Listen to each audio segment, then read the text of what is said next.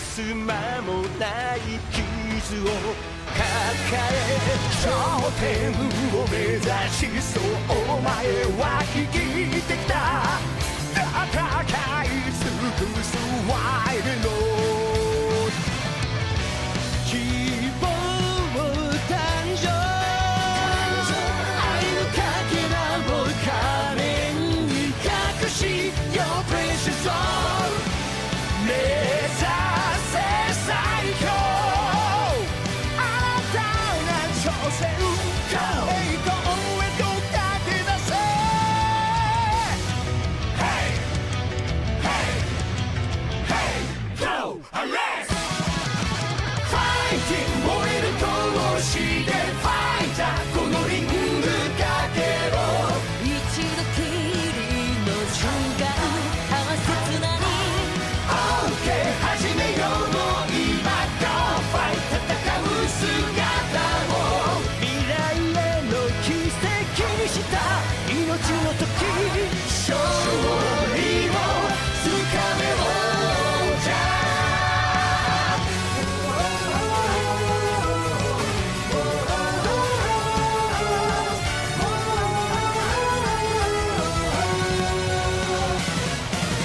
途切れることのない強者たちがお前を狙う猛獣のごとくそれぞれに戦う理由を背負う夢負けられないぜネバルたぎる自死を痛み飲み込む仮面の中に For precious soul 秘めた感情陰にある光必殺技に乗せて Fighting 燃える闘志でファイターこのリングかけろぶつかり合う方向燃える残降臨誰もが叫ぶ Go Fight 熱き戦いを記憶と共にその名を消えない時無双と慣れしろじゃ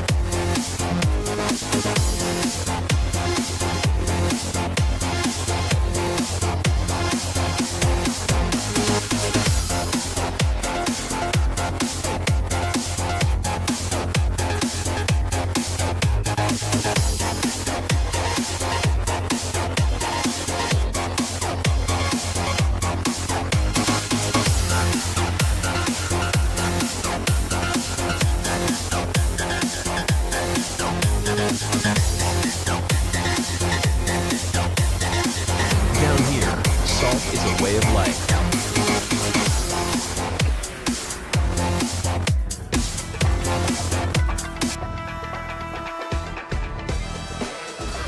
That is pretty much don't get hit moment. Oh my god, you got hit! Oh my god! It's about to get burned out. There was so clean. And there it is, the nice reaction to DI. Hadouken! Doesn't want any of it. Trying to try and push again. Caught him jumping back. Overhead, still going. Yeah, he can indeed just chip, but oh no way!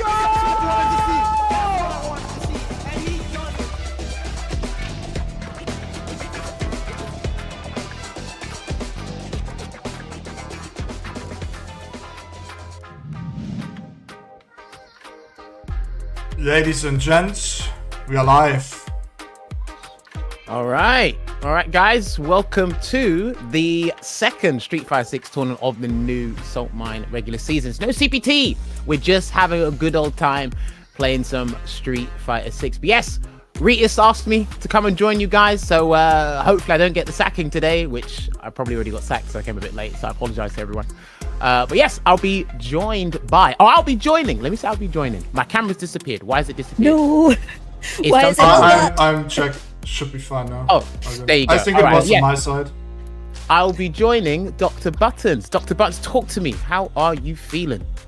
I am good, Jammers. And I'm super excited for this bracket today because it's like well over 100 players that we've got. And when you look at this bracket with these names, there are so many killers all the way down. We're going to have some sick matches this evening, I think. Yeah, that's the... just bouncing off what you just said there. That's the crazy part, right? So we already got Capcom Cup qualified player Zerna. He is in the bracket, should be in the bracket. Oh no, Zerna isn't in. Zerna is won last week, but missed checking in. So I believe in the chat, Rita said his points are now gone. Okay, good. He's just being 19 years old then. Oh my God. Yeah, it's that. Yeah, it's the good old teenage. Yeah, being a teenager. Wouldn't that be nice? Let me find out. This guy will be on tip-top form when he has to get flown out to Japan for Capcom Cup. It'd be very interesting how the stakes change. But we do have Shady Imposter here. We do have Rikemansbarnet. He's always entering the Street Fighter 5 tournaments, and he's always ending grand finals with 4 fills. Funny that. Yep. We've got Joker Jokes here. Damn, we've got a lot. We've got Dims here, who's on the leaderboard too. There is a ton of people looking to actually cause some damage here. So I'm actually really looking forward. Oh, Gaming's here as well. That's pretty cool. Gaming's been stepped up. Ooh, Bryzy's here as well from Italy. Yes. All right, cool. Today's going to be fun. All right, today's going to be fun. Yeah, it's very stacked. 116 players, actually. Just a tiny amount for, towards the end of the main season. Like, just a small tournament, just casual Sunday, isn't it? I mean, hey, if this is how you spend your Sunday, I mean, more power to you. I mean, I can only play this game for probably about 2.5 hours nowadays. But I mean, these guys are they're on board and they're making sure they stay sharp, man, because the competition gets better each and every year, right? So you want to enter as many of these tournaments as possible. But as you said, Buttons, over 100 players and they're in tip-top shape. Like, gotta give it to them. Yeah, I think that's a really important thing. Like you said, it is so easy to get left behind because, yeah, even if you have a break, the muscle memory doesn't go. But it definitely still feels like people are evolving all the time and their strategies and their micro decision making just tweaks. So having those gaps, you definitely suddenly sit down and go, oh God, I've fallen behind. How did that happen? Why am I now? I only had a month off. Why can I not play this game anymore? So I think you're absolutely right that a lot of people are going, okay, I want to be at the top of the game next season. I've got to keep grinding. And these are two players who are going to do just that because we've got Moz and Iron Power to start us off. Yeah, so Moz, one of the better JP players we have in the UK as a whole, I'd say. Again, he's always hitting 2,000 MR, comes to locals, and he's been really putting in the work. I've seen him use a bit Ken and Terry recently, but JP is the tried and true. So he should be winning this match because I think JP is the best in the game for numerous reasons. But right now he's on the back foot here, Buttons. Yeah, and I think you're right, and definitely against Manon with all those projectiles, she needs to get in, and Spin isn't really going to cut it against so many options that JP has given. You've got the spikes, you've got portals, as we've just seen, with those lovely pickups and the ghosts to put the icing on the cake. Ooh. And Moz is playing this really well, but not closed it out just yet. He tried to be sneaky with that overhead reset, but Iron Power is already standing up, so maybe that might give Moz an indication. Can activate Labushka here as well, get the burnout again. So that's burnout twice in one round. That is burnout twice in one round. This is, I'm telling you. JP, juggle points, but still not dead. And there it is. The lovely OG spikes to finish it off. That's crazy. So he built level 2. That was the first round. He built level 2, and Iron Power got burnt out twice. But then again, that's an observation on how meter management needs to be one of your top priorities. In Street Fighter, this is how the drive system works. It's going to drive rush in probably in a minute. Oh, lovely cross up. Now back into that corner. Can Iron Power make the most of it? Backing off a little bit. I think I would have liked to have seen him stay in because now that punish counter, we're going to be back at full screen and it's going to be a fun time to get back in on JP. Sets up the departure once again. Iron Power going to have to, take a risk with the jump. walk forward, perfect parry, because we see random do this all the time. He got so upset with this matchup, he had to get his perfect parry timings down to the T. So I'm hoping Iron Power is able to replicate that, but he is going to cancel into an SA3. Only 2 medallions though, so it's not going to do as much damage as you'd hope, but it will put Moz in the yellow. Hopefully he doesn't risk anything dangerous, because Moz has a level 2 ready. Yeah, that's something that Iron Power needs to be on the lookout for. But I think you're right about the strategies that Random has, but there we go, that's level 2, and now that's going to change everything. Oh, gets flipped overhead, so we're going to get the pick up here. Once again into the corner, Departure's set up. Got him. Teleports in. Yeah, here's the classic. You hold parry, and you think it's going to be a snap of the fingers, but he's going to teleport and get the grab. Some people can actually do the drive rush to avoid JP landing right in front of you, so hopefully he avoids the grab, and other people, if they're not perfect parried or commit to it, they'll just wait for the teleport and do a jump. So it's a very hard mix-up to deal with nowadays. Yeah, it definitely is, and I think it's that thing of it really kind of like plays with your muscle memory, doesn't it? That, like, you know, in a lot of cases, oh, parry here would be a good option, but actually versus JP, might just do that lovely empty teleport in, and then, oh no, you're taking a big old chunk of damage. There you go, gonna do the target combo to get in there as well. And there's a nice jump there from Moz, and I'm telling you, that's the button that keeps JP players employed. That punish counter stand heavy punch. It does so much, doesn't it? It's so handy. Lots and lots of advantage as well. And again! Like, yeah, you know what? So he threw, if he'd done the trigger lab, the spike, he would have won. Because it would have beaten out that level 1 there. But he went for a throw, which means Iron Power can go for the dégagé overhead. Get around here. Maybe Iron Power might be able to bring this back. Yeah, maybe it's about kind of getting the read on how Moz wants to play, the distances, and maybe some of the timings on the projectiles. I don't know whether Iron Power's being able to kind of go, oh right, when I'm at this point on the screen, Moz is likely to do this, therefore I can move at these timings, because that's working so far. Really nice drives where rushes in, but can't keep that pressure going. Yeah, he's trying to use stand heavy kick as like the main tool to, with punish, get a poke in, just to keep that range, because it is a long distance move. Lovely amnesia there as well, there from Moz to set up shop. But it's difficult because he hasn't really been doing a lot of drive rushes, and he can't jump at the distance he's at now because Moz is super comfortable with zoning. It's very difficult. Oh no, that's huge. That is huge. Why can you do this? Why are you allowed to do this? Oh my god, get anyone. Oh, you think the combo's over, and then it's like, nope, I can keep going. I'm JP. I'm allowed. I think the stream had no sound the entire time and no one said anything. And I didn't see it either until now. Oh, I mean, we're having a lovely conversation anyway, so I don't mind. Yeah. I actually don't mind. We were having a great time. So, I'm just sad sorry that about the it, guys chat. couldn't hear it. Right, well, Moz is up 1-0, and we were just talking about Iron Power's general approach to the matchup and how Moz is playing the matchup basically to a T and having fun activating level 2, which he's probably going to do in a minute. There you go. Yep. Almost like you could see the future jammers, but that was a really great timing on the drive reversal actually from Iron Power, because you see a lot of people really get stuck with when to drive reversal to deal with it, but Iron Power had a great read on it, though that burnout could be a bit of an iffy choice. He's still got stand heavy punch. If he gets the button into level 3, I think he's good. Well, anti-other. Oh, that was dangerous. That was the most delayed. That was the most brazen stand heavy kick, because it's plus on blocking his face. Why not? And Moz will take it 2-0 over Iron Power there. So solid stuff there to kick off Moz's day in the tournament today. Hopefully, depending on how the circuit goes, we get to see Moz a little bit more offline. Fingers crossed about that, because I do want to see him play in offline environments. Okay, we had sound the entire time apparently, even though OBS said we had none. So I don't care. So is your computer fooling you, or yeah, what? maybe. Zerna is asking in the chat, by the way. He wants to ask you a question, Jammers. He can. I haven't got the chat open in front of me, but if Zerna wants to ask me a question, he asks you, will you be nice to me in the group draw? Listen, I can't be nice to you only because damn, I can't remember his nickname in SFL, and his nickname in SFL, he didn't live up to his nickname in SFL when he was there, and he taught me about Skibbity Toilet, and every time I hear Skibbity Toilet, Zerna is the only person that comes. I say, God damn it, this kid has taught me something I should not know about. I'm dead serious. So I can't be nice to you in the group draw. afraid. That's amazing. That sounds like retribution. That maybe, you know, maybe that's like foreshadowing for a future season of a certain mechanic that we might want to see, you know, some retribution coming down on a player. You know Maybe- what I want to see? Talk to me. Getting these. Does it actually work? Like, no, my PC is really like. There we go. My PC today is like.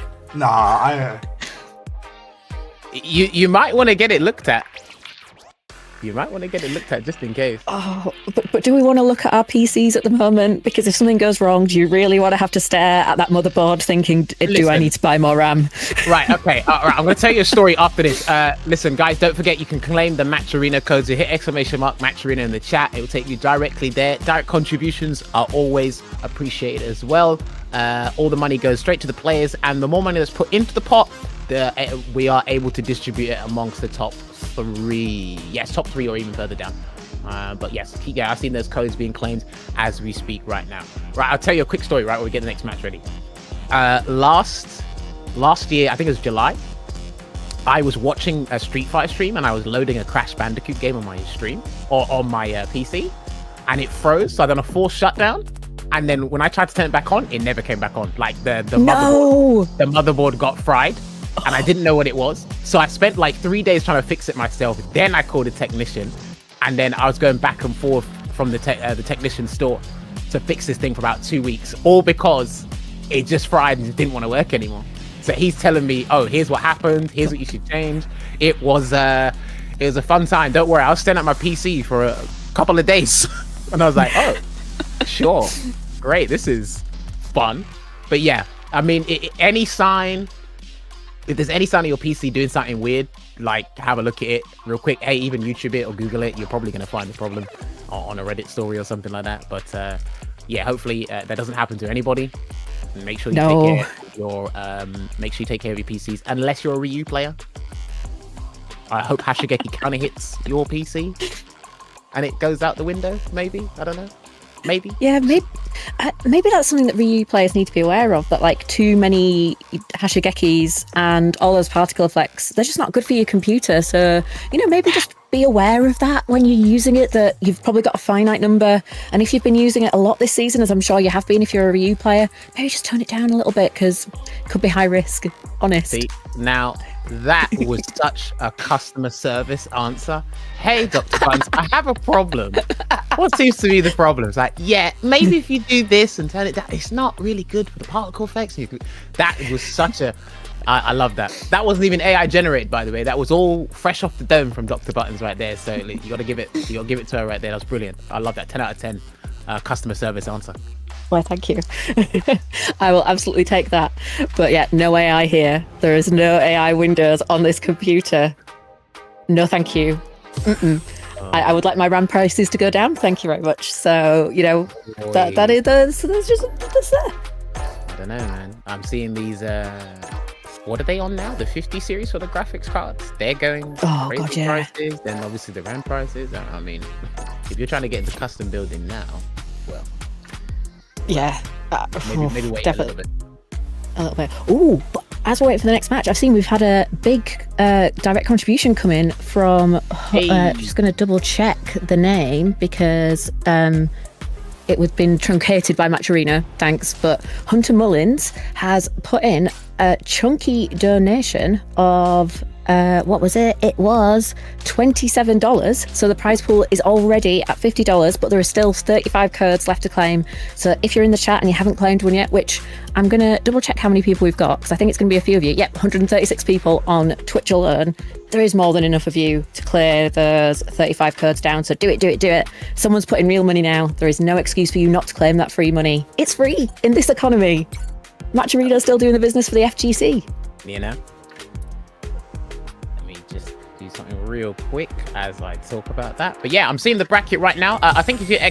bracket, you guys should be able to see what's going on. Jumbo has won his match. Dims is still waiting. Reinhardt's here. That's good. Joker jokes. Maybe he's using his Blanca today because he's been working on a Blanca. And he actually told me he will see what his 2 weeks Blanca can do. Wait, he told you 2 weeks? Actually, what did he say? Maybe is that what he said? Let me Okay, check. I What did you hope say? it wasn't 2 weeks. You better said 2 months. If you said 2 2 weeks. months. Okay, 2 months. Okay, there you go. All right, I was about to say, I'll be like, listen, I was about to expose this man. Yeah, I don't want Like, to spread misinformation. For some reason, I was on weeks, not months. It's okay, everyone's lost track of time. I mean, it's just Yeah. It's the start of the year. Where are we? Who am I? Where am I? When am I? These are questions that I just can't answer. Can you actually right now. believe next year I'm doing Saltmine for 10 years? 10th anniversary. Damn. Ooh, okay. We've got Ryan Hart here with the Sagat. It was his birthday a couple of days ago. So happy belated birthday to Ryan Hart. Yup, and happy birthday. so Sagat, he's been optimized and developed to quite an extraordinary state now. Great damage output, probably one of the best, if not the best juggle potential in the game. Probably the best trade combo in the game on the Sam medium punch. I mean, there's so many positives you can talk about this character. I could write my next dissertation on him alone. Certainly is, but there's definitely still room for Group here to be able to get something going, particularly if he's managing to use Jury's pressure really well. And that was a good start. Ryan Hart now burnt out. Can Groove make the most of it? It's going to be difficult. Lovely anti-air though. Nice. Lovely jump in. Oh, but what a super there from Ryan. Okay, they're both burnt out here. Brian's about to get his drive gauge back though. Ready and back online the drive system, and he's going to get the conversion from the step kick into the tiger shot. Looking good here. And again as well, he's trying to get him to check the drive run. Because punish counter Tiger Nexus, the potential you get off that is kind of insane. And it took a while for people to really understand and utilize the best of what Tiger Nexus and the follow-ups have to offer. So it's good that we've seen Ryan Hart utilize all of that. Yeah, it certainly is. And I definitely think no Groove will probably have a decent amount of experience versus Sagat, because in the Swedish community there are a good number of Sagat players over there, like Leo and Sir Claude. So this is a matchup that definitely looks like Groove's got some experience in, but it's going to be hard to be able to stand up to Ryan. Again there as well. And one of the things that happened in the recent patch list or patch notes for Sagat was they actually improved his Tiger Monolith, the back heavy punch anti-air. So his anti-air like situation is probably one of the better ones in the game as well. So anytime you see Ryan anti-air with uppercut, step kick, got him. Yeah, he got him. Savage Tiger, he's dead. He's done. He's done. And he was waiting for that. Ryan's Ryan's similar to Takamura. They're always cooking something. Like they're trying to do something for the camera for you. They're trying to win in an efficient way, but also like have a little bit of spicy style on it. Yeah, because that backdash, that was like, totally looking for Groove to start moving, and then just be like, yeah, no, I've got you. Nice backdash into that level 2. Oh, just absolutely gorgeous. Oh, delay throw there. We saw the backdash. It's not looking good. Meaty Tiger Nexus. I'm not sure if that was the safe version, but either way, still looking dangerous here for our Jury player. And then Ryan just needs one medium and he's good. Yeah, he's looking for it already. But that's nice. Oh, but that was a nice hit from Groove. Still quite small though. It's not a lot of damage that you can get, but nice juggle out of the corner. Dead. Oh. Yeah, he's dead. This is the crazy thing as well, right? Because I'm not sure if Joff knows how to he's not figuring out Ryan's timings, a lot of things. So he's hoping Ryan will press something where perfect parry will work and he can start his momentum from there. This is huge. He might be able to do level 3. This is huge. It's gonna just teeny slither. Next hit will get that level 3, or just a few blocked normals, because there it is. Got the overhead. Level 3's coming. He's dead.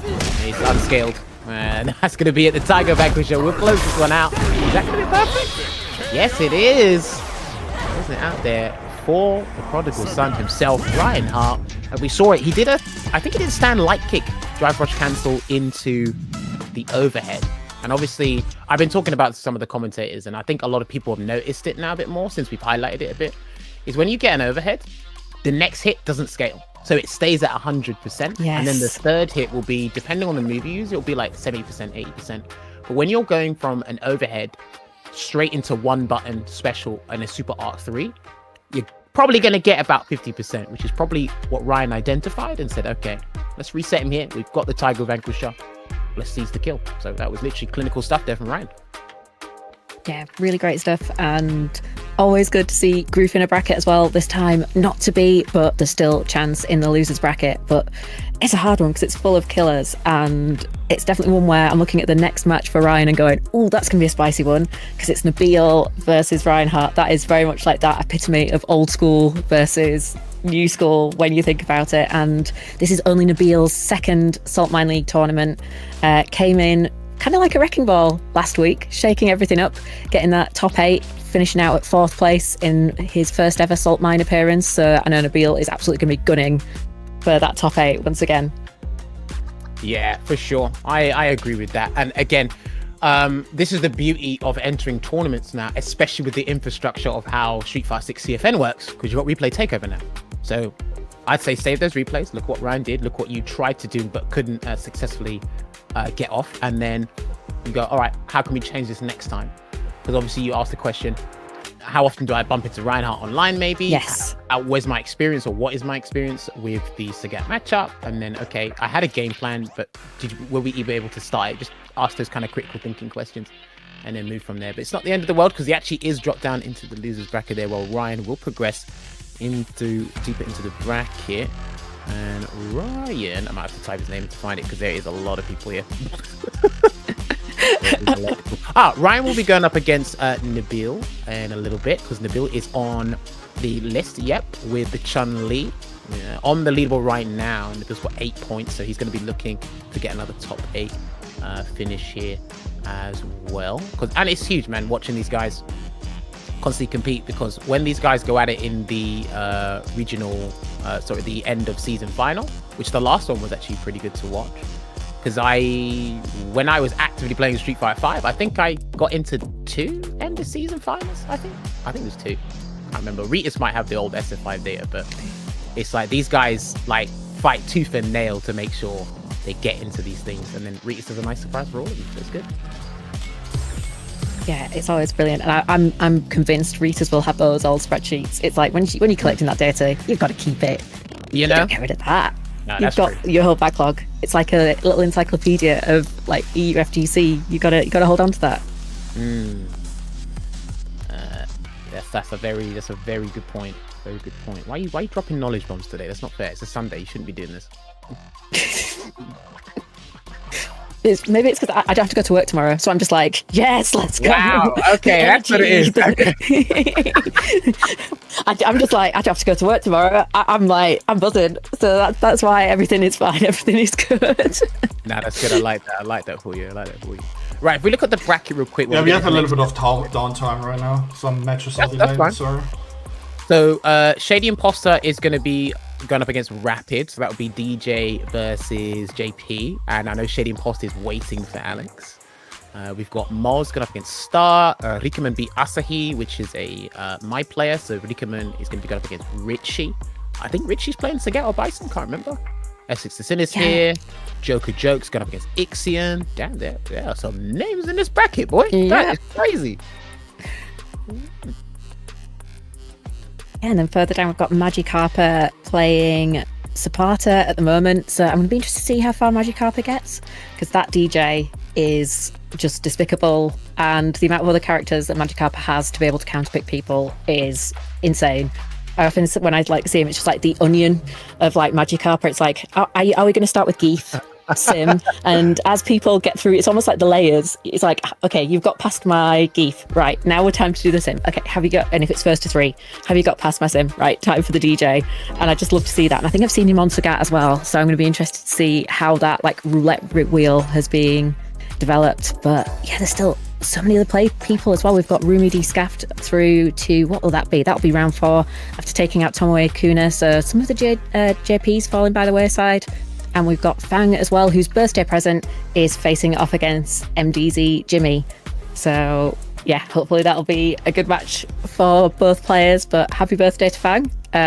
Hopefully that was the match you wanted, because the other option was probably going to be Gibby. So damn. Fingers crossed that is a birthday present for you.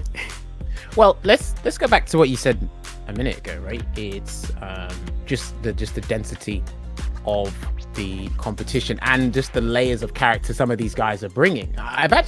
One thing I've said for a little while, I think more people are doing it, is unless you really don't like the character, it's better to add to your arsenal instead of dropping a character. Just because of how the drive system basically puts all the characters in unison.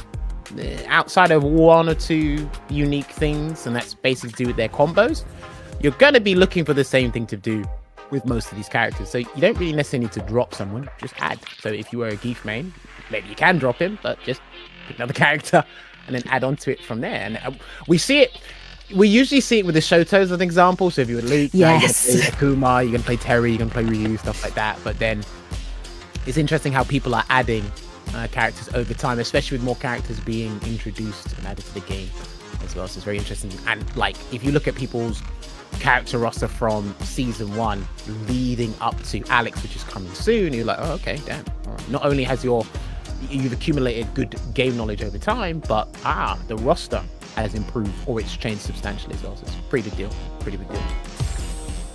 Yeah, I think that's a really good way to think about it. We have an up. Ritchy just lost Bonjo. Oh. So wait, okay. Who did Bonjo use? Does anyone know who Bonjo used? Harry, I think. Damn. Okay. That's an interesting one, because also it looks like in the past Bonjo's had been on Jamie a decent bit, if Super Major is to be believed, which is a big if, because obviously just from start events it's not the full picture. But so Terry or Jamie maybe? Oh, that is definitely not, great stuff from Bonjo, really well done. And I think that's probably fair to call it an upset, because Bryzy's been having a hell of a tear through Saltmine League for a number of seasons now, so that is definitely a spicy result. Do you know what it is, right? So I think if we were to look at no context buttons, right? We look at this no context, and because I know a little bit more about Bryzy than I do Bonjo, I'm like, right, if you told me, yo, Bryzy lost 2-1. Sorry, not Terry, Jamie. It's Jamie. Okay, so you use Jamie. But even then, right, I would be surprised. But then I'm like, okay, the nature of Street Fighter 6, I can't be surprised. I don't know if I'm making sense with that. I can be surprised by the names, but not surprised by the outcome of how the game works, especially with the level we have now. Yes, and I think that makes sense. And also having a quick look back at Super Major, Bonjo looks like they got 4th at Hessen Crash. Maybe Hessen Crash? Okay. Yes, at Hessen Crash. So, definitely great player. So, and that just shows how much difference the work puts in. Always scary in was always scary in World Germany as well. Didn't make top 8 or anything, but like always top 16, top 32. Well, I get to witness it myself right now. He's going to pop a drink here from the free throw strikes. He will. And he tried to sneak in. See, this is what I don't like about you Jamie players. You don't take the one drink. You try to find a 2-for-1 at the supermarket and think they're going to sell it to you. Take the drink and leave. Like, there you go. There you go. That's the thing, and it's the mind game as well, isn't it? Of like, oh, if you're not moving and coming towards me, then I might as well take a drink because it's so powerful for me. So why wouldn't I start, chugging that definitely not alcoholic drink that's on my belt? I mean, look, he had to chug about 40% there. You were biting off more than you can chew. That was a sick combo by Fat Cat, by the way. I love that. That was beautiful. Absolutely beautiful. I don't like Ken, but that was beautiful. You gotta give credit where credit is due, like. Yeah, that is true. But yeah. Ken things are Ken things, but when someone uses Ken really well, it's still like really good stuff. Oh, okay, gonna get 3 drinks here as well, and now we had Bonjo get 3 drinks before, but he got backdashed in the corner against Cat. That's how he lost the round. Oh, other carry killing a turn with that 5-frame stand heavy punch. Come on. Is he gonna do level 3? He's up level 3. No, but we're not using it. Saving it for the next round. Greedy. Oh, greedy. He did the wrong combo route, so he can do level 1. So I don't blame him, but I think he tried to think that the Bakai would actually finish him off. He didn't have to cancel the level 2, which is probably why he missed. Nice delay. And a throw tech as well. Good defense there. Good sequence. And he's going to get the counter hit off the forward heavy kick, but no full-on conversion, but he will make redemption by getting himself a drink. It's sneaky. You are so sneaky. Yeah, that was definitely another 2-for-1 off there. We've got 3. Oh, we got 4. Snuck them all in. You know, if he That feels died, like shoplifting. kind of done. Well, that too. Oh, he frame trapped him. Oh, why did that work? Oh, wow. Okay, he committed. I hate that frame trap with the wreckers, but it's going to work out here because he will get to the launcher. He can burn him out, actually. Burn him out. Bang. There you go. Yes. Nice awareness from Bonjo. No, Oh, that is no. no. Oh my What? God, this Oh. is absolute mince and spaghetti. What happened there? You are so lucky. Oh my word. Yeah, I think if you're Bonjo, you're there kind of clutching your heart for a second going, oh my goodness, how did I survive that? But that definitely feels like the nerves, the shaky hands of the, if I get this right, I could win this round, I could bring this back kicking in, and then just everything just fell apart a little bit. I feel so bad for Fat Cat with that one. Do you know what the crazy thing is as well? It's when I've seen more people lose because of their own error than getting outplayed. Yes. Like, this is only of recent though. So if you actually had an execution error, now you're liable to 60%. That's insane to me. Yeah, it is definitely sometimes the feeling of, I stepped forward, whoops, guess I'm good at tie. And, but we want an explosive game. It's definitely that 6 is positioned to lots of interactions, lots of attack, lots of, big damage. And so the game, I suppose, is working as intended. There you go, Fat Cat's gonna get another round on the board here with that crouching medium kick. I really liked how, obviously, he's been stealing a couple of drinks from the store, but he's actually maintained the momentum and he's been able to really kind of rustle the feathers, because every time you see Jamie level up, you do get very excited of what you allowed to happen. That's why we're seeing a lot more Shoryukens come out now from Fat Cat. He can get a drive rush cancel side swap, but we already beat him to the punch with that jab, and he's gonna get another drink here, Button. Nice, and of course we've got the throw, another drink. 3 drinks available, so that does mean there's yet more options that they can use, but that doesn't matter if you get punish countered on the jump in. And now Fat Cat's out of the corner thanks to Ken's nice ability to side switch, drive rushing in. Oh, but what a lovely delay tech. Get 3 pieces to the Shoryuken again. He can build on throw loops here. He can actually take a level 3. Actually, no, if he takes level 3, he will lose because he's less than 45% now. He's gonna go for it. He's gonna go for it. What? No, what are you doing? What are you doing? And now you're going out. Yeah, come on, Fat Cat, you've got this. Just need to chip. You lot are terrible. No. Oh my word. Oh no. It just level through the level. Oh no. Hold on. Can someone fact check? I'm pretty sure you can do EX Jinrai all the follow-ups into level 2. I don't know why that didn't come out. He shouldn't have lost that round there, Fat Cat. No, and like you were saying, the classic run DP and then into the super for the chip. You see so many Kens do that. That, again, just so close, yet so far. Level 3. Okay. I like the conversion to level 3. I think he should have done run Shoryuken to keep the safe side and keep him in the corner. But he's got the damage here. Gonna get 2 bars as drive goes, so it's a healthy amount. I like that. Yeah, and that's a lovely, lovely check on the drive rush attempt from Bonjo. Not letting those drinks come, throwing loads of fireballs here to kind of keep Bonjo at a distance, but does get caught low from that crouch medium kick, and it's another drink opening up, although that is the first one of this round. So, but of course, it is dive kick time, which is going to cause you some problems. Oh, problems indeed. No peace around here. You sneaky guy! What a drink! Okay. That, Do you know what's funny? He Yeah. dropped combos into level 3, but he never drops a drink. yeah, that is an excellent point. He's gonna get the level 3 now, then this is gonna be huge. So, the only option Fat Cat has now is the level 1. So are we gonna see a raw DI, or is he gonna respect that level 1? He's gonna respect the level 1. Dive kick. Oh, trying for the chip. Oh.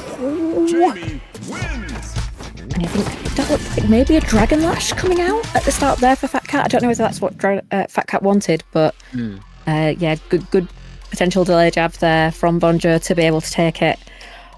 That's definitely one of those matches where you just come out and I just feel for Fat Cat, because there's so many of those like micro decisions where slightly different and we'd probably still be playing and going to another game, and you just kick yourself so hard when that happens. Yeah, you know, I see it, and obviously I'm a commentator. Like, I obviously see third person, so I'm like, oh, okay, here's what you should have done. But then it's how often they land the combo, how often are they in an environment where they can potentially drop it. Because you're actually liable to drop your combo at any given point, whether it's a rank match, like Battle Lounge, or like in a tournament. But sometimes some of you players are actually greedy, just like this Matcherino, because it needs your money. We're at $52.25 here. So shout out to all the direct contributions we've had and everyone claiming those codes here as well. You can keep making those contributions as well, support the players, because if there's one thing I've noticed about the American scene when they put on their weeklies, is these guys can fill up with the hundreds, and a lot of you guys actually stepped up to the plate with your contributions when it came to the World Warriors in the European region. Shout out to Ritas and the rest of the crew for putting those on there. So I know you guys are more than capable of doing it. We're seeing those names come in and donate those free Matcherino codes. Appreciate everyone locking in and enjoying the show today. Yeah, of course, too right, Jammers. And after that amazing segue into the Matcherino, I think if there's nothing else, that is something where we need to get the Matcherino going, because there's still 23 codes left to claim, and we've just had another direct contribution from Palm Trees, another $5. So thank you very much, Palm Trees. Of course, we are pushing for that $100 goal so we can pay out at least the top 2. And when you see how many people are in these brackets, these guys who are getting to that top 3 position deserve a payout, because they have had to go through killer after killer to get there. It is not easy. So please keep going on and contributing to that Matcherino. But somewhere else where you should keep tuning in is, of course, Saltmine League, because we are here every Sunday at 5 p.m. Central European time for our Street Fighter 6 EU open bracket. That's what's happening right now. And what is an open bracket? It's a bracket that's open to everyone. So if you're sat there watching going, oh, I should be playing in that, then yes, you're right, you should. So join the Discord and get involved, join up, sign up and get playing so you can get better, just like these folks are doing now as we move into the top 32. Yeah, you can see the bracket right now, man, and it's crazy how fast these matches can fly through. I'm Still the Daddy will be going up against Bonjo, so that will be Jamie versus maybe his Mai. I'm Still the Daddy's got quite the roster under his belt. Yeah. He's got Viper, Sagat, he still plays Guile, can use the Mai as well. I think he was messing around with someone He had else, a but lot. he usually plays all the DLC characters when they come out, so he's a very versatile player. So We had a lot of seeding wise. We had a lot of upsets today. If you go a little bit back, actually, like Andre lost to Ritchy. Ooh. So Pata lost against the Wheat. Tomoy lost. I mean, that's pretty close, right? But like, we had some dropouts early with Pricey as well.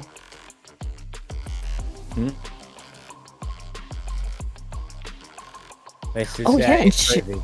Oh, go on. Sorry, please. I was going to say, I think as well, like, looks like Rapid took out Shady as well. So it's going to be the UK, probably JP mirror in round 4 with Rapid versus Moz, which I believe will make it also a North v South, like, country derby mirror. So that one, there's a bit of me that goes, ooh, I can imagine that one getting quite spicy, particularly from Rapid's side of things.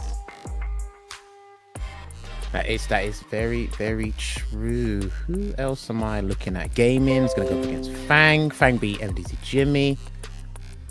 Okay, Nibil beat Reinhardt 2-0. Okay. Ooh, Dims still making his way through. Dims is the jury player, right? Ritas, is that? Yes, Yeah, from that's France, correct. yes. Cool. All right, so just I don't get the wrong person. I bump into some of these names online, but not everybody. So. Yeah, and there's so many great players that it's just sometimes it's just hard to keep track of everybody, right? Because you're kind of going, there's this person, and with how, there's so many people putting that work in to up their level all the time. It's we always do our best, don't we, to kind of lock in who plays who and who's doing what. But it's like, it's not always the easiest to be able to 100% memorize everyone every single time when there's such a great depth of talent in the EU scene, which is a joy. But yeah, definitely sometimes makes it hard when you start looking at a bracket going, oh God, why can't I quite remember who this person plays? I feel so horrible right now.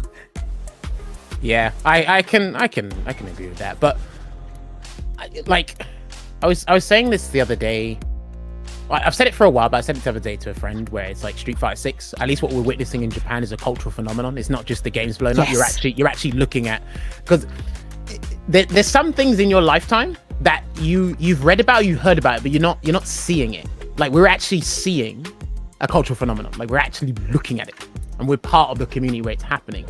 So going back to, there's so many names that are actually pretty damn decent at this game. It's like, I've never seen this guy before, or I've never heard of it. It's like, who does this person play? Because remember, there's only like 27 characters in the game right now, 26, 27. It's like, there's hundreds of you playing, and you can't keep up. So unless I arbitrarily run into you on CFN or just happen to see you play someone else, or I see you make an upset at a tournament, I'm probably going to glance over you. And it's not intentional either, you know?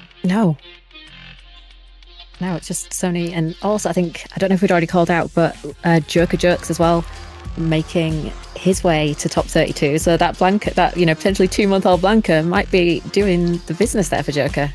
I mean, let's put it like this: the character might have been 2 months, but he's been playing the game since its inception. So I mean, yeah, that's little true. bit. Yeah, it's a bit disingenuous, isn't it? Ritchy, why are you leaving? I actually need you in the lobby. Why do you what? Why is Ritchy? Oh. Why are you leaving? I need you in the lobby, man. Damn, he's gonna be going up against Rikeman now. Rikeman still Rikeman. using the Honda, so. Yeah, maybe Ritchy went Honda. Nah, I don't want to do that. We're just like, no, I'm not feeling it. I don't blame him. If you want to give him the round, go for it. However, kind of need you in the bracket, boss man. We need you Yeah, here. we do. We do. Who we got? Dims versus David. Okay. Rummel the Scaff. I think that's a Bison player. Yeah, from Denmark. Actually, Yeah. really good. Yeah. I think if it's the same person I'm thinking of, I bumped into them a couple of times online. Yeah, he got very good recently, like the last couple of months. He got very good. No, legit. It's I think what's interesting about Street Fighter 6 is Buttons mentioned it at the start of the hour.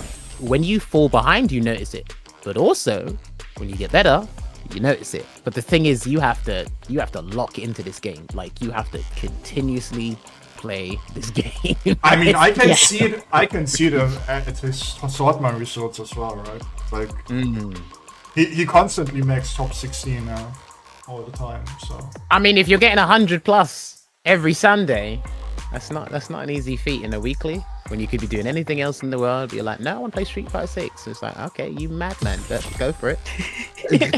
Go for it. I want to do a combo, but that's me. Do you play this game often at all, Buttons, or? I've been having a break, so I was going absolutely like on a tear up towards Evo France. I was like, you know, every night I sit down, I practice, I play, and I'd kind of be doing that from the start of the year. But since Evo France, I was like, right, I need a little bit of a break from playing. Need a bit of time off. I've been playing some single player games, and it's been good for a reset. But I'm getting the like, you know, when you get that little itch, and you're like, oh, I should be playing. It's coming. Uh-oh. And I think that balance patch might be the thing that will be absolutely calling my name, because yeah, I'm probably dreaming too much, but you know, I've got some little wishes in my heart that I'm holding on to, that I'm going, please, because yeah, I suppose for context on what I might be wishing for, I came into Street Fighter at halfway through season 3 of Street Fighter 5. So, okay, so that was when. So I very, very much enjoyed that game. Very, very much. Okay, that's when Abigail and Rashid were running the joint. Yeah, I was really bad at that point, so I didn't have to really deal with that until like season 4 plus, when Abigail was like, "That's fine, everything is fine." Yeah, okay, so you came in Arcade Edition. Who was coming out that year? Blanca, Sakura, Falk, Cody, G, and Sagat. I think that was the year 3. Yeah, that sounds right. oh, finally, bro. Oh, what happened? We're there. Did he decide to show up? I mean, both of them. Like first was Ricky, then was Ritchy. Game crashing. Okay. It's been a bit weird. Oh, that was a weird uppercut at the start. You know what's weird? It's weird that Rikemansbarnet blocked that round start. That's what's weird. The uppercut ain't weird. It's weird that Rikemansbarnet blocked that early. Why did you block that? No. Oh, maybe it's all about playing Manat. Reek can now see the future. That's why those Manat skills are still sharp, because Reek has, you know, embraced the full fortune teller vibe. Probably. Good punish. Yeah, that is a clean punish. Oh, goes straight into EX hands and resets the damage into wow. Oh, yeah, that looks like, I'm guessing he probably wanted a headbutt there, but not enough charge, so getting the stomp instead. But still great life lead here for Reek. Like, Rikeman's defense, ever since I knew about him playing Abigail in Street Fighter 5, has actually been really immaculate, and he's kind of transitioned over to Street Fighter 6. He's been very close to qualifying for Capcom Cup in Street Fighter 6. He did qualify for Capcom Cup in Street Fighter 5, but that was the year it had to get cancelled because of COVID, which kind of sucks for him. But like, he's one of the best players in Sweden. So. Oh, is that done? No! Oh no! Beautiful. What a dash under into the Archer throw. But yeah, it is still so heartbreaking that Reek didn't get to go in Street Fighter 5 time. And and there was the year when he did the trek across LA and had that amazing LCQ run and didn't quite make it. I was like, that was the fairy tale we all wanted. Please don't. He got more famous from that story than his entire Street Fighter 5 career. That is unbelievable. It's nuts. It is nuts. And you know what? His brother didn't stop him. His brother was with him, and his brother didn't stop him. Yeah. It's like, Wonder Boy, what were you doing? Yeah. Why did you let this man do this? Sorry. Go back to the match. He didn't block. So he's not dead, though. I don't think he's dead, because he's not the CA version. He needs the drive gauge back, which is good, but he's not dead. Just about. Nice. Good drive rush jab there to try and bait something. Oh, lovely late DP though there from Ritchy, but the jump back into the button. Reek means we are 1-0 up for the side of Honda. That's interesting. He doesn't jump back jab. I didn't know Honda could do that. That was his downwards hitbox move. When he jumps away, he wants to avoid a throw. That's actually pretty cool. I didn't know that. I didn't know that. Oh, I've just seen Wonder Boy in the chat say, I was busy also getting from point A to B. Oh, don't. Oh my god. Yeah, I was committing the crime as well. I was too busy not like. Oh, yeah, you're not brilliant. Lovely too. All right, gonna get the full conversion here. Probably gonna go for the uppercut. Yeah, nice little ender there. And do you know what it is as well? Because when people are still learning how to play Sagat, like every character that comes out, you're gonna have to drive rush with them eventually. And at the start, people didn't know where to drive rush with Sagat, but now it's probably one of the more scary drive rushes in the game. Nice close out there for Rikeman. I don't think the combo was finished. I think he'd attacked on another headbutt. I think. Yeah, I think that what you're saying about Sagat really makes sense, because when you've got a crouch medium kick drive rush character, you've kind of got a lot of just, it's almost like baked in, isn't it, of, oh, well, you do crouch medium kick into drive rush and that's the best place to use it. But when you've not got that, I think you're so right on, that where do you use it? It makes such a difference in that learning time. It's just, more inherently baked in. But even then, Sagat's crouch medium kick is pretty powerful. He's got him. Yeah, he caught him. It is. Oh, wow. And that was a powerful reaction there from Rikeman. And he will take this 2-0 over Ritchy. You have to be extremely careful where you attempt to use the high step kick or even the low one. Because at this level that Rikeman's playing at, he sees that. And remember, Sagat, he's a powerhouse. Like he's got colossal damage output. He moves like a tank. But because you move like a tank, you expose yourself in areas that you don't want to. So we saw the recovery frames get tacked on, and they lost to that level 3 there. So unlucky to Ritchy, but well played to Rikeman. That means Rikeman will be going up against is actually pretty. Let me see what's going on here. I'm just thinking the bracket as to what's going to. Joker lost. Joker lost. Yeah. No. So Gemmas, while you look at the bracket, there's some more from Rikeman in the chat. This is what Reek says. Wonder Boy was so upset walking in Cali, and I just kept rage baiting him the entire walk. Good times. You know what? That's true brotherly love right there. Can we stop? No.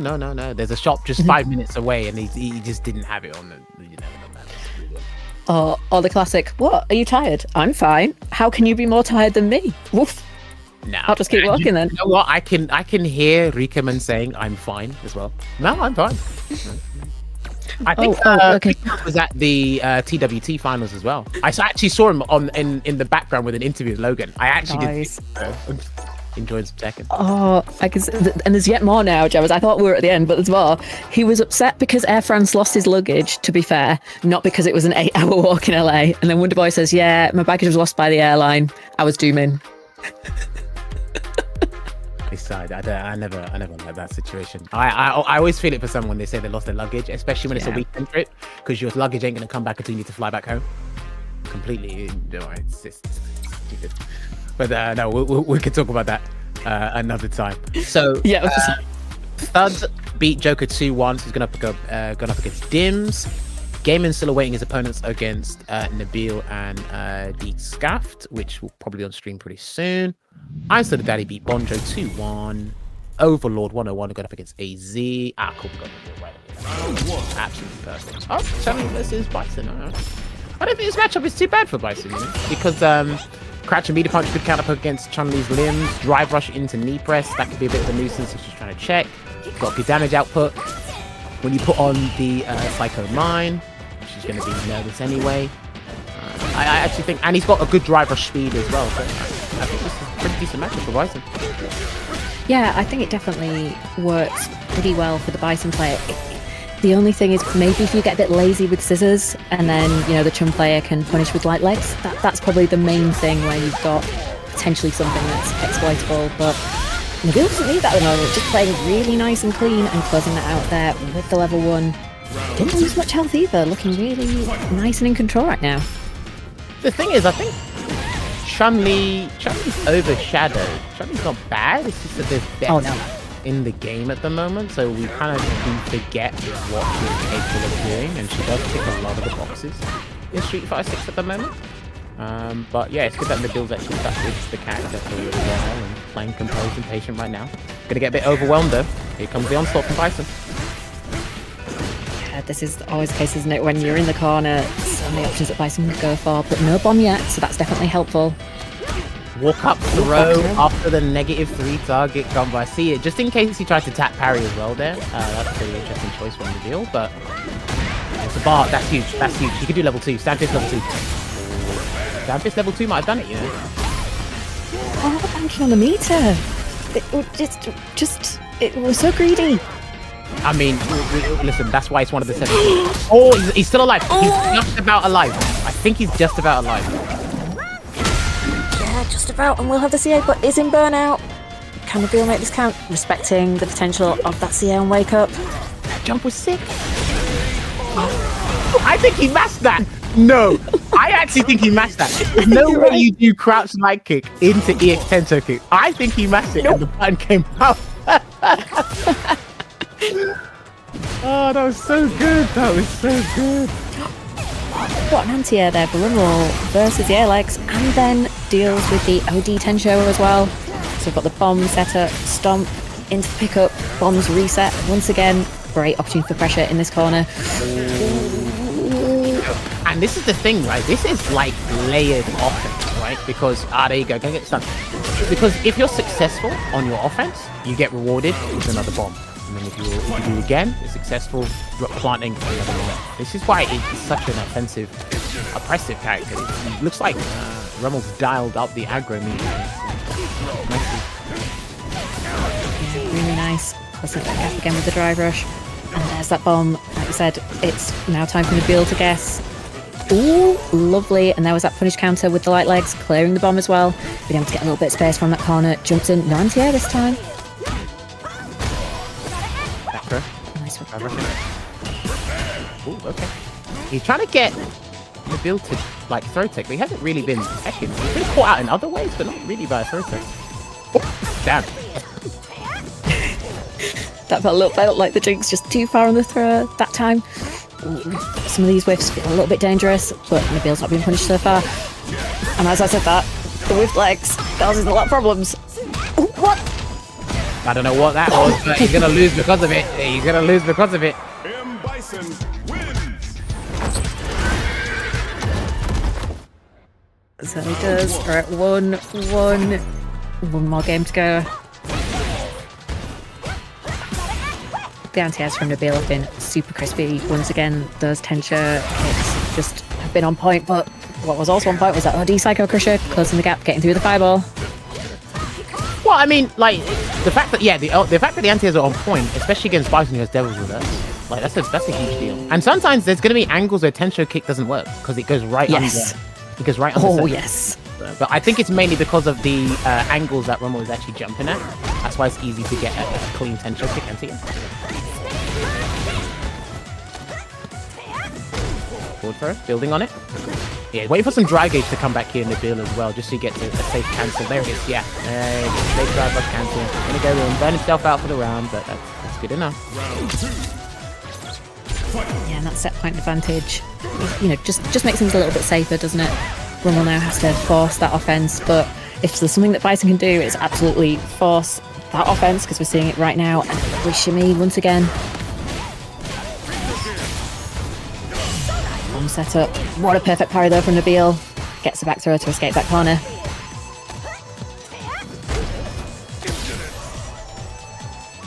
Good tech from Romie. They've both got 3 bars, though, so Rommel's going to need something... Well, Rommel needs just 1 drive rush cancel. Nabil's going to need something huge, not a jump in, maybe like a fierce or something. There's a low. He's going to have to level 3, and he didn't level 3. Oh no, not spending.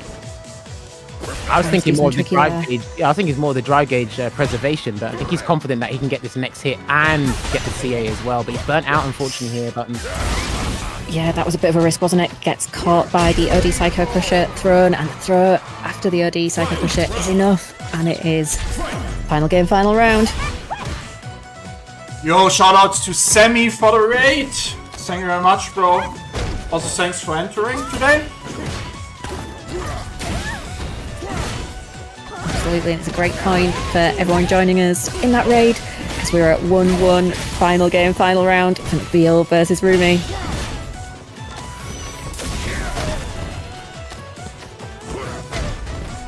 Why are you Really raiding blender. me? You are still in the tournament. I was like, That is an excellent question! Leave him alone, man. He wants to share the love. Why are you I pushing mean, him? I don't know. Maybe he's getting serious now, that's why he's Yes. This game does make both armpits work a little bit, you know? Oh, the score is wrong. Okay, I get it. Oh no! Oh, that whiff on the anti-F and Nibil is so critical. Go. Unlimited Psycho Crusher going to do the work after we were just praising how crisp his anti-airs were. And the one time he decided not to work. Welcome to Street Fighter 6, baby. Yeah. And I know right now Nibil is going to be going, why were you saying I have good anti-airs? I mean, Nabil I'm sorry, Nibil. Nabil had a good day yesterday, I think it was. He's in a tournament yesterday or the day before, and he came first. And then, okay, you just knocked into losers now. But again, the deeper you go into a bracket, the harder it's going to get, so... Yeah, Nabil saying in chat, this is why you play Mai. And I'm like, no, Nabil, stay strong. Stay with Chun. Don't do this to us. Don't leave Chun. Yes, play Mai. I don't play her anymore. I can play her, but I don't play her anymore. I mean, look, I think after a certain point with some characters, you don't really need to practice with them anymore. But I think Mai's one of them. Look, if you want the easy way out, Yep. come on, man. It's okay. EX, But, you know, does it all for you. Pays your bills, laundry, cooks for you. yeah. But, you know, it's nice to keep those brain cells really sharp and on point with Chun, because of like having to think through those options and go, okay, I have to choose carefully in this moment. It's, you know. Here's the thing, right? Mai's all about convenience. Think of Mai as a dishwasher. You no longer have to hand what... Think about it. Hear me out. Hear me out. I know it sounds stupid. Hear me out. No, it doesn't. It sounds perfect. Mai is a dishwasher, right? You just put it in the machine, put the settings on, make sure you got the right liquid in there as well, and then bang, you go and do what you need to do. With Chun-Li, gotta get the gloves, gotta get the sponge, gotta stay there at the sink. It's a little bit tricky, man. I think everybody... I don't have a dishwasher. I'm just saying, I don't have a dishwasher. I think everyone needs to try a dishwasher at some point. Mine's a dishwasher. I'm just saying. I've sold buttons on it. Maybe I might sell you on it as well. No, I'm sold on it. As a person whose dishwasher broke, and so I've been hand washing, then you know, it's like, it is more to it, because you've also got to think about, have I rinsed this enough? Do I need to rinse this? Do I need to rinse that? How much room have I got on the dryer? Is the tea towel damp and stuff? And there's all these little decisions that you've got to make through it. Is the stack all right? You know, whereas with the dishwasher, you just put it in and you just go, it goes, it does the thing. Look, So now I'm here with you, Jammers. Let me sell you on the characters, all right? There you go. Anyway, Overlord going up here with the Blanca, going up against AZ here. I'm kind of unfamiliar with AZ. I might have seen him once or twice, but I'm unfamiliar. But we've seen a Jamie here, and if you pick Jamie, that means you've been in it for the long haul. But Overlord here, he's been one of the staple Blancas we've had in the UK. And he's quite active as well. He has some crazy setup in the corner from level 2, which I've been hit by it a few times. I'm sure we've hit other people with it. He's looking good right now. He's gonna charge up the Labubu. Here it comes. I love like kind of just always going for those Blanca-chan setups. I think that's always just like, I'm here to have a good time and do the thing I like, and so I'm loving to see that from Overlord. Oh, try to catch Overlord tech him in there. The late crouch and medium punch will get punished. He might have to spend level 1.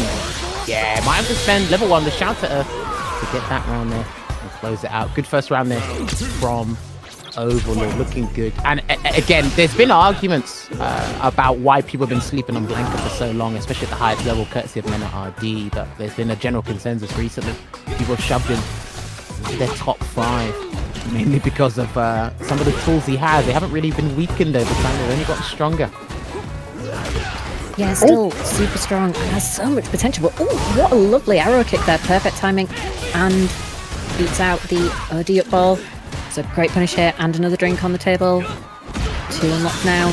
That stayed in front, and that's a damage counter. Oh, wow. Okay, sure. Oh, this is not good. Oh, this is not good. Time to get mixed. Oh my god, that was filthy. That's disgusting. Yeah, I'd be annoyed. I'd be so annoyed. Yeah. Look at the game. I'd be so annoyed. I don't want to do that dive kick. I want to DP out of frustration. But the thing is, you have to keep your cool. If it says cross up, you're just gonna have to take it. Unless you're holding parry throughout the cannonball follow-ups from the lightning beam. You're just gonna have to see what he does. Because if you don't know, you don't know how to counter it or work on it. Perfect parry by the way. That's absolutely fantastic and a great punish to be able to get all that corner carry. I'm not sure if I kind of get, going for the jump there, but I'm not sure if I'm going to get escape the corner and, oh no, we're getting the counter hits out. Overhead hits. Good. What a counter DI. Good stuff. Can he side switch? Yeah, he can. Oh, I've seen Jamie side switch from that. Yeah. I don't think that was the right follow-up, but it's fine. He got a little bit of damage here. But Overlord is low on drive gauge, being stubborn with that back medium kick because it has got plus frames. No DP on the Blanca ball either. Oh, he is fishing. He is really fishing on that stand heavy kick. He might lose the round if he's starting. He might. Oh, lucky. Oh! I can't believe it's every so often, isn't it? There's something that happens. You just go, what is going on?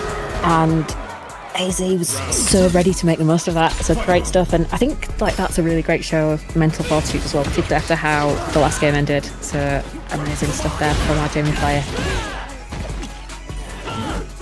Oh, okay, almost. I like that attempt there.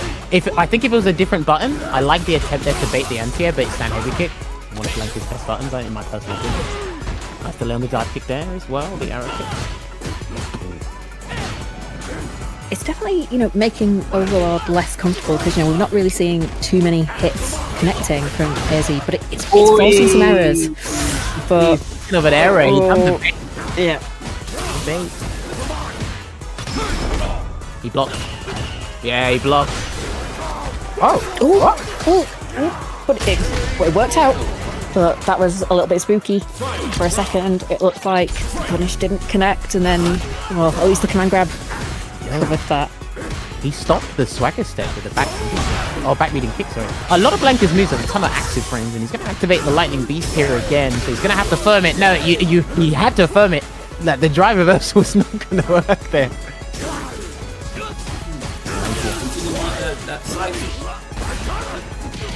Laid overhead.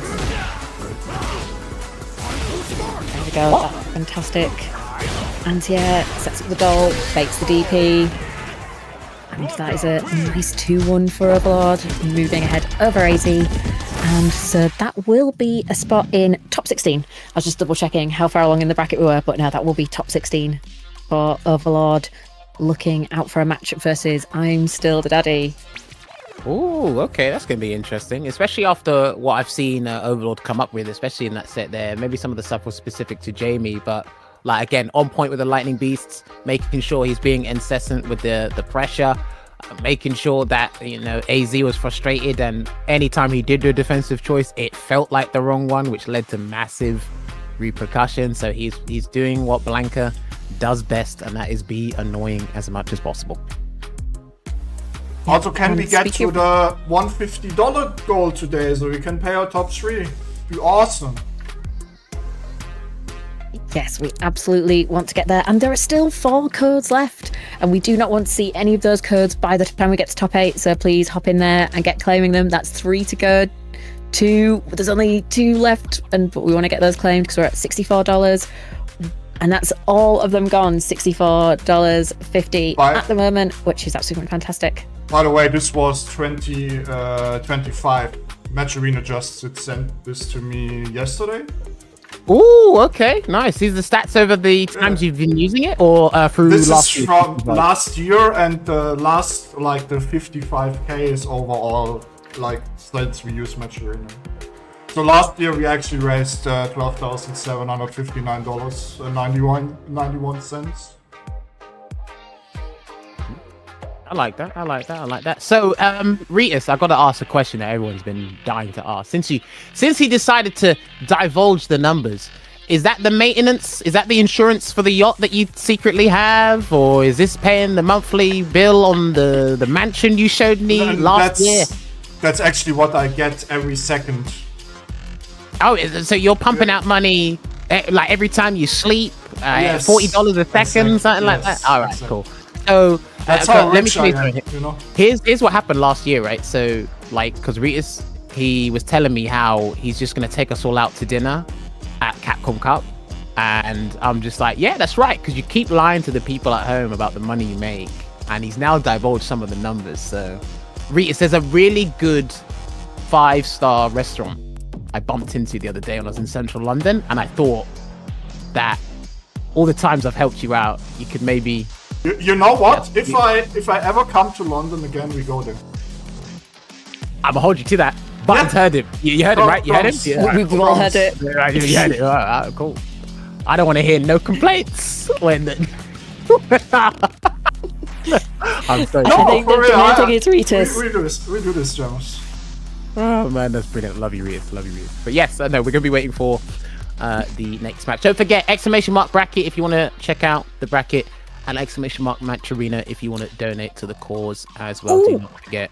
Talk to me. What We've we got? had a big donation from Shotokan FGC of $35.50. So we have got to $100 in the prize pool. Thank you so much. Top 2 are going to get paid out. But that is no excuse to stop because we can now push on to that top 3 payout at $150 because these, like we've said, these guys have been fighting through a bracket of killers. We're just getting into top 16 now.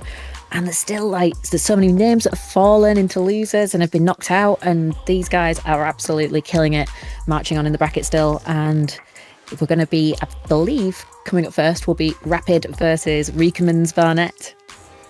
Ooh, okay, so that will be JP versus Honda. There was when the game first came out and we used to do some ICFCs for 10-0.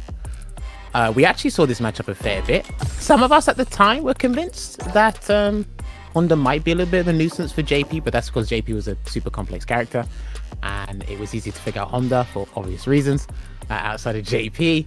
But I do think JP's the best in the game because to me, he's the best at dictating what you and him both do with the drive gauge. He gets to control that. He has probably the best burnout defense in the game. Especially how he can, if he burns himself out, it can probably be in a beneficial spot. If you burn him out, there's some way he can avoid trouble. Obviously, his drive rush check with crouching beating punch, one of the best. Lavushka, don't need to talk about it because we know why. The Oki with OD departure, you can make a list. But I was actually having this discussion with Problem X because we were talking about JP and Ryu.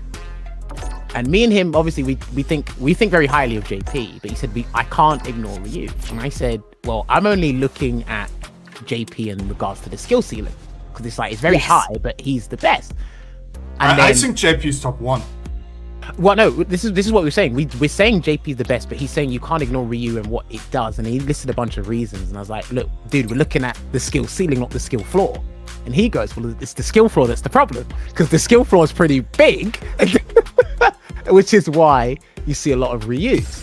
Because again, that's a heavy hitter for a lot of reward. And I don't know if you guys saw that clip running around, I think yesterday, where the guy was whiffing donkey kicks, sweeps, and he did a level 3, and he whiffed the level 3. But if you challenged it, you would have lost anyway. Then have you seen that clip on Oh, Twitter? God, I know. I've been having a little Twitter break, so I didn't see that. Good. This is the sad It's not a thing real of when place you don't anyway, see don't the worry. stuff. It's No. not a real place anyway. It's fine. Dave Chappelle was right. It's not a real place. Oh yeah, I did see this strip. Yeah, exactly. Yeah. Right, Ritus, has anything changed from SF5? Looking at that clip, has anything changed? No. There you go. I rest my case. Anyway, all right, we got Rikemansbarnet going up against Rapid here. Rapid, he's been rapidly improving, no pun intended. But no, he's got a very competent JP. So let's see what he can do here. Yeah, they certainly did super well at team tournament in the north of England over at rival scenes earlier this month as well, coming in second place with a team including Crossmoon as well on the DJ, Crouch Medium Kick Driveless, excellent name. But Rikemansbarnet does have a lot of JP opportunity for practice. There's some really great high-level JPs in Sweden. Of course, JNS, but also Gertz Lucan as well, holding it down, Juicy a big Joe. member You mean of the Juicy Discord. Oh, Juicy sorry. Joe. Yep, Juicy Joe. Why did my brain do that? Don't worry. Shouts to JNS though, love it. Shout out to JNS, but I'm going to say from my side, shouts to Gerk, holding it down in the community. Gonna get the butt slam here, and then a nice delayed jump there from Rapid. He's in burnout here, Rikemansbarnet, but yeah, buffer. And I like that he's done that because something a lot of the top players are doing around the world is when they're in burnout, they want to make you feel as if you're in burnout, even though it's them. And if they've got super gauge, they're going to be pressing a special cancel button or a super cancel button, at least at level 1. So you can't just like liberally use DI. You're going to have to think about it. So it's a good choice there for Rikemansbarnet in that last game. Yes, certainly was. And it's really doing a great job of keeping Rapid at bay. Oh, lovely Oicho throw there. Standing back, letting Rapid try and close that distance. Does this time with the drive rush, sets up the departure. Parries but slam, but not perfect parry, so not ideal situation there for Rapid. Oh, okay. Oh, okay. I think he was expecting to block, which is why I went for the overhead. Otherwise, he would have done drive. Oh, no! He's done it again. He blocked. I can understand why he probably attempted that Super Art 1. It's because after butt slam, if you try and press a button, Honda does stand heavy punch, and it's kind of like auto space. So I think he wanted to try and catch a button there, but it didn't work out. So, come on, grab! Oh! You're cracked. I'm sorry. You're cracked. I'm sorry. Stop it. What a call out. That was beautiful. Yeah, good. Yeah, Rikemans's just looking so clean in this matchup. Yeah, speaking of which, asking you shall receive. Button said he's looking clean. He said, hang on a minute. Let me show you something fun. Yeah, you think you've seen everything I need? Banter, that was lovely. Anti-air from Rapid. And of course, it's level 2 time. Burn out in the corner, not a great spot for Rikemansbarnet. Gets caught. No, this is alright. This is okay. Yeah, this is okay. Oh, yeah, you're right. That was fine. No. Yeah. Oh, he used show of force again to close out the round, and he done it in record time. So it will be Rikemansbarnet taking it over Rapid there in a pretty convincing 2-0. And like we said, we actually saw him illustrate pretty much most of the stuff he'd need to show you as a Honda player in the JP matchup. There were things that Rapid was doing which was pretty on point. Crouch fizz against the butt slam, making sure that Rikemansbarnet gets burnt out, so on and so forth. But it's like Rikemansbarnet was just one step ahead, and we could see it as well. Because you saw it when he done the buffer from the stand medium punch, right? That's a 10 frame plus overlock button, by the way. And it can cancel into your super. So he was ready to stop that, or if he walked into it. And then you could see when he had a free drive impact, he got there at level 1 ready there as well. So laser focused, and he will be advancing deeper into the bracket where he will be awaiting the winner of Thud 13 or Dims. I want to know who Thud's using because he beat Joker, so I am curious. Yeah, that's going to be interesting. Oh, just in the chat, we've got Hart dropping in saying, Reek Honda, gotta love it. And you absolutely do. Because it is super clean. Thud 13, Zengi player from Germany. Okay. Nice. So it was Blanca versus Geef, okay. And then, ooh. I wouldn't mind seeing Geef versus Honda. I haven't seen that in a little while. But if you get past Jury, maybe. Like, Geef's in a weird spot. I think he's one of the weaker characters in the game right now, but he can still be a bit of a nuisance. but you don't want him to be super strong because he was super strong at the start of season 2, and we saw what happened. Whenever you make Zangief strong, like, just no one likes it. Nobody likes it. And I'll never forget. Shout out to Apollo Steed. He said this to me back in like 2015. He said big bodies ruin fighting games, and he's never been wrong. He's never been wrong. Every big body. I as well agree. I go even further and say grapplers should never be like top 5 or anything. So, It's I don't know whether this is a it's just boring. Oh, Like, but now buttons, she's trying to hold him back. but it's the look of joy on Itabashi Zangief's face when like Zangief is good is a joy to behold, and it just makes the world a little bit brighter. So that's why my controversial take is that maybe. Hang on. Listen. All right, so I've just noticed that Thud's a modern geese. So that's interesting as well. I actually got smoked by modern geese. But here's the thing, right? I'll tell you something. I'll tell you a secret. Buttons. Big bodies are a luxury for the uninvolved. They're great when you are not facing them. They're not great. That is true. That is fair. That's all I'm saying. But nice cancel. Yeah. Ooh, okay. So he's willing to burn himself out for a stand like the driver. He's willing to do that. Zat is also one of these players who got a lot better recently. By results.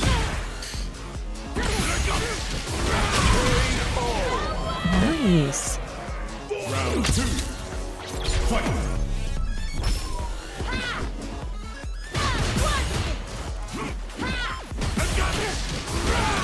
It's interesting how Dim's definitely feels like Dim's is trying to feel Thud out a bit, like with, you know, like the backdash there, kind of going, what are you going to do if I do these things? Maybe trying to think about a plan to open Thud up, but so far Thud's just been kind of holding it down.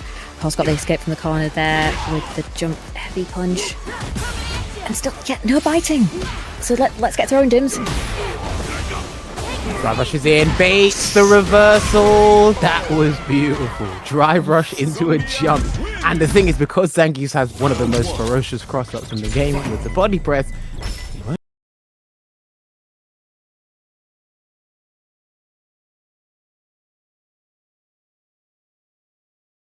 Maybe this is the conditioning.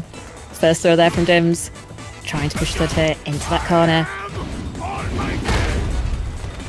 Big OD SPD there. I think that's the first SPD you've seen from Thud this set, which again, this is where like those little bits of mind games coming in, isn't it? It's always super interesting. Gets the stock, and this time we've got the tech. I mean, like with the way he's playing, I don't think you really need to risk the SPD. Yeah.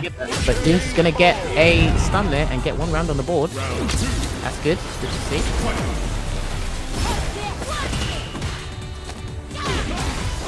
At the overhead there, gets a throw, another stock, we're immediately spending it. Definitely makes sense to use the fireballs in this matchup, try and stop Eve's approaches. Convert from the punish counter. Oh, but what a lovely juggle there.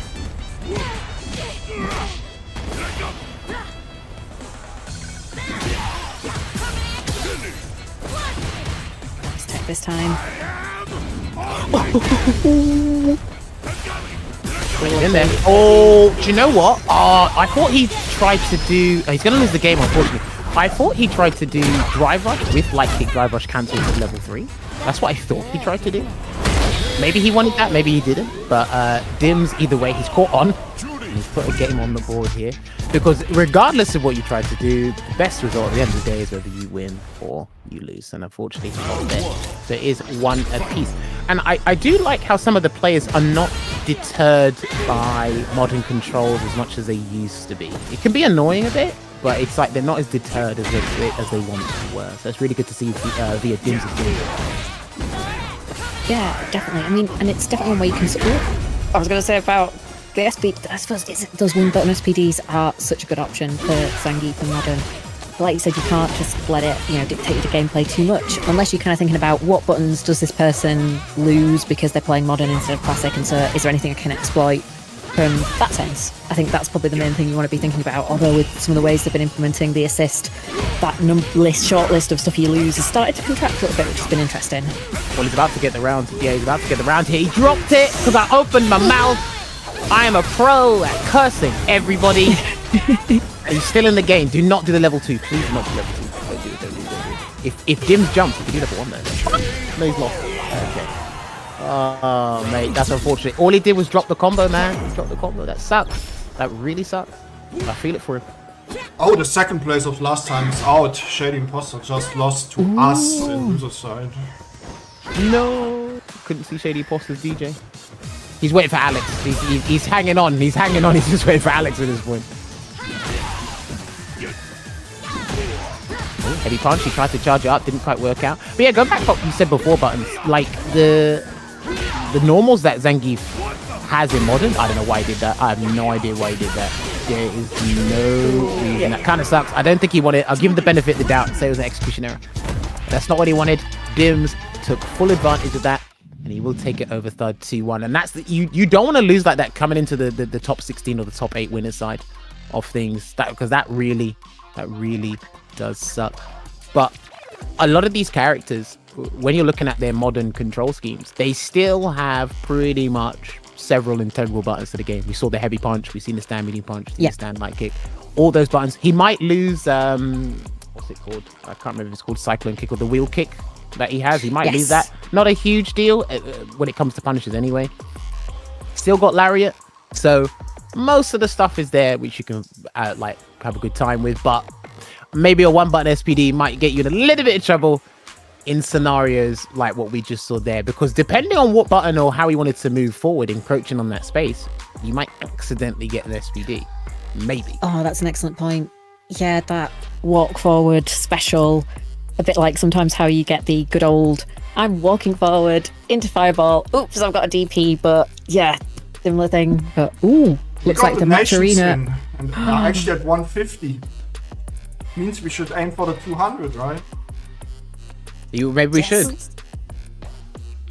Oh, and I'm loving the comments in there from our donors, from Ding Dong, a lovely $20 donation with the comment, we love Rikeman here.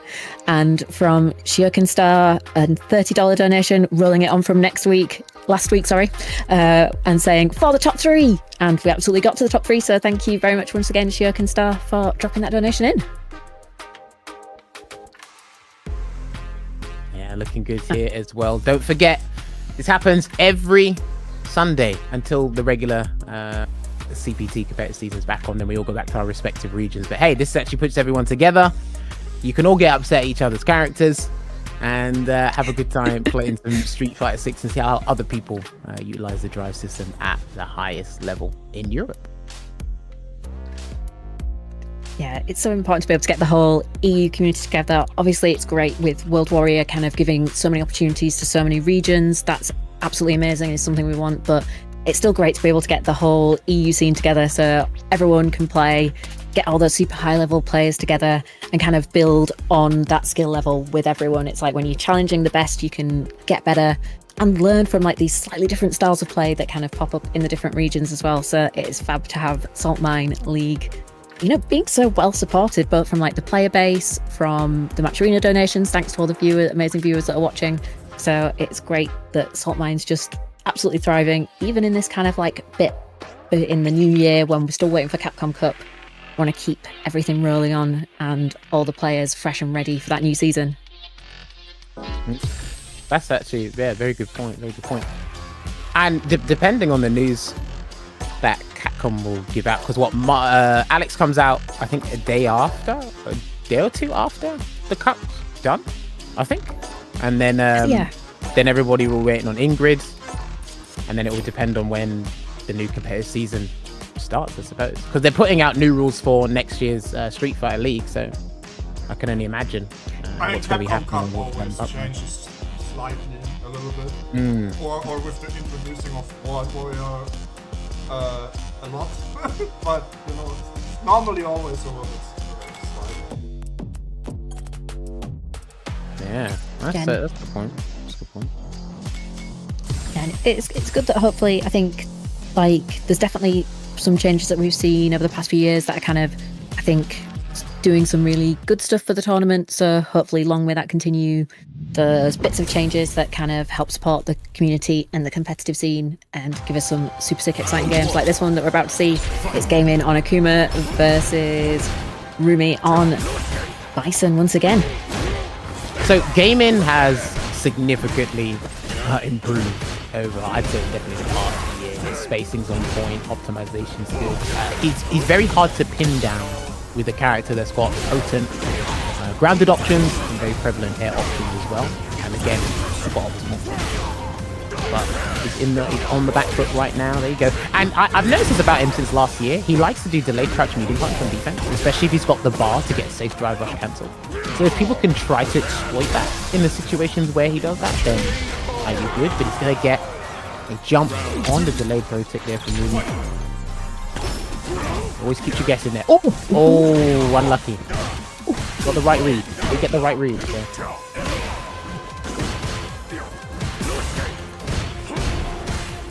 He done back heavy kick or the Rago kick to get him to see if he's going to backdash with the late second there. It didn't work out. He's going to get the whip punish. Nice stuff. Lovely DP. Finds the throw as well this time. Got a good amount of drive gauge to work with on both sides, and all threes available as well. I like the bait there. Trying to get Roomie to commit to probably psycho pressure. But everything's coming together right now. No, dude, he didn't get the back heavy kick. He didn't get the back heavy kick. Oh, you're gonna lose because of that. Oh no! Wow, people are dropping their crucial combos all day, and the Silver Calamity CA version will kill for that round from Roomie and hand it over to Gaming and exchange the damage outputs. I would say because all he had to do was the back heavy kick with the Psycho Crusher, and we were good. We'd be in a different timeline, but I can't call up Doctor Strange to change it. Oh, there we go. This is a good start for Roomie, and we've got the loop of the bomb into bomb into bomb that we've seen before.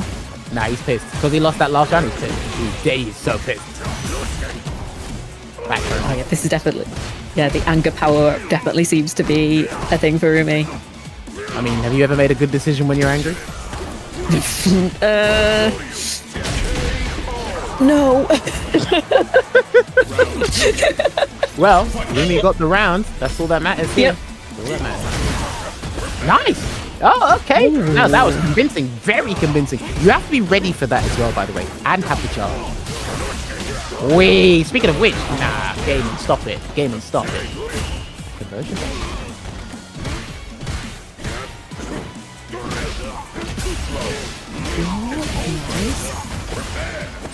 Fab corner parry once again. Oh, we did get the throw, and now Gaming's found that. Oh, parry. Bryce got eliminated by Nibil. Ooh, unlucky to Bryce. I actually wanted to watch him play today, but I'm going to watch someone get face palmed into the ground and lose their drive meet because of it. Let's see if Gaming respects the wake up. Look for the chip. Yeah, he's looking for that chip. Because that would have been 1 or 2 buttons into Adamant Flame before he gets pushed out completely there, Roomie. But Gaming looking to take this 2-0. Yeah, great spot here for Gaming. Finds punish counter, able to convert into the corner, gets the throw. Almost got Nice the jump there. Yeah, because he done that against Nibil earlier, right? The jump back round hat in the corner. I think, was it something? Yeah. Yes, you're right. We've definitely seen that before. Gonna build on it here as well. He can actually sneak in a demon flip maybe at some point. Throw him off. Oh, he doesn't need to. And he's gonna play it safe there. And you could see it. It's just his spacing and his button choices. When he's confident he'll get a sweep with punish, he'll go for it, especially in reaction. Right there, you saw it. Stand light kick, drive rush cancel, full conversion. Gonna get it there. So he's got, on the ground, he's got a very safe and kind of efficient approach. It's like he's not trying to take too many risks, and he'll always make sure that you are scared of every single button like Akuma presses, because Akuma's just that guy. I have him in my top 3. That's me personally. But well, I think people he's still got so many tools. You know, like Demon Flip, super strong, and can definitely be on that kind of like, you know, beginner intermediate killer. There's so many great things that I would say, I would agree. I think Akuma's been slept on a little bit. But it's because that Ryu got substantially buffed. Terry's actually one of the better characters in the game. I think Terry's had some of the best quality of life changes throughout any characters joined Street Fighter 6. Obviously JP exists, Mai exists, Ed as well. Ed's still up there. But if you look at the history of some of these characters, how they've changed over time, the only thing that's really significantly changed with Akuma is they've only weakened his fireball game. That's about it. They weakened his backwards walk speed, but he still glides across the floor, so it doesn't really matter. So that's me personally. Everything else, like you said, I know he's got 9,000 health. Some people try to use that argument, but it feels like you've got 9,000 health when he hits you. So it's one of those things. And I've tried to look in a little bit deeper into some of Akuma's gameplay recently, so I just need to make sure my notes are not muddled up in my head, and then once they make sense, like how I sold you on my being a dishwasher, I'm gonna sell people on Akuma soon. Don't worry, I'm gonna sell people on it. I love that. I have to come up with a good analogy. It's not like, because just will something like a Swiss Army knife work for that? Yes, people have been using that for years. People have been using that for years. Yeah. So they said, I can't remember who. Somebody did say it. This was years ago in an event. They said Akuma is a Swiss Army knife of Street Fighter. This was back in SF5, so it has been used. I got to think of a different one in Street Fighter 6 because of the drive system. Yes. Just because of the drive system. But yeah, because you want something that's powered, don't you? Almost like whether it's something that's like a power tool or. But yeah, that's one to keep in the back of the head, because I think, yes, we are going to our next top 16 winners match. It's ISDD versus Overlord. Yo, is this the McDee's color? Hold on, is this the McDonald's one? I think it is. Yeah. Okay. If it isn't, it should be. I mean, I missed out on another command grab? Jesus. Did you get to another one? Oh, wow. Okay, anyone would have fell for that. I think anyone would have fell for that. If you weren't going to commit to an EX flash kick, anyone would have fallen for that. That's a bit of the epitome of a Blanca round. I can't wait for the Street Fighter 6 zoo to be live so I can buy it with all the zoo animals, because boy, this guy needs to be put back in the cage.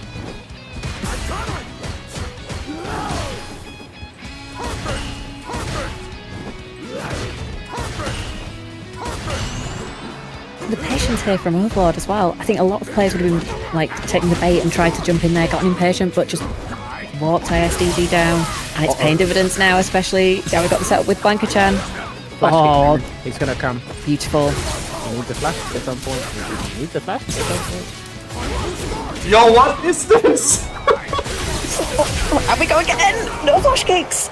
Yo, what? See? Right, I want you guys to remember something. Don't listen to any Blanca play when they try to convince you that they're like Blanca needs buffs or like whatever. If you hear a Blanca player just talk, just nod your head and just like, I'm not listening to anything. They're gonna tell you about all these amazing tools. It's like they activate level 2 and just call it a day. That's it. That's what you gotta do. Why did ICD left and why is Nibil? Wait, that was only 1-0, right? That wasn't 2-0. That was 1-0. Yeah. I thought we were going back to the lobby to do character select. I was like, oh yeah, I can have a little break, maybe switch to a different character. So there was no way that was 2-0. No. Yeah, that couldn't have been. Am I bugging? You went to ranked?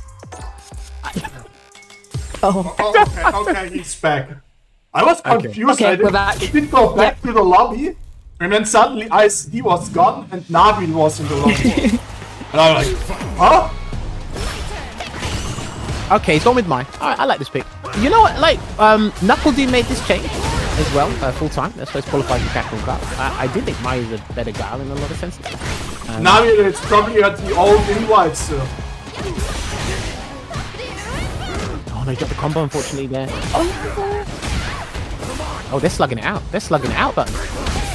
Yeah, they absolutely are. And we found in the DI here for Overlord. Of course, we've got Blank Chance X. We're in the corner. We can't not. And it's because we want these stylish combos with all the juggles for days. Yeah, EX Kaichosen. I mean, one of the better, if not the best EX move in the game. Super reliable, very versatile as well. I mean, I think a lot of the changes that have happened to Mai are pretty reasonable, but it's nothing significant that's game changing that has changed the overall fundamental game plan. I know the opponent gets rewarded with recovering more drive gauge. That's blocked. That's gonna be huge. And he's got level 2 as well. He's got level 2. Oh, he's done. This is checkmate. This is checkmate. He's done. Oh, he could have taken the piss. He actually could have got a little bit more chip damage before activating, but he's got level 3. Oh, he's going to do level 3. Okay. Not maybe not. We're resetting. We want to have a good time. We're back No, partying. Oh no!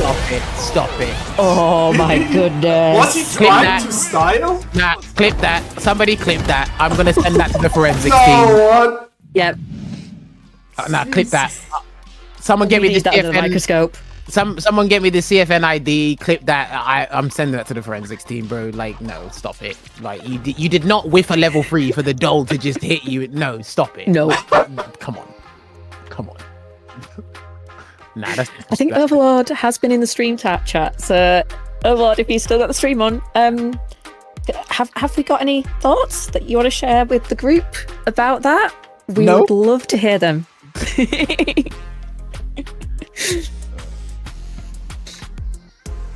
Oh, mate. Nah, I can't. No, you can't. I'm sorry. Don't listen. Don't let blanker players gaslight you. Do not let them. I know there's an old black and white film back in the 1940s, whatever it's called Gaslight. Don't let these blanker players gaslight you. Just ignore everything that they say. Everything. Don't listen to a word they tell you. So we have no words from Overlord, but of course a picture speaks 1,000 words. And so instead we do have a dancing Pepe doing a Nah, stop it. instead from Overlord. So that is the response we get to the Do you know thing. what? But, you know, do you know I what blanket respect it. players should do? Here's what blanket players should do, right? Someone used to do this in Street Fighter 5. He played Blanca, and he only showed up for the big tournaments. V-Trigger 2, and he did the craziest stuff. Like you'd only see him in the big tournaments. V-Trigger 2 Blanca. Blanca players now, you should only reserve this stuff for World Warrior, offline events, or like anything with money, or like a trip to another country. Just save it there. Play on a separate account. Call yourself, I don't know, Jim Bob 201, so they don't know it's you. And then come out with the nastiest stuff in the big tournaments. Like, who could we see? Yeah, who might? That's a strategy that surely no one that we can think of in Street Fighter 6 is using right now at all, and doing it for the very biggest tournaments. But you know, that who can say? Whomst can say? Who knows? I don't know anything, so. Nope. Ooh, okay. So we do have a quick plug. Hess and Crash, they are coming back, and this time they'll be in June, the first weekend of June, I believe. Yeah, 5th to the 7th of June, and it will be back in Hamburg. So if you guys love going down there, then make sure you take yourselves over there for some Street Fighter 6. I believe it is a multi-fighting game tournament as well, not just. Yes, it's multi-fighting game tournament. Actually, the biggest one in Germany, together with Crossover. Okay. So yeah, I would be there again 100%. So you know, you should come as well, Jamus. Can't make any promises. Can't make any promises, but I'll try. At least I know what the date is now. So, but yeah, we'll see. Honestly, because sometimes my schedule it creates itself. Right, I can't say I'm gonna do X, Y, and Z. Just saying, when we have time, you should come. You know, everybody should come. I haven't been to Germany since when was the last time? I think it was 2010. It might have been 2010. CPT Fight Club? No. This was just like a trip I had with some friends. Oh, I see. Okay. I was in I think it was Cologne. Ah, I see. I mean, then it's time. You know. He said, then it's time. I mean, you did show me the Matcherino numbers you have, so if you ever want to fly me out first class to Germany real quick, I can send you the price of the ticket real soon. Alright, so we are in the loser side now of top 16. I believe our top 8 winner side has been returned. I believe so, yeah. I mean, I could talk to the... Actually talk to TO, maybe he pays for the flight. If you commentate? We'll see. Oh! ICD's gone up against TommouyaKuna. Ooh, I like that. We'll talk about that later. Wow, he threw that? Oh. Nibil on smoke today. Feel the past 2 weeks has been looking absolutely crispy. and we'll be wanting to get into that top 8 for the second week in a row, but I know Rapid will be also going, no, this week it's my turn, I must make it in. Okay, gonna get the driver cancelled there as well. Yeah, this matchup, it's been interesting over time because I do think one of the... Oh, nice amnesia. One of the most pivotal things for Chun-Li is the level 2, because it can go through the ghost at a particular distance. And as well, it can help with some conversion from JP in the corner, which it looks like you're only gonna have to spend 1 bar here. I think Kosha's gonna do the trick. Maybe he's gonna do level 2 just in case, just for the damage. Yeah, just for the damage there. Let's play a huge role, because obviously with JP's Kane normals, they're pretty hard for a lot of people to deal with. Chun-Li, crouching leading kick's probably your best bet with most of the stuff here. You're not really gonna be using stand fears, I think. So. Yeah, I think I agree with you there, and Nibil's definitely had to deal with this matchup a lot, so should have a lot of the tech all locked in. And I think, as you said, I think it's interestingly, you've got to be careful with that level 2, haven't you? Because it doesn't go as far sometimes as you think it would. Yeah. And so we've definitely seen Chun-Li players in the past run afoul of the absolute, like, head to desk moment of when you do level 2, fire, you know, you've seen the fireball, you react, and then it doesn't fully connect, and you have a slight mental breakdown, but so far looking decent for Nibil. Well, he's been stubborn with that jumping, crouching medium kick there until he got the jump air to air there from Rapid, but he's got an amnesia in him. Yeah, he's got an amnesia in him. Like, I'm telling you, man. I've seen this a bit too much. Lavushka activate. Can he block it all? He's going to go for a throw combo instead. This is good. Yeah, damage-wise, I think you take that being Nibil, but now back to the corner. Big damage. Oh, good defense though. Ooh. Chip, miss. Oh, do you know what? I like that he didn't. Do you know? I like that he didn't cancel that target combo, because I think when you do that target combo, the heavy kick one into the ghost, the EX version, although it does powerful chip, the EX Torbline, there's actually a gap there for sequence. So I kind of like that he waited. Rapid. Really good observation there. Good situational win. Certainly was. Blocks there as well, and I thought he was going to catch the delayed throw there, but another walk forward. Nabil's been very confident, very audacious with these walk forward throws after like -2, -3 moves. Yeah, certainly has, and right now trying to find a way through that screen, but Rapid is closing that distance, wanting to get Nibil right back in that corner. Parries the DI, it's not perfect. Alright, do enjoy this. Lavushka again. I've forgotten how many times I've seen Lavushka today alone. Oh, so many, and it's been doing a lot of work for our JP players, but that throw with Nibil could have got a bit more from that punish, and I think we'll be wishing that he did, but we're out that corner now, thanks to that back throw, but being in burnout, that just makes things a little bit worrying. No anti-air, and of course, taking no chances, simple combo, into level 3, Nibil wants to be 1-0 up, and gets it. That's what we need. That's exactly what we need here. You want as many games as you want, as you can get buffered against JP before like he really starts piling on the wizardry, as I like to call it, because he will pull out all the purple ghosts and the purple rabbits out of the hat. So.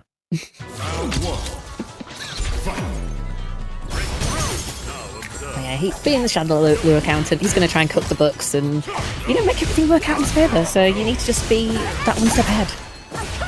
Oh, just like Nibil was there with that lovely dry brush into the forward heavy kick. He's got a nice light feed. Oh, okay. It was the Kokosha that said punish Kana. I thought it was the Hazamshu, because they looked like they hit right at the same time. I couldn't tell what was hitting, but he got the round anyway here. Looking good. Yeah, set point for Nibil. Rapid wants to stay in it. They need to do something right now to make it back, but drop there from Nibil though. Use a perfect parry this time. Use this PK there, getting that corner carry, throw.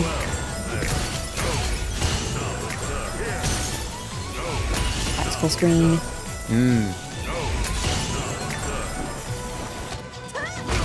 Oh, what an air throw. Nice tries from Nibil.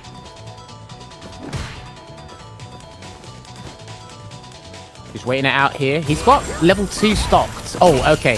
He was looking for a drive rush cancel properly in the corner, but he's going to have to deal with Lavushka first before he actually gets anything, and he's safely out of the situation, but he's going to deal the perfect parry. Oh, sorry, punish counter throw. Yeah, some super nice defense once again from Nibil. Finds a punish counter. Handstand heavy punch. Full cash out. And that should be enough. Nibil to take it 2-0 over Rapid and move into top 8 on loser's side. Chun-Li wins. There you go then, Nibil progressing through that bracket where he will advance and face AZ. So we Chun-Li versus Jamie. Okay. Yeah. I'm just trying to think of how much I've seen Nibil play against Jamie. I think Nibil's got a decent amount of Jamie experience. But it's definitely always an interesting matchup because potentially, yeah, when the breakdowns gets unlocked, you can get under Chun's projectiles and sometimes even level 1 supers quite well with it. So it can definitely be something when, you know, that can cause definitely the mental tilt when you're in that crunch time. Yeah, I can see that. I can definitely see where you're coming from. That is, but yeah, that kind of sucks though, because Rapid was actually playing pretty decent today, getting good conversions and whatnot. But sometimes you can play like really well in this game and you can still lose. Like you might get outplayed, or it might have just been one interaction or one decision. And remember, interactions come thick and fast, and it's super rapid. Like you don't have enough time to process what happened before. You have to go to the next one and the next one, and you just have to be on point. Which is why you want to be the one causing the problems, not the one dealing with them in fighting games.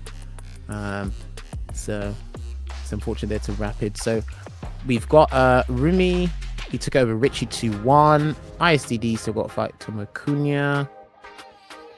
Let's see what else is there. Yeah, we're almost about to lock out our top 8 here. Damn, it's been a pretty wild ride thus far today. Seeing all these names fall by the wayside.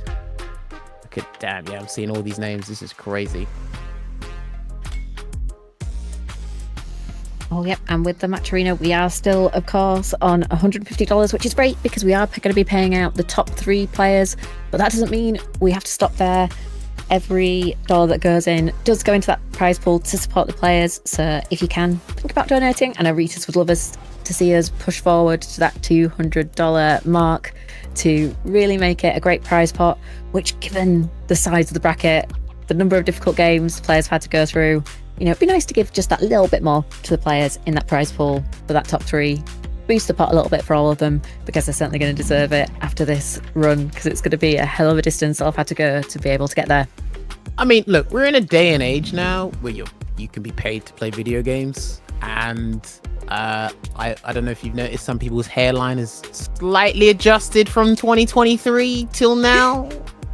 I'm not going to say it was Street Fighter 6, but I have noticed a couple of things. So maybe a little bit of a fee to help bring it back to a decent, you know, it could help. It could go a long way. So remember, Matcherino, exclamation mark Matcherino. Donate towards helping your favorite player's hairline stay intact. I'm a salesman. Do it now. Yeah, it'd be so great to see, and you know, and then it just supports the whole content creator ecosystem, doesn't it? Because you know, there's people with certain sponsorships that could help. So yeah, it just helps everyone out, doesn't it? No, you can't do that because all the money will go towards Ritas's yacht. That's true. Damn. Okay. He said it's time. So he was waiting from the start of the hour. I said this time. Oh, he said this time. I let it slide the first time, but now you're fine. Oh, damn. You know what? He's just hovering over a button. You need a soundboard that says you're fired. You definitely need a soundboard. This also means our top 8 is complete, ladies and gents. Ooh. What a top 8 it is. Yeah, let's see. In winner's side, we will have Rikemansbarnet versus Dims and Gaming versus Overlord. Then on that loser side, we'll have Nibil versus AZ and Roomie D Scaft versus TommouyaKuna. So I think, you know, to be fair, that JP is really good. Theory doesn't sound right, but statement that you put out, Gemmers, because I feel like it feels like more of a fact. I'm going to say, yeah, no, the fact that you shared with us seems to be, you know, going through, because we've seen so much JP throughout this tournament, and there's JP in top 8, so, you know, definitely a reason there for that. I mean, look, JP is a specialist character. It does take a while. Like I said, one of the reasons I always I try to look at characters' potential over time, and if it's a long-term investment character, that it has to lead to somewhere. And JP was obviously leading somewhere. Like, remember, he had some pretty significant changes, I think at the end of season 1 or at some point, where they reduced the scaling on Amnesia, because you remember you used to get 60%. Oh yeah, Like, that was not fun for anybody. You know, he used to have, they reverted it. They took away his crouching heavy punch anti-air before they reverted it back. You're allowed to combo off of Lavushka now when you get a grab. Like, there's some stuff that's going on with this dude. So there is a couple of situations in this game where I don't know if you completely remove what people are complaining about if you've killed the character. I don't know if that happens, because we thought JP was killed, but he wasn't. Because remember, Kakaroo, before he retired, hopefully he's having a speedy recovery. When JP was undergoing a lot of these changes, it forced him to change to Akuma and Bison. But then when they reverted the anti-air change, he went back to JP, and then he became $1 million champion. I'm just saying, I don't know. It's a fact. It wasn't just because of that anti-air change. I'm not saying it was down to that, but I'm just noticing that JP was like still pretty decent. And again, I think there's still a fair bit of things to learn about the character, but I think with how JP will adapt, depending on what the system does, because departure will always be one of the best moves in the game. Yes. Level 2 will always be one of those level 2s in the game. Like, if you have to categorize some of the things, if you have to go like best button, best super, best this, best that, JP is probably going to be nominated for a couple of Grammys. Maybe. I don't know. Yeah, I think that's fair to say. We've been waiting on this in the chat that Valha was saying, suggestion, when you fire someone, you play the SF5 online disconnect sound. Top tier idea. You know what? All right, shouts to Valha. We'll give you that. We'll go to do that. Either do Alan Sugar, you're fired, or play that sound. Like, one of the two. One of the two. Not gonna lie, I kind of want a soundbar button that has Rita saying you're fired on it, just for, you know, online gaming with my friends on Discord to be like, nope, you did something wrong. You're fired. In this economy, you don't want to get fired now. Ooh, nice heavy punch anti-air. I haven't seen this matchup too often at all. I don't know if Honda's headbutts can go over Jury's fireball. Also, I'm very curious to see... okay, so he's done a drive impact. Yeah, I was actually going to say, I was curious to see how Dims is going to deal with headbutt from the different strengths and the different ranges. Also, how Dims' anti-air will be on point to a butt slam, or maybe even a regular jump as well, depending on what Rikemansbarnet wants to do. Lovely purple card there. Great second week. I wonder if that's something where it's nice. Pass that juggle into hands. Jumps in. Here we go. I see the reset. Yeah, here we go. Chip. Ooh, I like that he waited as well. He didn't try to commit and was eager for the EX headbutt. It's a good spot there, Buttons. But yeah, he did wait until Dims landed to do the EX headbutt. That's actually really good art. I think it's... And as well, it definitely felt like there's a little bit of delay as well, just in case of Dims going for a super, almost. So like being extra safe and going, are you going to do something? No, right, it's time. That's a good point. All right, gonna activate the Feng Shui engine. Try and pop him in the corner here as well. Oh no, okay.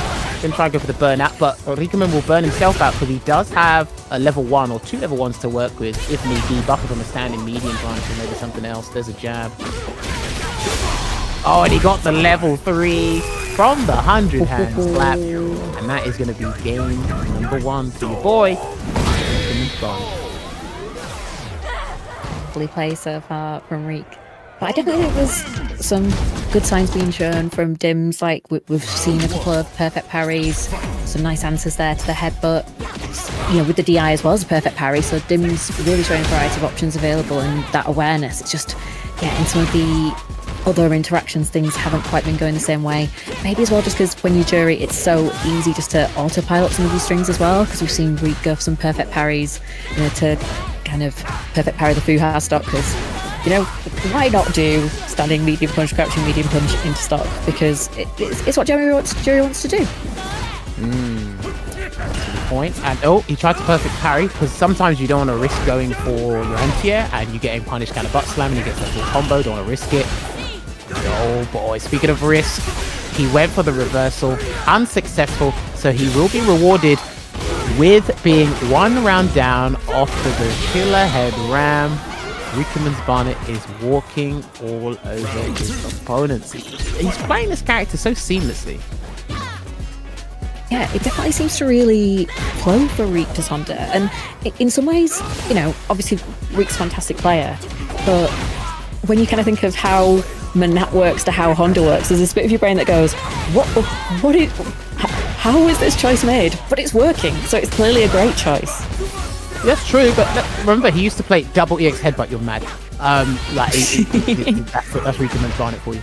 No cancel there from Dims. He's gonna get the DPOS, and then he can get press a button or anything there to get that round. He does salvage that round. Don't want to get it squandered. Don't let it slip through your fingers. But yeah, remember, Rikemansbarnet did play Jury in the first year, especially for SFL. Yes. Played JP for a little bit.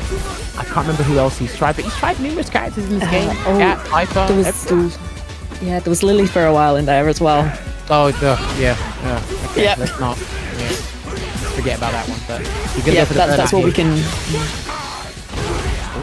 Okay, so he burnt himself out just to get Dims in the corner and get that burnout with the level 2. Yeah, I'll just spam it. Nice, good anti. I like the call, going for French Ray Engine. Yep, finding the frame traps, wanting to try and get as much going as possible to get this corner carry. Potentially steps on chip situations. No, he missed the DI. Dude, he went over too long. Too late. He went over too long. Like, he actually had the right idea, but what people are not doing is they're not keeping track of the opponent's... Okay, let me take a couple steps back. People recover a lot faster in burnout than they did before, because of you can walk forward, and after like the 11th or 12th frame, the bar starts to recover a bit faster. People, when you have a button that does a lot of drive damage, it means it recovers a lot of gauge when you're in burnout as well. There's a lot of factors now that are recovering your or changing how the drive gauge depletes and how it recovers in burnout. And I think Dims didn't really pay attention to how quickly the gauge was coming back, so when he did decide to go for a drive impact, he was a little too late. Because I tell you, Rikeman was paying attention because he needs his bar back. Yes. Yeah, that was... What Rikeman was not paying attention to, that it's actually first to 3. Well, he wasn't paying attention to the scoreline. He thought he was he thought he was said in the chat, but he forgot. Damn. But he was like, oh, it's first to 3, I need to cut back. But, you know, was so focused on the match, you know, the focus is there, and got back into the lobby super quick, so, you know, hasn't gone anywhere, we're back in the match. But Dims has stayed locked in, it looks like, had a good start to this round. But again, the heavy punch has been a great anti-air for Rikemansbarnet, and the drive gauge is getting a little bit on that lower side for Dims. His way back here. It's looking good for him. For him.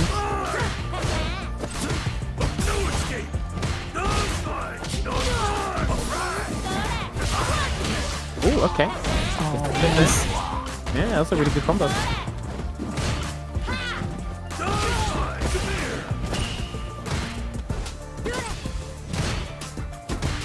Ooh. I wonder if Dims is maybe going for the parries in neutral, just a little bit too much, kind of guessing that Reek's going to press something, or maybe go for the headbutts. I wonder if Reek's going to be looking out for that, but nice drive reversal here. Gets the stock. Gets hit with the stomp, and then a command grab comes in. Can he bait something? I think he tried to bait something, but burnt out again here, but doesn't matter. Doesn't matter.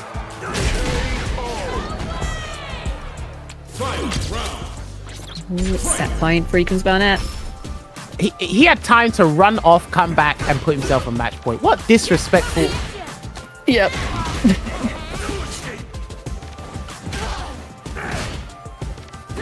crazy.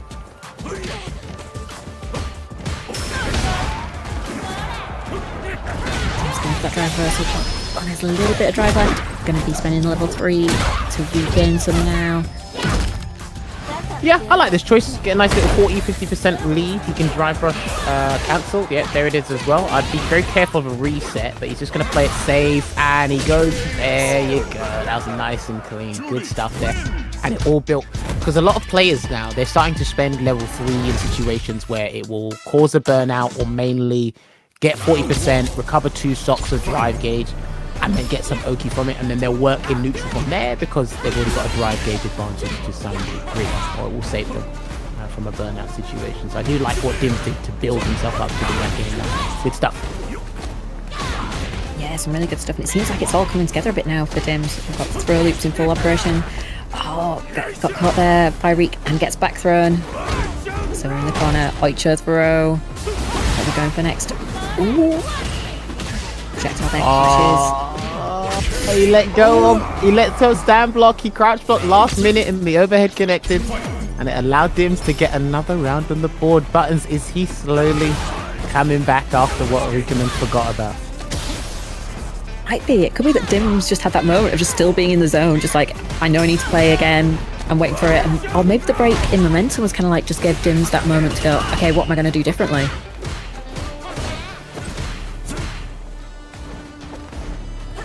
Dims backing up a little bit. Great use there of the fireball. I think Dims is really definitely going for get a bit of space. I've got then time to react because then we can get those perfect parries and get things going. And Rikemansbarnet tried to bait him into doing something with those whiff jabs for the headbutt, so the fact that he got the perfect parry was actually brilliant. No level 3 though, he needs that level 3.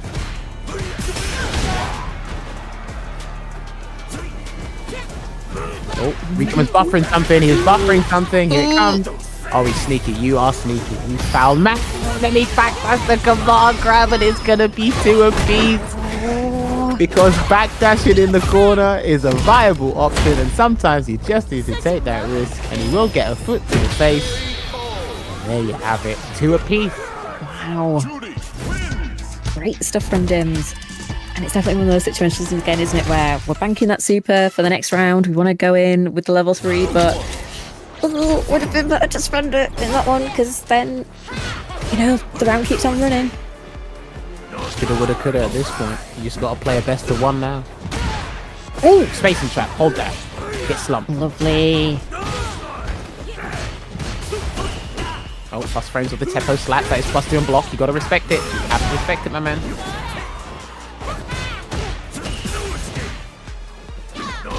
Oh, the whip punish with the headbutt and the stun as well. Oh, man. What is going on? What is going on? Wow. He gets a perfect as a rebuttal. Rikemansbarnet's not playing around now, it seems. Yeah, that definitely feels like, wait, I should have been winning this. I bet I'll just like step up and win this one. If only if it was easy as a flip of the switch on your light. Yes.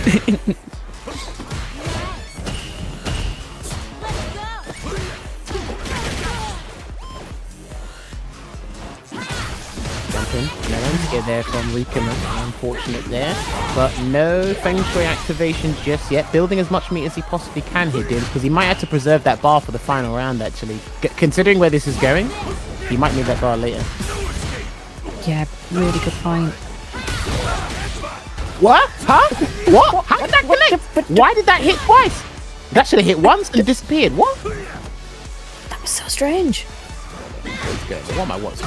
Actually, never seen this before. Neither have I. Headbutt, yeah. Out here. Who's gonna level 3 though? That's the question. Yeah, it's almost like a chicken. Now that Rikemansbarnet's got his bar back, so he can stun him if he wants. No, he's gonna go level 3. He's gonna commit to it. He's gonna commit. Yep. Yeah, he's gonna commit to everything. Here we go. I think that's it. And he's not in the CA range, so I think this is pretty much good to go. Should be a... Yeah, there it is. It will be the Super Art 3 getting it and closing it out there for Rikemansbarnet. 3-2 after he prematurely left the lobby. Yeah. He thought it was a first to 2 and he won. Yeah, he said, almost "Oh, fumbled with that one. You know what? And it would have been justice served if Dims came back 3 games on the bounce after his opponent left. But Rikemansbarnet said, you know what? Let's come back. It's first to 3. I've always wanted the first to 3. It's funny, right? Players want first to 3, but when it's first to 2, they like to dip real quick. Yeah, all right.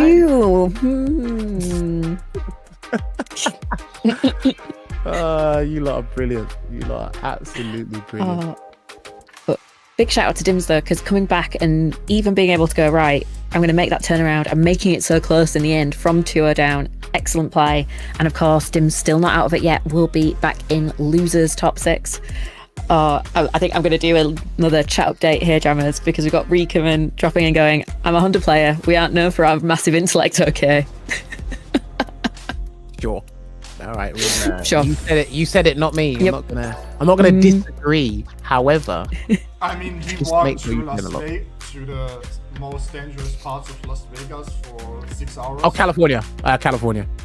Of Los Angeles. So, Yeah, Los Angeles. I mean, what? No sense of danger. That guy, no sense of danger whatsoever.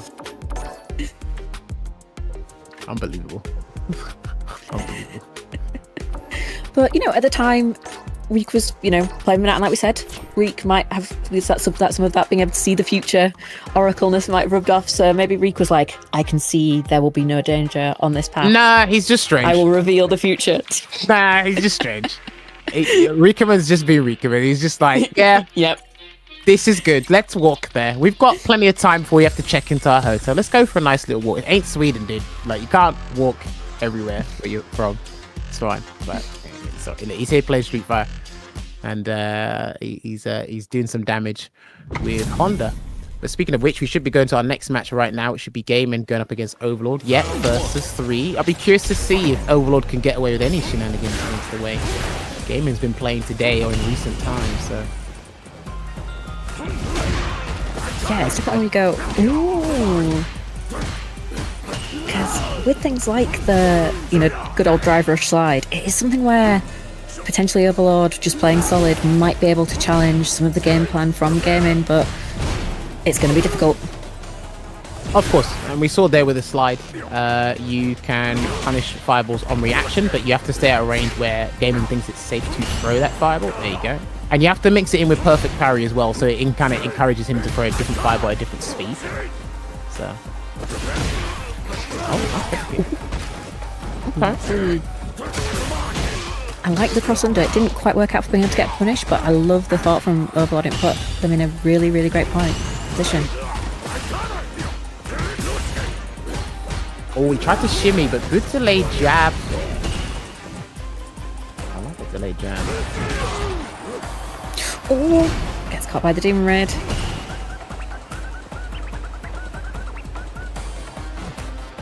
Oh, okay, I saw a low. Okay, cancelled. Drive reversal there as well. Okay. That round was looking a bit tense in those closing moments there, because I think none of the guys wanted to overcommit. They had powerful options, but they didn't want to overcommit to something and have the guy just take the round, and they didn't really have to overcommit in that sense. So I kind of respect the patience from both players.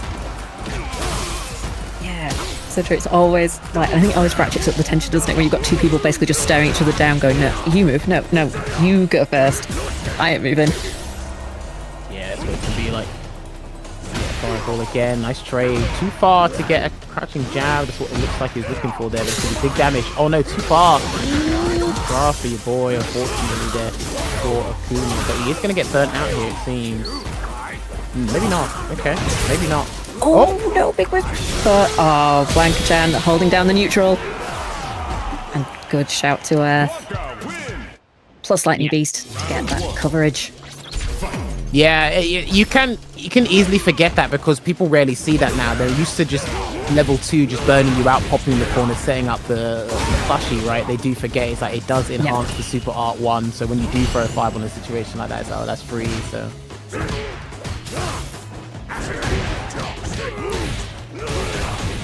Nice delay there on the dive kick, causing some problems for Overlord, but we're busting out with the up ball.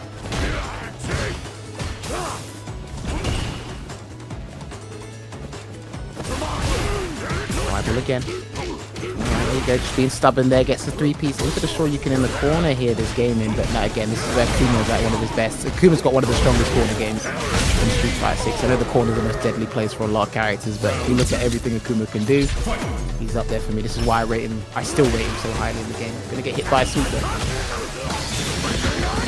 Great opportunity here for Overlord, and of course, we've got Lightning Beast. We're going to use it straight into that corner. What's set up, of course, it's Blanca-chan. Oh, Gaming there was going for the parry, but got caught. Another throw. Okay. He's tricky. He's being tricky here, and he's keeping Gaiman on his toes. Gaiman hasn't really done a Shoryuken on defense yet. He's tried to parry, he's tried to do delayed jab. He hasn't really got into combo, unfortunately. Yeah, see, he's trying to do parries, and they're not working out for him. Throw. He has to take that grab because he needs his drive gauge back here, and he's gonna wake up with a Super Art 3. Overlord didn't think he'd do it.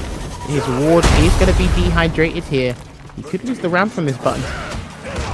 Yeah, this is a real difficult spot now for Overlord. Gaiman can play this super clean, kind of have that control for a good amount of time. Level 1 is on Overlord's side, but from that distance can just throw the fireballs. Nice. Slides under, and because there was way too much recovery on the slide, I'm not sure if that was intentional to avoid the demon flip. Good idea if that was something that he has practiced, but too much recovery when it comes to going back to your idle state. There's a good punish into the Tatsu. If you can do that, that combo that he's doing with the light Tatsu to heavy Tatsu, that works against, I think it's Blanca Honda Marisa mid-screen. So, because he can only do those combos in the corner, but mid-screen against bigger hurt box characters, Blank is one of them, so he gets better damage mid-screen. That's excellent. Lab work for Gaiman. That's exactly what you want to be doing to play at this level. I've seen it all over again into the corner. He finds the counter hit as well. Bang! Alright, here we go. I think he's dead. Yeah, he should be dead. Tatsu should do it. There you go. Closing it out Perfect there for calculations. That yeah, do you know what? You need that. That's why being optimal is important. It is important for rounds like that. But, oh! Kind of hit on the overhead there. Ooh. Lovely shimmy as well there. Catches Overlord reaching into the heavy Tatsu once again. Nice pause. I don't think Ula wants the back throw there, but Overlord will take it. And we're ready with the crouch jab to deal with the OD command grab. That's another game on the board for Gaiman. You know, I like that he kind of felt confident to take that risk there. Not having to jump or fall for some weird situation. He just said, hey, because like Blanca has to be on the ground for the grab to connect, and you can jab him before the grab becomes active. So that was a really good choice there from Gaiman until that safe jump worked out in Overlord's favor. This is huge. Labubu's coming out. Activated. Gaiman survives it. Oh, lovely sweep. Oh, I think he thought he went the other way. I actually think he went the other way. Why? He's woke up through! Yeah, okay. Some bravery, but it's not going to matter. Okay. Overlord's making sure like Gaiman works for these wins, because this is looking a bit tricky, getting a bit antsy here for both players. It certainly is, but that's a great perfect parry for Overlord. Gets the pickup. Nice combo, great Oki here. Finds the throw. Once again, going to be trying to push Gaiman closer to the corner. Oh, but the throw whiffs. And again, we're seeing that lovely labbed conversion that you mentioned, Jammers, off the big bodies. Light Tatsu into heavy Tatsu. It's doing the work for Gaiman. Oh, there's a slide. There we go. Forward throw, drive rushes in, good block on the overhead, tried to get perfect parry, but no dice. And is he going to spend the bar here? He will, but I think it's going to have to be a level 3. Yeah, it will have to be the Super Art 3 into the Sip of Calamity, taking no chances and taking no prisoners to take us to this final round. He will be at meter disadvantage here, so Gaiman's #1 priority should be trying to avoid the lightning boost as much as possible. Oh, and he tried to take the fight to him. Boy, yes, more people should be doing that. Buttons into electric attack. More people should be trying to challenge that. Here comes the beast. Oh, you see the drive gauge just absolutely getting rinsed. Gaiman's just about survived it. Oh, he got the combo. What a combo. There's the stun. Oh, he's got to be careful, because as soon as the sequence is done, Gaiman's going to get his gauge back. So he's got to find a sneaky setup. Yeah, there it is. Yeah. Oh, but the parries pay off. Still gets caught with the counter hit. Baits out the ODDP. And Overlord takes it 2-2. He's always ready with these kind of unorthodox setups. And it's like, all right, cool. It's like, because no one likes Super Art 2 from Blanket. I mean, Blanket. Oh, yo! Okay, that worked. Why did that work? Rare footage of anti-air heavy kick not working? Sure.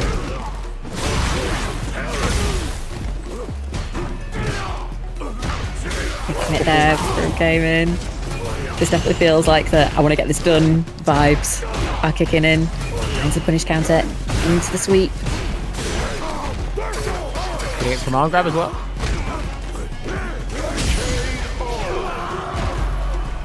But the jab deals with the air shenanigans.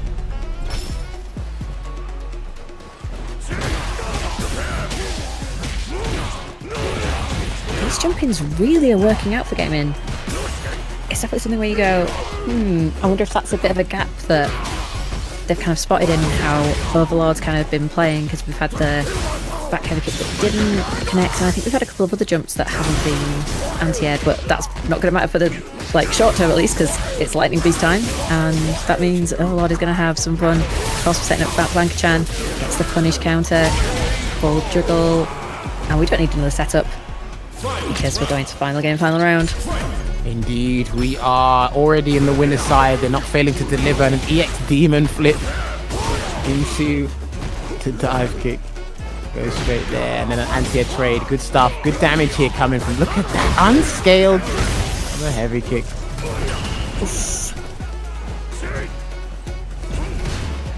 He gets one heavy game in. Going to level 3, and I think he'll be in a really good position, but this is an even better situation to do it from as well. He will go into that Super Art 3. It will put Overlord near burnout, but he still has a decent option or two here. I think Gaming should not do a throw. Yeah, don't do a throw. Oh! Uh-oh. Oh no. Oh no. Oh no. Wait a minute, wait a minute, wait a minute. Don't blank a ball.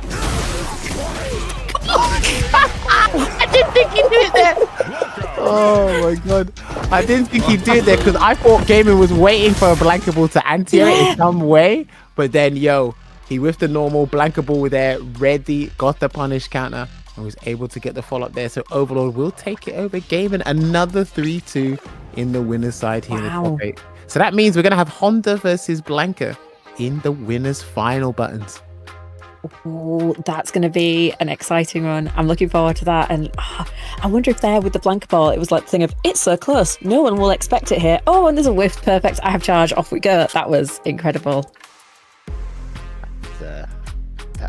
That was insane. That was actually insane. When you get whiff punished by blankable, you know about it. You just know about it. Certainly do. And we also all know that the prize pool is at $150, which is fantastic because we're playing out the top 3. But don't forget, there is still plenty of time to contribute to that prize pool and keep raising it up so we can play out even more to the players, because they have been putting on a fantastic show for us today. They have indeed. And it's always good to see the European scene in action, and you can actually see them in action later on this year in the first weekend of June from the 5th to the 7th in Germany for Hessen Crash. They are back, coming full force. You can sign up, and it's not just a Street Fighter event, it is a multifaceted gaming event for fighting games. So you get your Tekken, you get your Street Fighter, maybe Grand Blue will be there, maybe 2X, pretty much most of the common known fighting games are there. So. Okay. 2X, like they just announced that 2XKO will also be there as a newcomer game. So. Hey. Yeah, that's good. That's good to hear. Very good to hear. For these guys, always thriving. These guys. I will. If Sinjul let me, I will do the Street Fighter side of things again. So. Ooh, okay. Otherwise, I'm just there for vibing and doing nothing. Oh yeah, reaping the rewards of your hard work with all the money you've been taking from the community. Is that right? Yeah. I see. All right. That definitely feels like a hard choice, because on the one hand it's like, Rita's going and running Street Fighter 6. I did absolutely nothing at League of France, for example, and got a lot of money for it. Ooh, did absolutely nothing, you say? Yeah, I did doubt. absolutely nothing. Yeah. I wasn't there, so I wouldn't know. So. I may have seen. Yes. major bracket. I was going to say that, yeah, Ritas on like running the tournament means the tournament's going to run really well, like at either France or Rita's getting some time off. So it's kind of like the whole like dilemma thing, isn't it? But there we go. He claims he didn't do nothing. I didn't see no pictures of him in the Hawaiian shirt with a mango smooth sitting on like a the way look, Nice was a nice place. Everyone was taking pictures, enjoying the weather, and you're saying you didn't do nothing. So maybe you're just going around town, exploring, taking pictures. I don't know. I had like 4 hours actually looking through the city, and on my first day when I arrived, and all the other days I was in the hall pretty much every single day from 7 until almost midnight. Well, look at you, enjoying it. Almost as if you're allowed to do that sometimes. All right, so we've got Nibil going up against AZ here. Chun-Li versus Jamie. I'm not, again, another matchup I'm not sure about. I'm really not sure about this one. Yeah, it's difficult when you go, oh, you know, Chun-Li can probably control the space quite well, but Jamie's got a couple of tricky options that maybe like trying to pick the right tool to go up against is going to be a little bit tricky.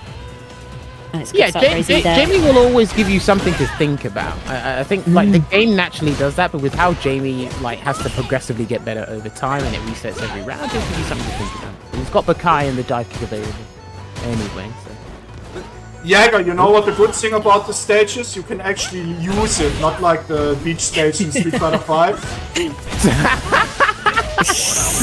Hey man, do you remember? Remember the cannon of the banana of Romie on the beach stage?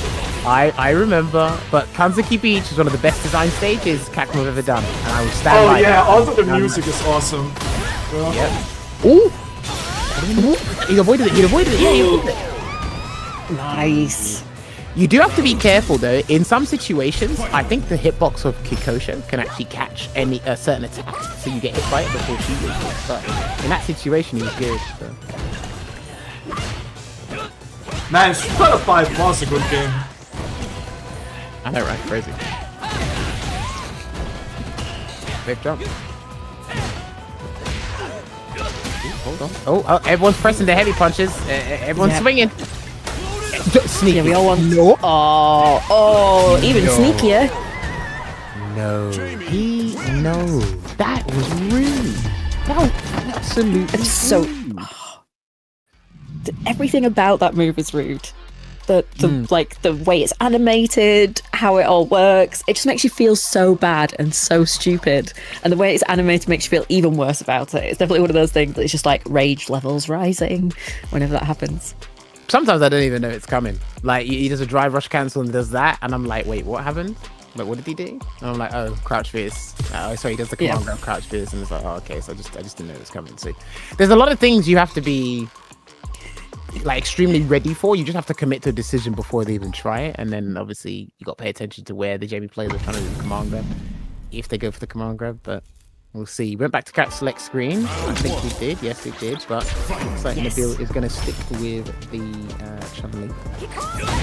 Jamie, nice jump. He jumped. That's how the last game started as well, by the way. That's literally the gambit, the jump. Nice. Conversion there from the drive rush jab. Good tech though. Dealing with plus frames nicely there is AZ. Okay,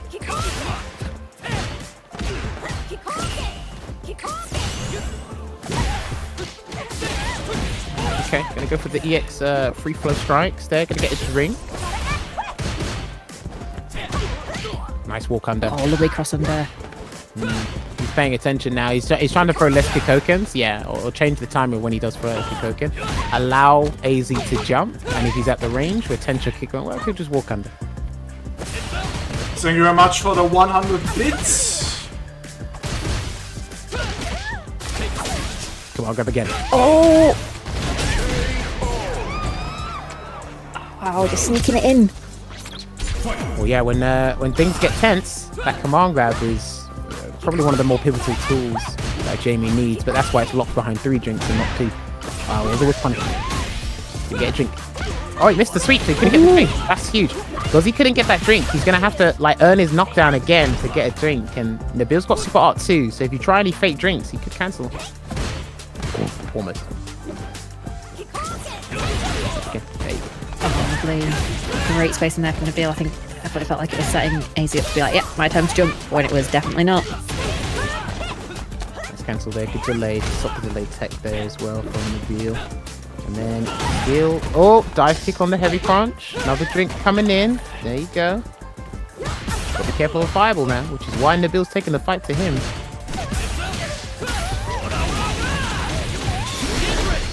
Gets caught. And of course, going to use the CA to be able to get another game on the board, Razy. 2-0 with our Jamie player. Do you know how much bar the heavy version of the breakdance feels? It's actually absurd. I was so upset when I saw that one. How much bar actually? It's like it almost feels like a third of the meter. Oh, meter bar. Oh, that's so much. I got upset. I really got upset. I think that's perfectly reasonable to be like, what? What did you just do? I guess the argument is that, oh, it's really good because it's locked behind drinks, but well, a lot of people just want meter build to be. A lot of people want meter build to be scaled or just changed in general of the game, but yeah, that's fair. I don't know if it'll kill the pace of the game. I don't know. But he's gonna frame trap into the drinks again here. He's gonna weigh that today a little bit AZ, but he knows the timing's better than most of us. So. Certainly does. Oh no, drop punish there from Nibil, but manages to find another hit. Let's try to close it out this time. Round on the board.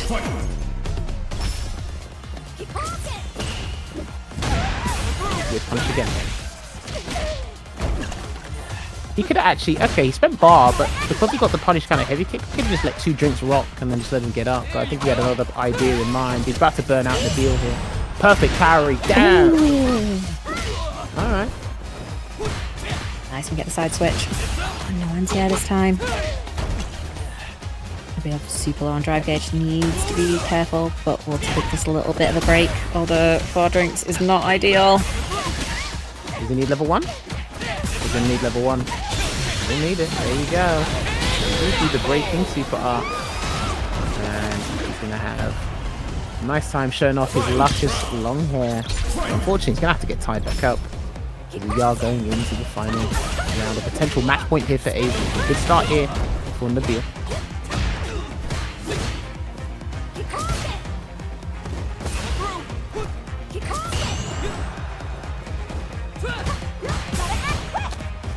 Okay, there we go, looking good. Still got 3 bars here. Hasn't overcommit to anything. AZ's tried to do numerous things. Walk up throw. I think there's a little mic walk throw there. I'm not sure. Level 3? Level 3. And off the reset from trying to stand heavy punch as well to be like, ready for the overhead? It's my turn to get the game. Lovely stuff from Nibil. Well, we've seen this. This has been the tail of the tape in this top 8 so far. Buttons. People have gone 2-0 up, and then their opponent starts to make the comeback before it sets up a 3-2 finale here. Maybe the AZ can break that chain. Lovely whip punish and get a drink. He missed it again. He missed the combo just again. It's just not been working out. Yeah, he might be pressing crouch heavy too late. I think that's the optimal way of doing it. But... Go. What was that? It worked out! It worked out! He's gonna get a drink maybe? No, he's gonna get some Okies. Wow, I never seen that before. And I think one of the things that's really impressive about AZ is that, you know, we had the strategy that was working really early on of like the jump-ins, watching out for the Kirkans, going for that around start, but AZ's just kind of really gone, oh, Nibil's adapted, I have to, I'm not going to do it anymore, and I've got plenty of other options because right now I'm on set point. Yeah, he tried to see if he was going to do a projectile so he could actually do the EX breakdowns, but he got the level 2, the Devil's Song to make it safe. So he's got no meter coming into this round, but he's going to change up, yeah, he's going to change up his combo to get a drink this time. Oh, this is going to work. This is huge. Another drink. Watch out for the reversal. No, he went over the button instead. Yeah, that crouch like kick. Expecting a shimmy, but still take the low check. Good block on the overhead there, especially the drive up version. Challenging away at these guys, and that might be it. That might be it. He's gonna build the bar. Yeah. I'm telling you, there's just situations where you want to press 2 buttons, but there's not enough. Or sorry, you get pushed back too far, and Jamie is just gonna press that 5 frames down heavy punch. It clips you, full conversion, no matter how scaled it is. He will build the necessary meter, and that's gonna put AZ 3-1 over Nibil there. So good run from Nibil today, especially with 100+ players that have signed up. Unfortunately, falls by the wayside against AZ's Jamie, which means AZ will go up against Gaming with Akuma versus Jamie. Okay. Damn. I see. This is looking, shaping up nicely. Although, I think it's an interesting one as well, because although I know Nibil will be like, would have wanted to go further in this bracket, I think this means he'll be the only player that's got points 2 weeks in a row. So this is definitely going to like help to cement that start of a point tally for the season, and I think might be enough to keep him in the top 8 this week as well for, you know, maintaining that leaderboard position. So still a really strong performance, and like you said, we've seen so many strong players in this bracket, so many strong players get knocked out. Getting to 7th this week is a hell of an achievement. Yeah, it's a big deal because anyone that competes in the Saltmine League, it's when you accumulate some points from the top 8, you're kind of inclined, or you feel incentivized to enter next week and the following week, because it's like, okay, like you said, maintain your position in and amongst the top 8. You're like, okay, I got 6 points this time, let's try and get 6 points again, or accumulate 8 points to try and win the tournament, because you don't want to be pushed out of the season finale. And also it's like, okay, if I can get points from 100+ man bracket, I'm gonna want to make some time next Sunday, try and enter and try and do the same thing. And it's a kind of reward or a league system that rewards the consistency over time, which is a lot of people what they want to do in the overarching competitive play when we do CPT stuff. That's what people want, because it encourages you to keep playing, keep improving, and you can actually, there's like a tangible result, like from the hard work you put in, right? So. Yeah, that makes sense as well, because it really then feels like the people who are consistent, the people who are putting in that work every single week, they get to reap the rewards. So there's that kind of like satisfaction of almost like the hard work paying off, and there's all those nice vibes. And so yeah, it's going to be interesting to see how CPT looks, because there've definitely been some changes that kind of move that way, but it's so hard as well with like the sponsor environment of how do you get that nice format working kind of in a balanced way that's accessible to people. And so maybe it'd be cool to see some tweaks to World Warrior in terms of how points get allocated there, but you know, we will see what comes, because yeah, World Warrior's been absolutely smashing it in terms of giving representation to some amazing players that just would not have got that spotlight without the opportunity. Yeah, and I think it overall helps with the success of Street Fighter 6 as a whole. So I'm pretty down with it. What's up for you? Sorry, it currently doesn't let me create any predictions for the chat, so it seems like a picture. You can predict in your minds at home anyway. Yes. Don't let the Twitch chat determine your decisions. Predict away for the next match. It should be, we've got, it is Roomie going up against Kuna. So Kunya's actually had a very interesting day. Beat I'm So Daddy 2-1, Joker Jokes 2-0, Doi 2-0, Ryan Hart 2-0, A Squad Shingo 2-0. Who did he lose to? Ah, he's had a long day today, hasn't he? He's playing JP, so I mean, you're more than welcome to kind of do that. Who did he lose to? I think I'm gonna find it while this match happens, by the way. He's gonna find it. So I'll see who he lost to. This is a run back. He lost to Roomie earlier today, 2-0. Ooh. This is a run back. Is definitely gonna be like, no, I'm gonna win this time, and he's making a good start here. So we've already headed into the corner, sets up the departure. Overhead attempt. Nice. Well, I mean, it's first to 3 territory now. Before it was first to 2. So whatever tactics Roomie employed before, he's going to try and do it again. But he's done jump back heavy kicks several times in the corner. I've seen that more than once now.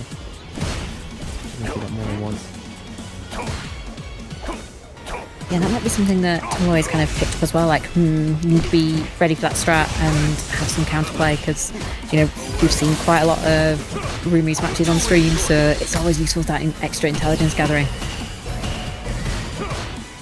Good blocks. Good Good blocks defense. on the super art too. But hard work is rewarded with more hard work. You're still stuck in the corner, young man.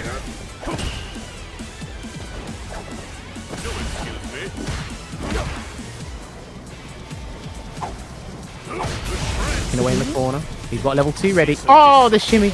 Oh, Ooh,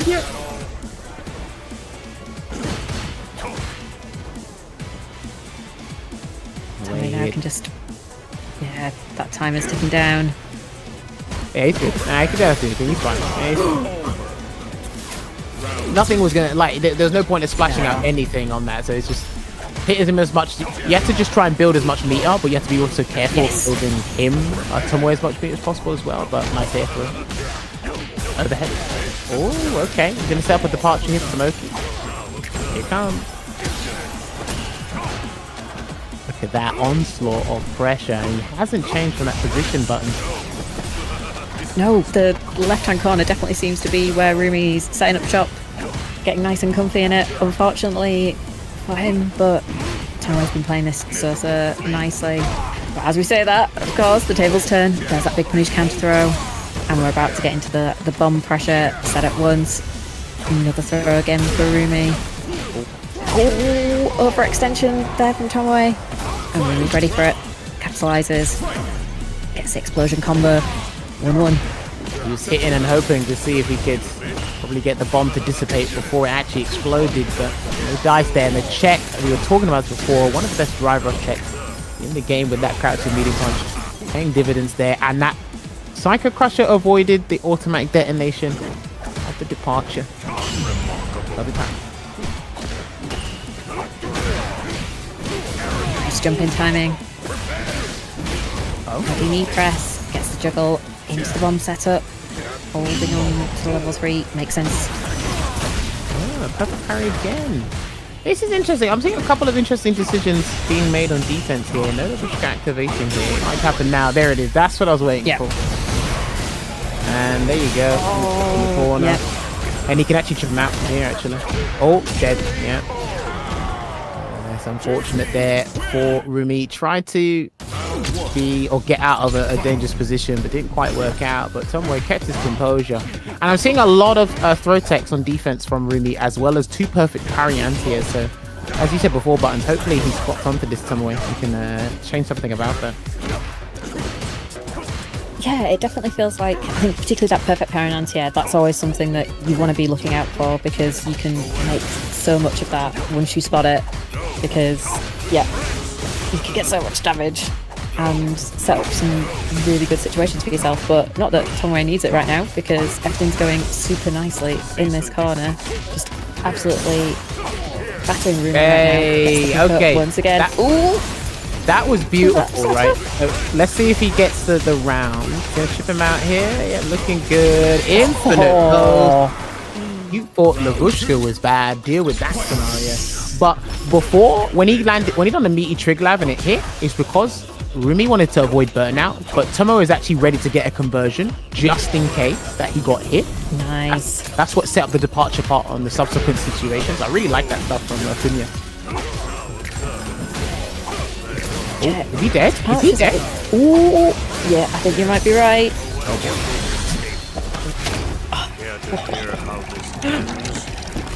Wow. Absolutely wow. There you go. Perfect. Brother. The run back is looking pretty nice for Tommouya. This is exactly how you'd want it to go, but as we've talked about before... I want to give a short shout out to Bold Strike. 53 months of subscribing to my channel. Wow. What is that? That's 3 years? Is that 3? No. 53 months. 1, 2. That's 4 years. 4 years. 3, 4. Yeah, more than 4 years. 4 years and 5 months. Dedicated. You're paying for the insurance on his yacht, by the way, Bolt Strike.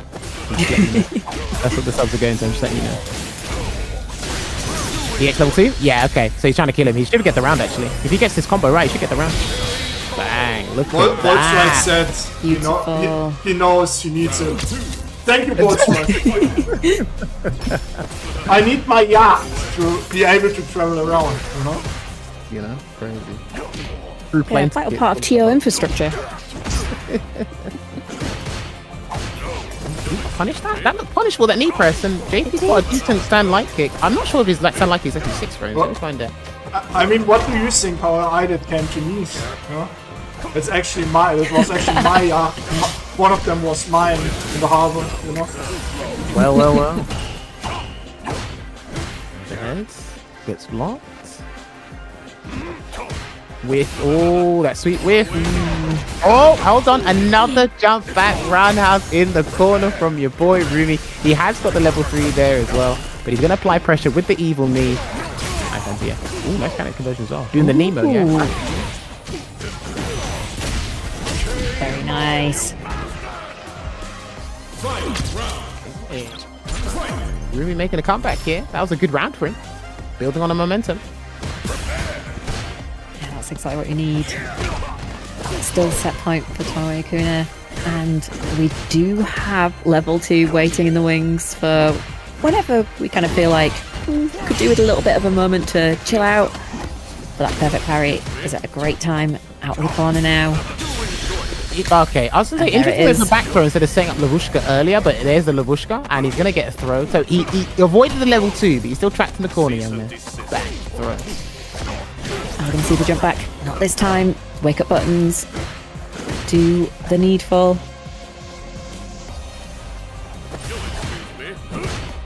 About to get level 2 again. Why has he got level 2 again? That was so fast. Well, he had 3 bars before when he spent it, so he didn't really have like 1 bar already. Half the work was done. So. Nice. Air to air. Good bait on the tap parry. He might try to tap parry bait him again, actually, Kuna. Sweet. Good blocks. Yeah, he's got plenty of drive gauge back to work with now here, so maybe a drive rush overhead, or maybe something even more brazen from your boy, Roomie, to take the round. Jump. Well, he's got to do a departure. He's got to hold the departure. Throw tech. Damn, that was disciplined. That was disciplined as hell. Oh my god, did he do it? Oh no, he did the wrong combo. No. Oh no! Oh, that's heartbreaking. Yeah, he threw everything in the kitchen sink and he thought he was going to press a button. And in those dire situations, you really can't blame the player for trying to do that, because a lot of people are trying to react to almost everything in this game. So him dishing out that Hail Mary level 3 is that last-ditch effort to no avail. And when he got that hit, I don't think he's expecting that hit, because I saw one too many jabs there, which would have extremely scaled that combo, because if he was confident going to hit, that would have been low forward, drive rush, medium punch, crouch fist, then drive rush again, stand heavy kick, back heavy kick, cycle crusher. We would have seen another game entirely, but unfortunately, that is going to be a timeline that we will never, ever witness there. But well played to Kuna. He will progress deep in the bracket, which he should be going up against. I think it's Dims now. It will be Dims. So yeah, that does mean we are ready for losers top 6, and I believe we'll be going to Gaming versus AZ first. So Akuma versus Jamie is incoming for us. Okay, all right. You can see that's what the top 8 bracket is looking like right now on your screens, ladies and gentlemen. You can go check out what happened throughout the day. Hit an exclamation mark bracket. It should send you to the challenge, because we had a lot of competitors in here today. A lot of character diversity as well. It's been getting better over time. In comparison to what season 1 was, I promise you that. But yeah, plenty more characters to come. Alex is coming out soon, March 17th, I believe it is. March 17th or March 18th, something like that. So looking forward, not looking forward to getting hit by it, looking forward to what the players come up with. But yeah, right now, these guys are staying in tip-top shape. And shout outs to a lot of you guys continuously playing the game. More people are streaming the game. I'm seeing that. As well. Our sign-up numbers actually going up again currently. Okay. I mean, we had 126 sign-ups today and 116 checked in. So.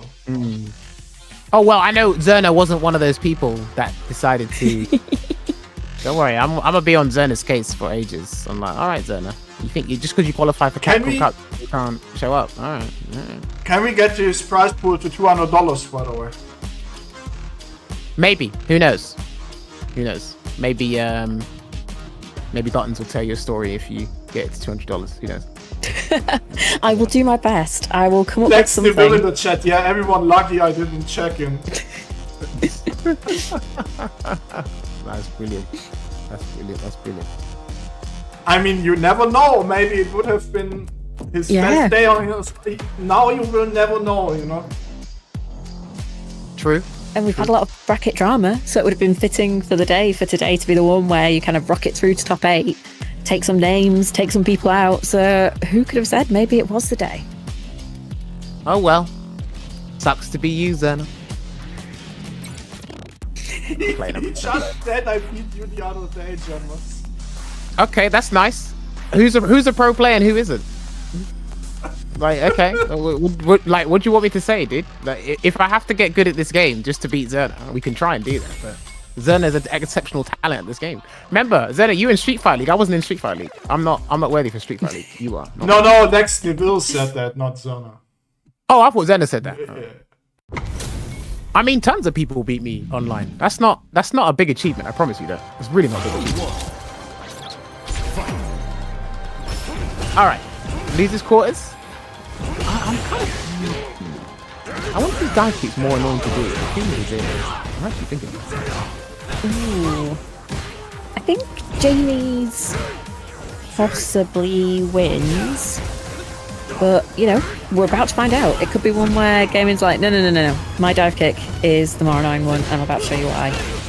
Well, I mean, Akuma's got 2, so that's a crazy. Oh, yeah, fair. That is, yeah. Ooh, lovely cross up there from AZ. And of course, we're getting the drinks. Going to get as many drinks as possible in this match, but I know that Gaming is going to be, like, locking those down as much as possible. Ooh, he's trying to bait Gaming into doing something he shouldn't be doing, but that's going to be the round. And what I like about someone like Gaming is you can identify when you're trying to bait him into doing something he shouldn't be doing, because he'll punish that bait attempt. That's what's really good about Gaming. I love that.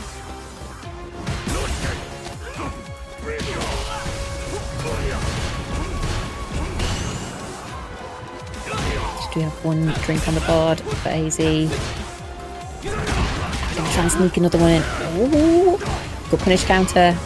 Gaming. Oh, but again, that 5-frame like heavy punch is causing everyone so many problems today. It causes everyone any problems any time of the week or the year. He's gonna get a level 3. And this is one of the reasons I rate Akuma so highly. I'll explain it after. Let's see if he wins the round from this. Demon flip. Blocks in the dive kick. There you go. Okay. So he's won the round. Right. One of the reasons I don't think it gets spoken about enough. So when Akuma uses level 3 in the corner and the level 3 brings back his gauge, as long as he has access to EX Adamant Flame and the corner throw loop, so when he does the throw, like you're looking at some of the strongest options in the game. Because you're worried about him pressing stand fierce into Adamant Flame, or he's just going to throw you into death. That's why I think he's one of the best corner dudes in the game.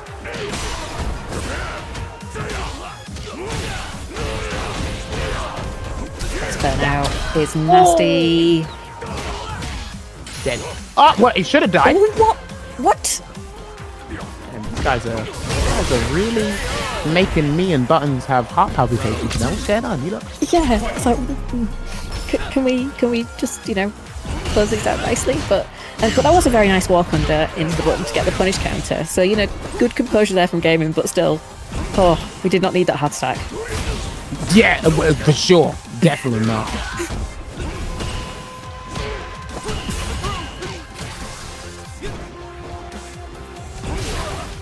What's that? No air fireball there. I don't see him use EX air fireball as much as I'm used to seeing maybe someone like Angry Bird use it. Yeah, good point. I guess it's part of his playstyle. He feels confident he doesn't need to use it unless it's like excruciating circumstances. But speaking of which, he is going to get another cancellation into the Super Art 3, and he's going to take another game. What is this record time? What's going on here? Is it 2-0 already? Yeah. What the heck? Damn. It is. I wonder if maybe Gaming's got some Somebody to dinner beat in the oven. Yeah, you got somebody to beat. Just yep. Being like, if I get this done quick, then I should be able to have, some food before we get to losers semi-finals. sure. Whatever floats your boat, my guy. But...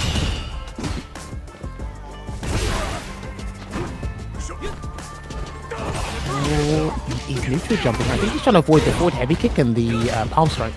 So it looks like he's trying to avoid. Great. Damage coming through. Yeah, big damage here for AZ.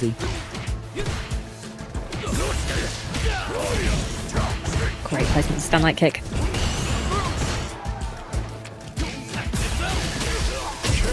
Ooh, nice stuff from AZ. Fighting back. Not deterred by what's happened in the last 2 games as well. That's been extremely important. I'm going to go for the DPOS and get a drink there as well. Not too bad. 2 bars from a defensive choice and a drink. Not bad. Dive kick. Damn, that hit on his toenail. What the hell? Beautiful spacing. Oh my god. What is going on? What the hell's going on? What is going on? What am I seeing? That just felt like AZ was like, oh, my dive kick's still working. Okay, it's dive kick time. We're just doing it. And it did work. Damn, that was crazy. Wow. Well, it got him back. It got him back into the set. We're not going to see a clean 3-0. I don't think we've seen a clean 3-0 yet in this top 8. Oh, there was one which was TommouyaKuna versus Roomie. So we've had. Oh, was that 3-0? Yeah, okay, yeah, there we go. Yeah. Yeah, that's right. He could have got 3-1, but.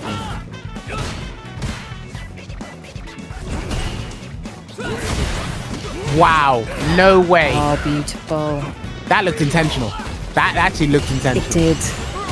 Like almost like the back sway ever so slightly and a beautiful perfect parry there for gaming. Great Oki. Like, again, good choice there. Have to take the risk with the 2 bars and a delayed jab on defense. Another dive kick. I don't know why the hitbox of that move is extremely high, but it's going to get AZ another drink. 2 drinks on the board here.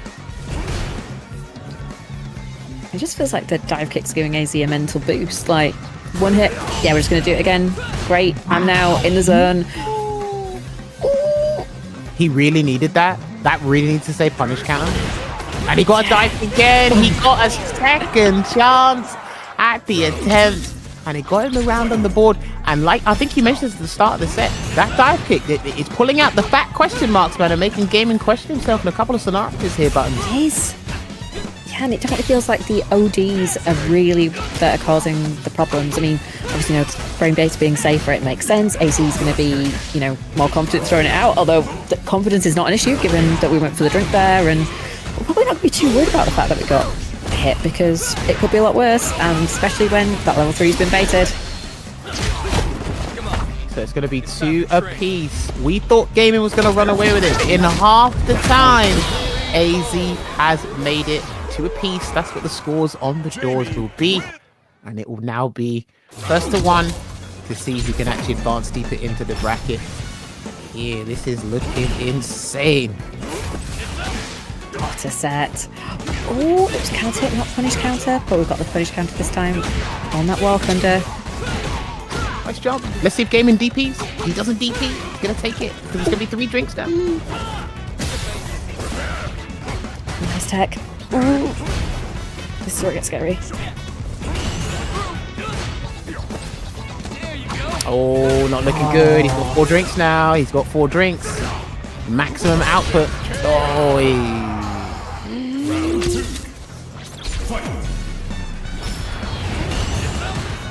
AZ, like you said, he's been gaining that momentum. Remember, he was 2-0 down, so he had no choice but to win this set. And boy, is he in pole position right now.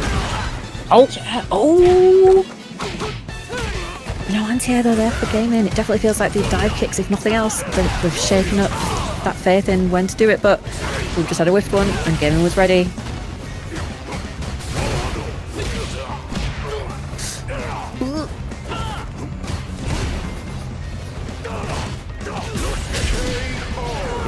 Nice! Final game, final round!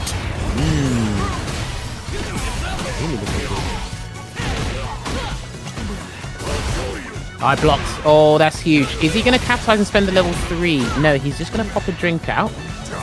Jumps out the corner. Ooh. No anti-air. Gaming's feeling the pressure now. He's really feeling it. That's a counter hit. Oh, that was a counter hit conversion. That took the game.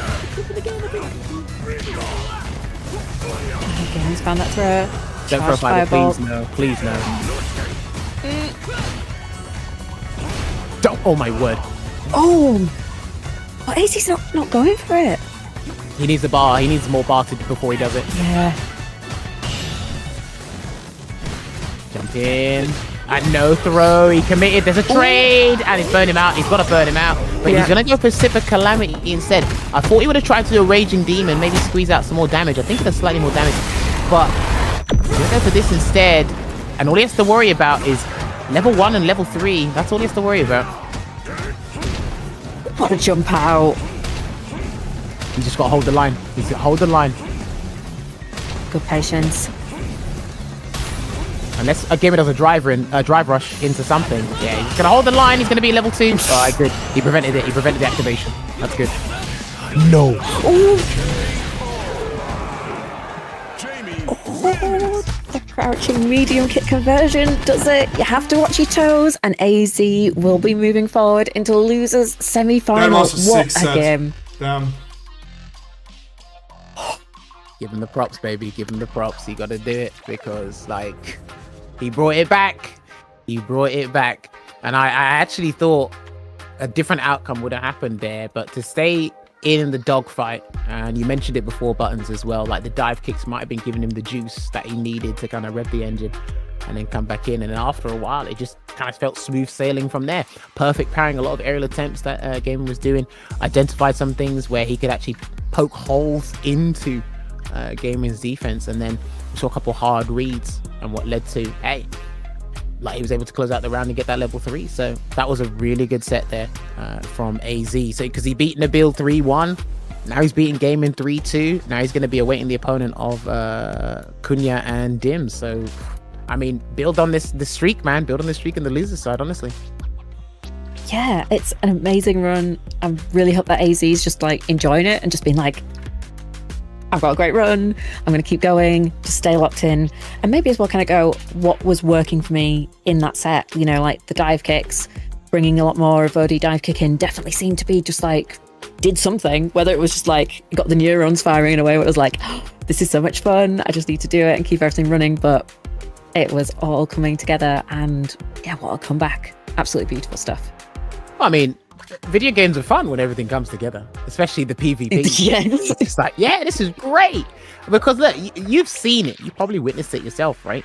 There are times where you play around and every decision goes wrong. Then the following round, every decision goes right, but you didn't really change anything. It's like, sure, okay. Unexplained answers, but you know, you do you. I'll just keep moving along with that.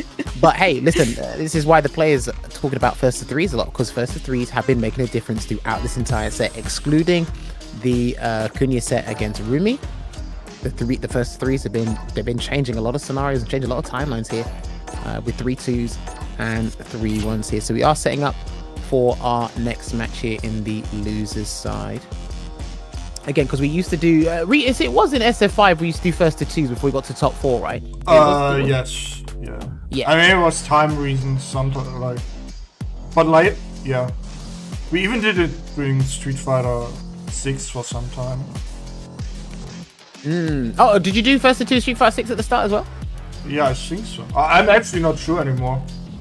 But did we even switch it back during? I think we switched it during the end of Street Fighter 5, right?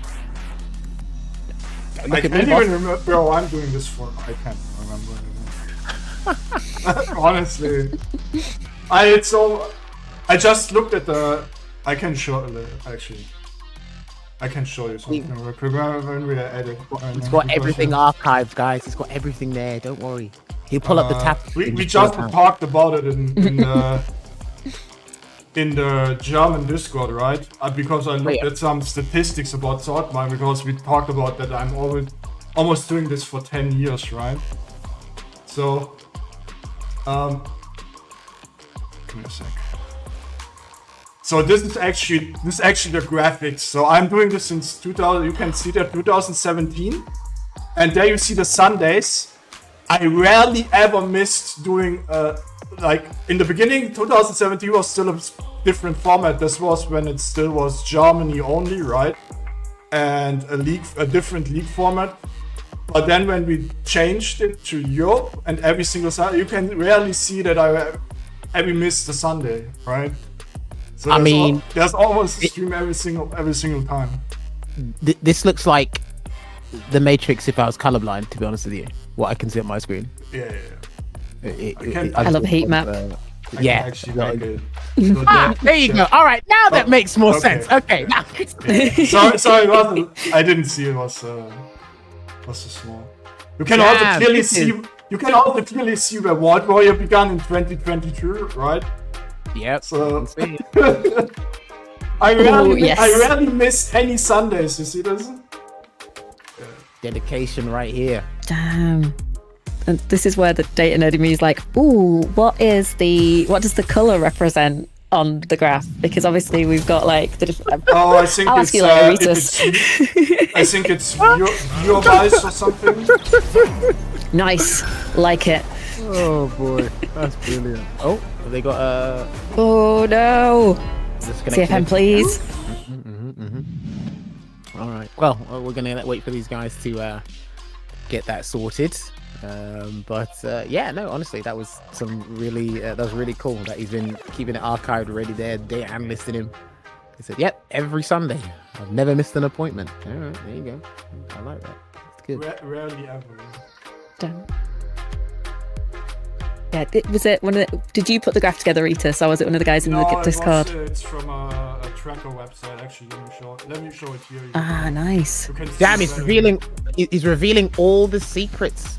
Ooh, Yeah, you can actually see it. nice. That is cool. I see you. All right, I see you. That's some nice data viz. All right. So, are they both still in the lobby, Ritas? Or No, Dim's reconnected. okay, cool, perfect. That's good to know. Hello, So, yeah, Mr. we- SYG Esports team. Oh yeah. Yeah, big shout out to you guys. Unfortunately, we didn't have Bryzy making it through this weekend's top 8, but we've had some sick games, none the same, and hopefully this one is going to be no different, and that's a great start for Dims. Pushing TommouyaKuna straight into that corner. And that was quick. Like, Jury's I've always said Jury's a good barometer to what makes a great character. She's like the benchmark at the bottom, and then anything above her is better. But she has all the tools that makes a great character. She really does. She definitely plays Street Fighter 6. You know, she really works well with the system mechanics.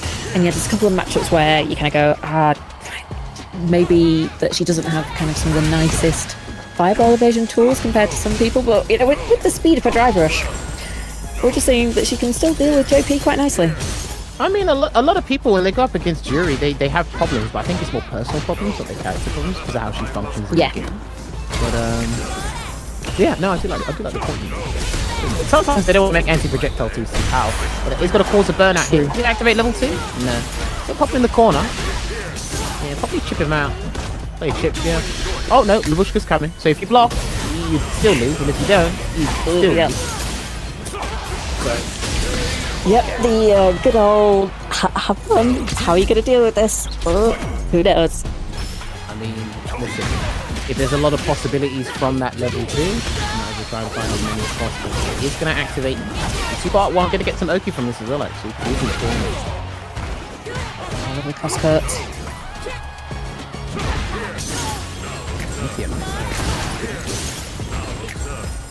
Oh, so ready with the punish counter from Departure as well. Great stuff, but here comes Dims.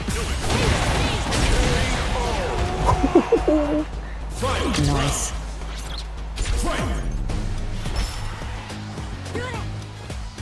Could we punish that touch and moving kick? But JP, you have to be really good at utilizing or understanding his backwards warp speed to get some clean warp punishes, especially when you're going to be using stand medium kick. Stand heavy punch for you, but he's going to get hit with that level 3. He's not going to be in such a detrimental spot, but I wouldn't want to be here myself either. Now that level 2, like, still being there, that's definitely something where I can imagine Dims is just looking like going, Okay, when are you going to use it? When are you going to use it? I need to keep a good amount of drive gauge available to be able to deal with this. He's respecting it. He's not getting too close so Kuna can yeah. get off the target combo. Yeah, see? Yeah, he didn't want him to get the roundhouse, so he's actually respecting the spacing. Oh, this is terrifying.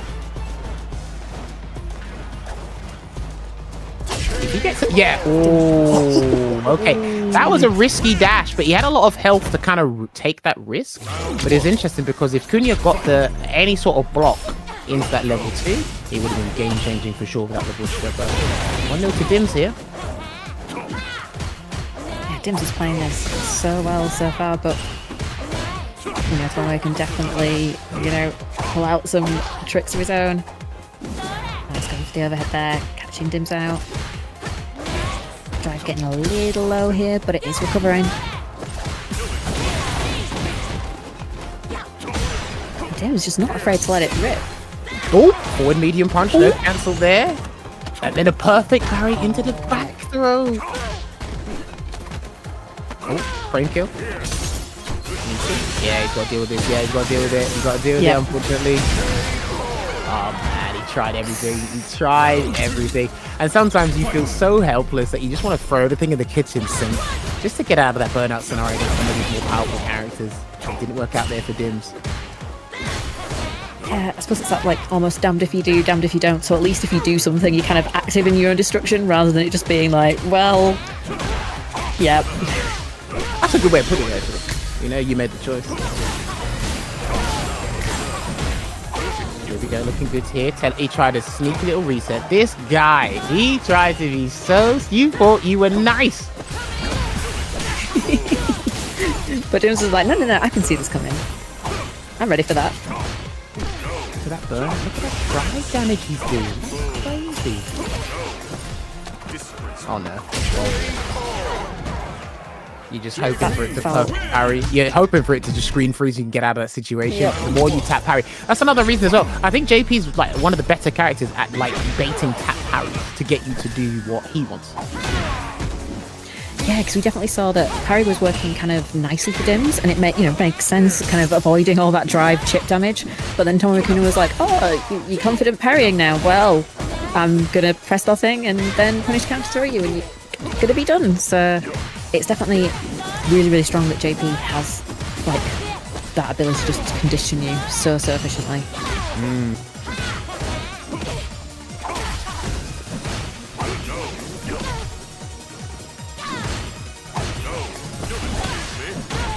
Okay. But he just about built the meter for the Super Art 2 once again. Not going to go for a side switch, and maybe just a full extension. No reset. Of course. Kept it nice and simple with the target combo into the overhead because it is automatically timed to work in tandem with the departure there. So good stuff.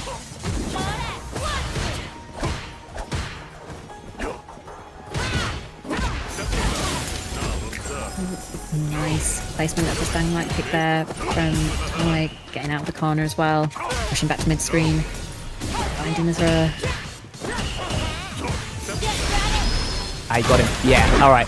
So he's going to interrupt again. He's making sure... It's an option select, so if you make it a true string, it won't come out, but he's inputting that Super Art 3 every single time, so if you do, doesn't really have to deal with the pressure, takes away your drive gauge, and he's going to get a wall bounce, or a wall splat, sorry. Okay. Punish. That's the punish. Tim's being super active. I mean, in this game, you have to be.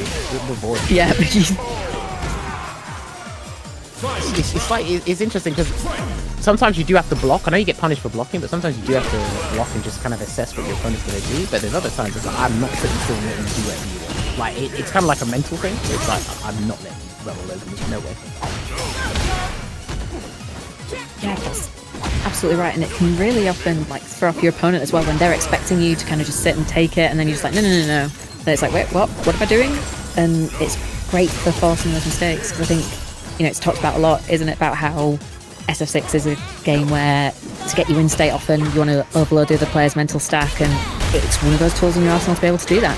Oh, he's got a drive impact into the Feng Shui. Now he still has amnesia and he still has all his supers to work with in the corner here. So Dims doesn't want to stun him too early. I wouldn't stun him. Oh, damn. Oh, boy. He got the cancellation into the interdiction from the crouching medium punch, and he will take it 2-1 to get the lead in this set. Damn. Kuna, I see you. It's looking good for our JP player, but Dims isn't done yet. Still has a chance to fight back, and that was all lovely. ODDP, as we've been saying, Dims has been going for those options to try and bust through the strings where possible. Yeah, and the thing is, they're all expensive. They're costing meter. And it's like, Yes. is it worth it doing it there? Because you're going to have to go into the next interaction in neutral with less drive gauge than when if you just blocked the stride with the swipe, right? Nice perfect target. Oh, it's got love with the fireball, and Dims is ready with a lovely conversion. Piling the pressure on in the corner.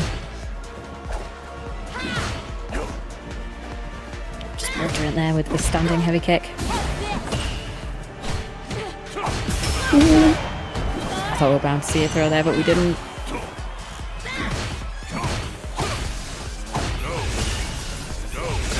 Level 2 has just been built. Can't long until we see it. Oh, it's looking good. Yeah, it's looking good. Point stand, heavy punch, and that Yep. chip, that's good. Oh boy. I mean, whatever you picked, pick your poison. It was the inevitable. I don't like it either. That's why I'm commentating.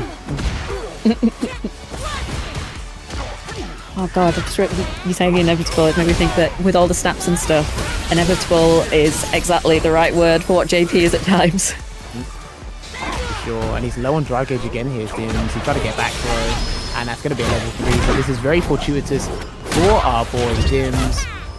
But it's still match point here for Kuna. So Kuna gets an amnesia or something. He's good.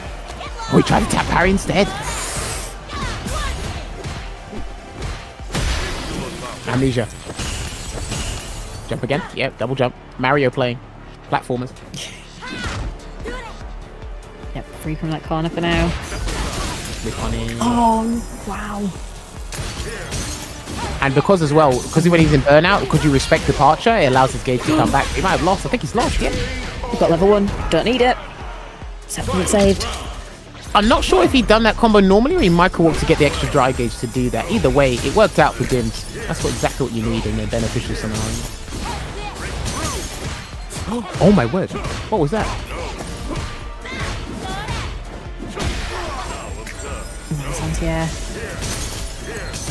And it's back to full screen for Dims once again, but Dims has been doing a great job of finding the right times, dash, and close this distance. Rush damage kicking again. No level 3 there because he wants that level 2. Kuna really wants that level 2. Here it comes. Oh no. Well, your heavy punch is not that good. It's good, it's not that good. Yeah. It's Dims that gets level 2. Gonna be using this to fully escape that corner. Wow, As much okay. carry as possible. What? A lot of carry. And some pressure. Gauge come back. Gauge come back. Bro loop time. Bro loop time. He called it. Oh, Are we what? at 3? No, Yes. Amnesia! Oh, beautiful from Dims. 2-2. Oh, mate, I was feeling it. I was like, yeah. After the second throw, you're basically at the mercy of throw loops, and amnesia probably wasn't going to help you.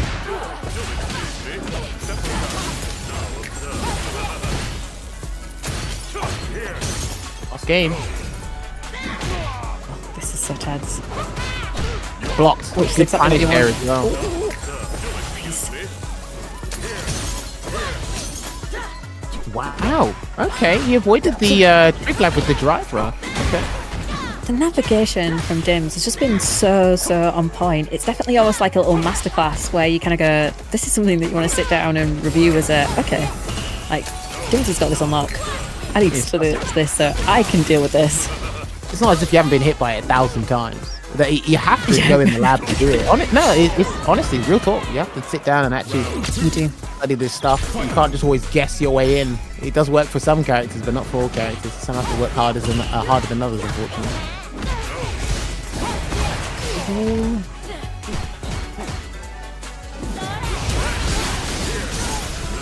Gets caught this time. He's getting pushed out low on drive. He needs to be careful. Goes low, good parry. Oh, okay. Damn, he was eager to activate that Feng Shui engine because he was low on dry gauge, and I think he knew that Kuna wanted to activate his own level 2. So if Kuna gets the chance, he's going to take it. Amnesia, he's out. He's out. Yeah, he's out. Oh, no. Just about got there in time. Gets the jump to cover with the departure as well. Still has a level 2 anti-air. He's going to have to hold this. Oh, he tried. He's trying to get that target combo to connect because he really wants the Lavushka activation. Getting some dry gauge back. Here it comes. He's got to hold this. He has to hold this.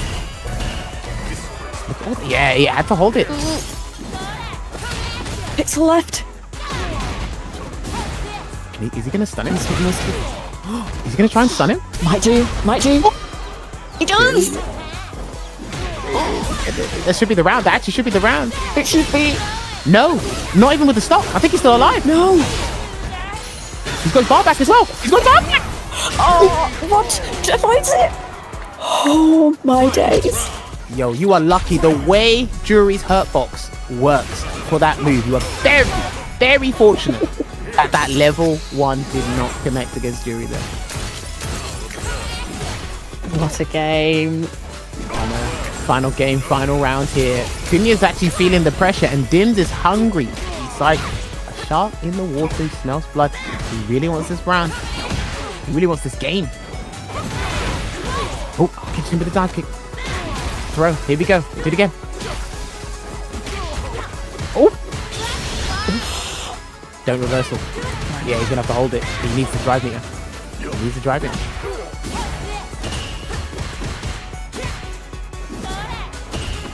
Parry again. Yeah, look, all that drive meter you've regained there, Buttons. Yeah, and Dims has lost quite a lot. Needs to be careful, but he's starting to get a bit back now. Oh, the bait! Oh, there you go. It was so tense that it forced a tap parry out of him. Dims was just playing it patient, staying focused, and he kept his eye on the prize, and he was able to take that after he's at a deficit as well. He was at a deficit, and he was able to pull it back. So we see another 3-2 in this top 8. Flip it now. I need to say I'm really impressed about the sets today. They're also close, man. Jeez. I like it. Maybe because they knew that me and Buttons were coming on commentary. Maybe, you know. It feels like it because we've had an amazing show. Like that set was, being in the player's seat for that. Terrifying, awful. You know, you hate every second. When you get to watch it, yes. If you are entertained and you know the players giving everything, you know, you should give them something as well. Can we get up to 200? I mean, they've been giving you 3-2s all day. Look, they've been allowing you to work while your second monitor is having us on in the background, and then every time we hear something hype, you're like, what the hell? What's going on? Why am I not watching this? Why am I not watching? Let me donate. Let me throw some cash into the prize pool.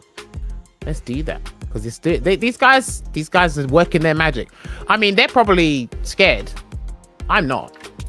Nor is Buttons. We just have a good time watching these guys. Nope. But they're making sure they put on a good show, and it keeps them sharp, man. If you want to keep watching this consistently high level play, you can follow Saltmine League, but you could also follow the German community because these guys will be heading to Hessen Crash once again the first weekend of June. So if you want some offline action and you want to make your way down to Europe, then this is a good event to go to. One of my friends has been there before, so he said it's a pretty good event. Yeah, Problem and Ending have been there as well before. Well, yeah, because Zona as well. Yeah, I remember Zona's gone. I remember Zona's been. Juicy Joe. Okay, that's good. A lot of people have gone. That's great.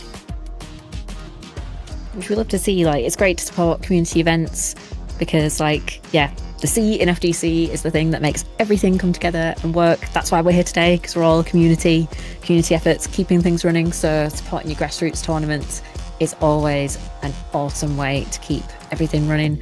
Just as is hanging out for a bit longer, because we're hitting at that top 4 right now, and we're going to be going back up to winners finals, of course. And it's going to be Rikemansbarnet versus Overlord, Honda versus Blanca. It's coming for us. It most certainly is. That's crazy. Yeah, I think we've got a donation. Oh, we got one? Talk to me. Oh, yeah, from Railgun. A $20 donation, so we're now at $170. Thank you so much, Railgun. Ooh. Okay. I see you. Shout outs to Railgun. He almost qualified for Capcom Cup. Yeah, he just lost to Yon Angel. Or Yon Angel. Yeah, second place. Yeah. That set was crazy, by the way. Between those two, that was insane. Okay. If Yon Angel don't do well at the cup, I'll be pretty pissed. I'm actually gonna be pretty pissed. But yo, you do all of that. Trust me, all of Germany will be. It's like this guy will drive rush at you, do amnesia, it will bait your DP, and then he'll win the round of him. It's like if you're doing that, if you don't do well at Capcom Cup, people are just gonna. I really want to have a German finally making it out of groups. Oh, No. Has Halibel never made it out of groups? No. Neither did Jimmy. No German made it out of groups before. I'm talking SF6. Wait, did Jimmy not make it out of groups in SF5? No. Wait, who is in his group? Pugera, Mena. Who else was there? I can't remember who was in Jimmy's group back in SF5. No. I was there, so I know. Yeah, I remember. I was there as well. I'm just trying to remember who was in his group. I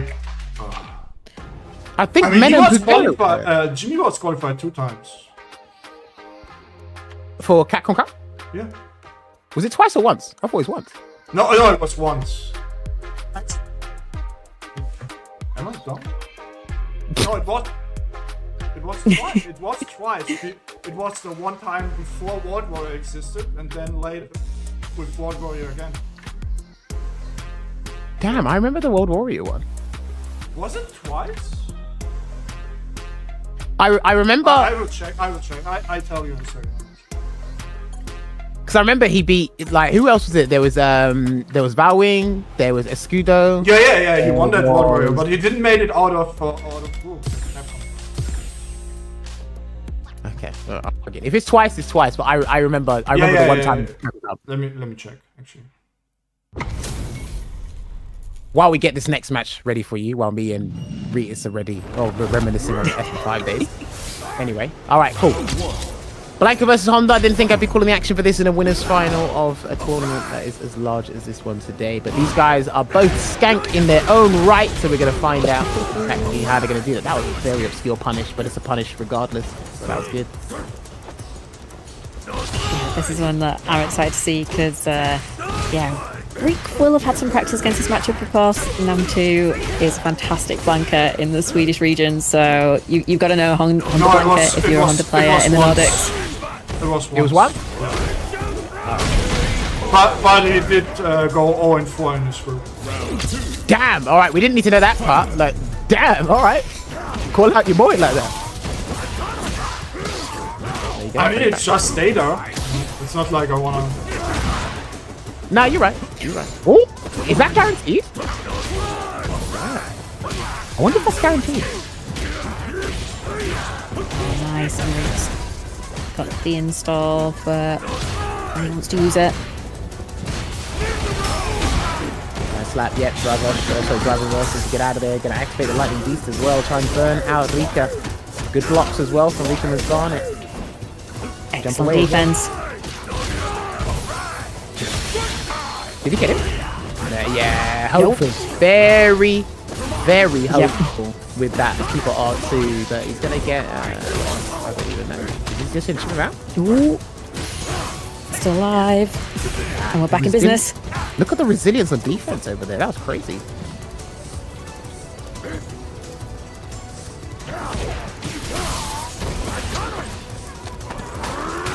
Oh, lovely bait there from Overlord.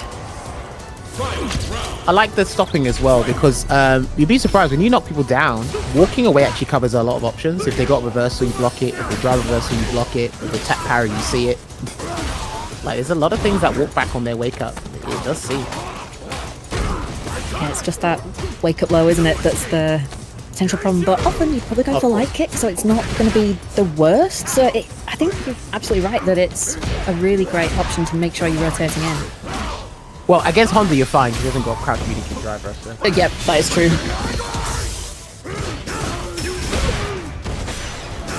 Oh, okay. It's calculated his drive gauge. That's what it looked like. He's just gonna chip him Overlord out. is ready to make the most of it. He's buffering. He's trying to confirm a super off that medium punch, by the way. Yeah.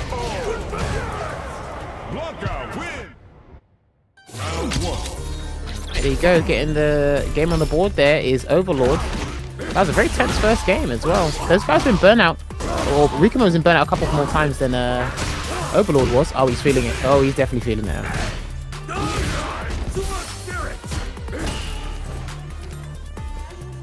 So in Alibel, in the first Capcom Cup, he did go 2-4, almost made it out. And in the second one, he did go 1-4. Yes. Yeah, that's it. That's it. Number one. Yeah. Don't even need it. Nah, don't even need it. Could have ended that combo with a headbutt anyway, but looking real good here. Is it for Rikemansbarnet in terms of trying to equalize? Nice UCOD headbutt there.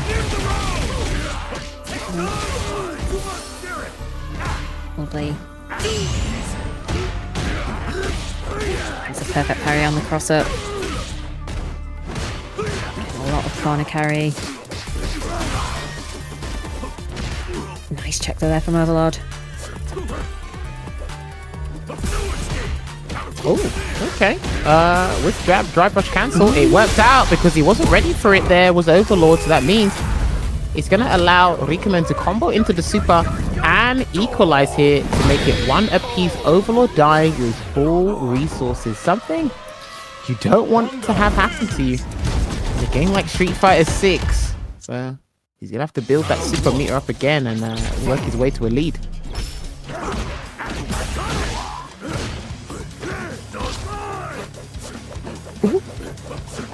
Oh no, I think we've got a slight CFN stutter here, but hopefully everything's all equalised. It looks like the guys are back in action. Hey, things stabilize pretty quickly in this game. Well, for most of the games I've encountered anyway, and what I've seen on other people's streams, it stabilizes pretty quickly. Unless you go up against someone with horrendous connection. Yeah, it's always just a jump scare, isn't it? Where you go, no, I want to see the big games.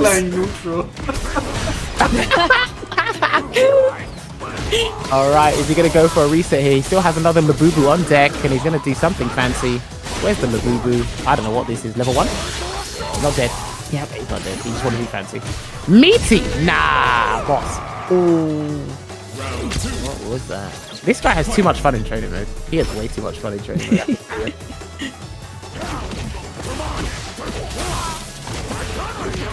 That's why you've got all these disgusting setups, isn't it? That you're having fun in training mode, you're able to put the time in and just be like, yep, no, I'm going to make the filthiest thing I can see in the lab. He's been baiting a lot of people into doing stuff from the drive rush into the hop. And that's 4 bars, by the way, because normally people are just spending 3 bars to bait something, but Blanca's got a hop and it puts him far away, then he's got a drive rush back in for a punish, but that's going to be a massive punish here for Rikemansbarnet. Probably doesn't even need a level 1. He does 100 hand slap into the EX butt slam ender. Final round in this game, 3 buttons. This one's gonna, I think, gonna be a big one. Like, obviously, 2-1, it gives someone an advantage, but it definitely feels like we're at a point where the momentum's like in the balance. Because we're perfectly balanced right now, so whoever gets this, it feels like they've started to get that read going on their opponent and have really got stuff under control. This already looks like another set that will go through. I mean, don't count your chickens before they hatch. Let's find out. And he's going to get a throw here. Blanca does that. He is plus framed. Yeah, he's got plus frames and he does that. Why on earth did you do that part? You did not need to do that part. Oh boy. No level 3 there from Rikemansbarnet. there's a bit that goes, maybe it'd be good to spend there just to get the damage. Maybe it would have been good to spend there. I think so, but like the players in that heat at the moment, the players know what's best for them, because you don't want to squander that level 3 and not get it back. That's the thing. You don't want to regret that level 3 when it doesn't turn into anything good. This is why replay takeover exists, but that only happens in hindsight, not in the moment. Yeah, too right, and that's why we're sat here. They're sat there. You've got to make those decisions fast, and there's always going to be bits of strategy that we can't see from the chair. Oh, look, we'll never 100% be in the players' mind. We can theorize all day. At the end of the day, we'll never 100% know. We have the right idea. Oh, what the hell happened there? I have no clue what happened there. Oh, what? Oh, mate. What is going on? Someone was right. Whoever said in the chat, they're just playing neutral. I don't know what they're doing, but... What was going on there?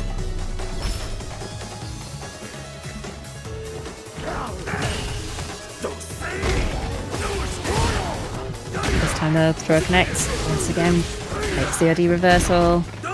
He gets the pickup. Headbutt. Oh, I like that Overlord just going. I'm just going to keep going.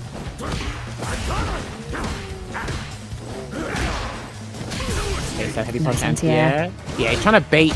Oh, that no, I don't agree with that risk. I think it was too hot and heavy, but he will get punished with the show of force there. I think he just wanted a no context knockdown just to kind of build momentum and create something from nothing. Look, Jonas, I was right. Yes, I mean, right. I know my script, okay?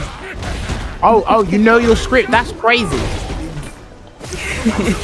I said I know You've my learnt your lines. I writ the script. Like what? Like come on.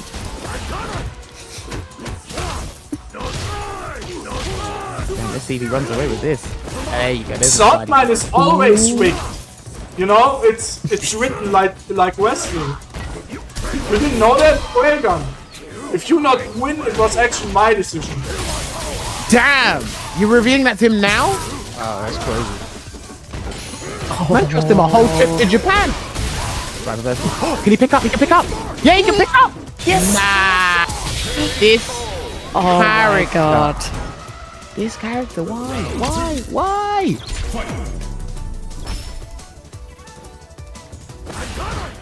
That's just it. You think it stops, and it just keeps going. Wow. Nah, the one rides are rigged by Capcom. I'm only talking about my region. Now he's trying to save face. Look at him. Can you hear him? Me. Down. Oh, he can block. Oh, he can throw. Okay. Wow. Yeah, even better. We'll take that. Huge. Yeah, no bar. Making the most of it. He's not going to kill there. He has to reset. Nope. I want to see the classic. All I want to do is make you prepare. No way. He built the bar from that, and he's going to take it to the final game, final round. I need to pay attention to Honda's meter build combos, man. I've been miscalculating all of his meter build combos today. I did not know he built the bar in time for that. That is insane. Oh, those backlashes. Ooh, he respected that. He thought he was going to reverse loss with the Teppo slash, so here we go. Damn, both these guys want that grand final winner side spot. They are hungry for it. They are ravenous right now. Yeah, they're both just absolutely going for it. Neither of them are giving up. Although Rikemansbarnet might be going, oh no, why am I in this corner again? I'm getting mixed by the doll over and over again. Gets a nice tech there though, and he's out. Got him. Yeah, he got him. And that's going to get a combo as well. Oh no, he got the pickup. Oh no! Oh. He got gimmicked. He got mixed up by the Labubu. It came off the keychain and it went on Honda's face. And he said, there you have it. Take my schmicks. Skedaddle, skedoodle. I control the neutral with me and my homeboys. This tournament is so good, people should donate more. I mean, look at our sub count. It's also really low currently. You know, normally we would send people to Evo France and other events and whatever. But like with 48 subs, there's nothing really we can do. Damn. I mean, let the competitive season for this year end first, Ritas, before we talk on about next year's for France. Yeah, I'm just saying in general, you know, like if you want to support us, it's always welcome. Or if you want to donate more to the prize pool, you know, just go ahead. You know, we use all the money to send players around the world. Yeah, they do. They actually do. They've sent them to a couple of events. UFA was one. Evo France was another. Yeah, then Frosty Faustings, the 2XKO one. Ooh, okay. Yeah. If you ever want to fly out a commentator somewhere, I know someone. You remember Random LCQ? Capcom? Yes, I remember. Damn, that was good times. Random's a cool dude. I like Random. He's funny. He hates Ken though. He won. He finally won a Saltmine League season. He won the last season. That's good. All right, so that means it is Rikemansbarnet who drops into the losers final, where he'll be awaiting the winner of AZ and Dim, so Jury or Jamie, and then Overlord sits pretty in grand finals, winner's side with that blanket. He has stayed in the winner's side the whole day, skanking everybody out. Well, I like it. He's beaten Gaming, he's beaten Rikemansbarnet, he's beaten I'm Still the Daddy. Who else has he beaten? Damn, he's beaten like basically. He beat AZ, he beat Railgun, he beat Semi. Damn, he's had a pretty tough time. Ryu, Cammy, Jamie, what was it? Guile and Mai, Akuma, Onda. Damn. All right. It's almost like having to fight the entire cast. A third of them, yes. Truth's accuracy is important. I was being hyperbolic. I was bringing out the let's just overstate things. Hold on, For effect. Has he bumped into a JP today? I don't think he's bumped into a JP today. And I don't think he will. No, you're lucky. You're goddamn lucky. All right. Oof, yeah. He avoided them. All right. He avoided them. I need to check out Blanket does against JP, actually. It's a good question. But that's fine. I can theorize that later when I'm on the game. But yeah, it's been fun time so far. A couple more matches left to go. I think 3 more sets and we're done for the night. Hopefully you guys have been enjoying the action. I mean, myself and Buttons have. Like, literally learning more about Street Fighter 6 every time I watch a tournament. Yeah, you love to see it. And this is it. It is losers semi-finals. Coming at us now, AZ versus Dims, Jury versus JB. And it's an old French affair. Yep. The French have been like pretty dominant at this game for the past, I'd say past a year or two. They've probably been the best region. Yes. When it comes to Street Fighter 6, or at least the most dense. But the UK guys, we've got a lot of players. But I think their skill level's a bit fragmented. But the French guys, they've all been like stepping up like crazy. So shout out to them. No, I think that's a really good way to put it. Just, yeah, the way that I think as well some of it's like some of the community discords they've got have been really strong with helping people level up a lot. That's true. And they get a lot of French viewers as well on their streams, so they always give like coaching sessions and stuff.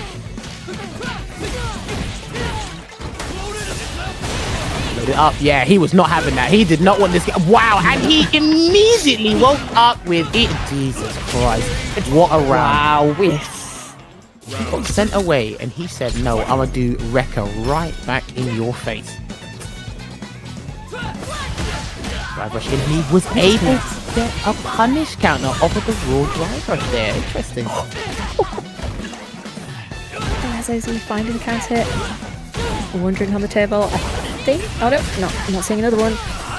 Really jump there to bait the AD reversal. Going in for the level 3. He's been doing a lot of reversals. And he just missed. Like they haven't gone his way. And he missed. Wow, that was too high. I don't know why that was too high, but what? Brother, what? Sure. Alright. Whatever works for you. Like, you were burnt out. Unless he tried to mash super, which I'm pretty sure Jury's level 3 is quarter circle back twice and a kick. Yeah. Unless he wanted level 1. You got mashed it, maybe? I don't know. Yeah, maybe something going on with level 1, but wouldn't that be forward kick instead of forward with the punch? Not sure. Nah. Shoulda, woulda, coulda. We're done now. Drive kick burnout again. I don't know, man. Dims' drive management against AZ's Jamie is not looking good. He's looking a bit torrid at the moment, but he's got his drive gauge back almost immediately. Another DP. I wonder if some of this is like they play each other a lot, and so some of what Dims is doing is based on kind of previous experience of playing a lot of sets, but it's not working out. That's a contributing factor, or you could just not like Jamie at all. So I can't rule out the theory. I can't rule out your theory, but also I'm just like, nah, I'm just not letting you do anything. Wow. Oh, nice. Wow. Jesus.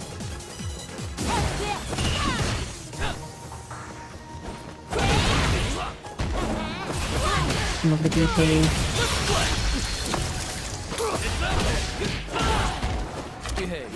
Oh, come on, grab, and he's gonna get it. Well, he's got 4 drinks already, so here comes the throw loops.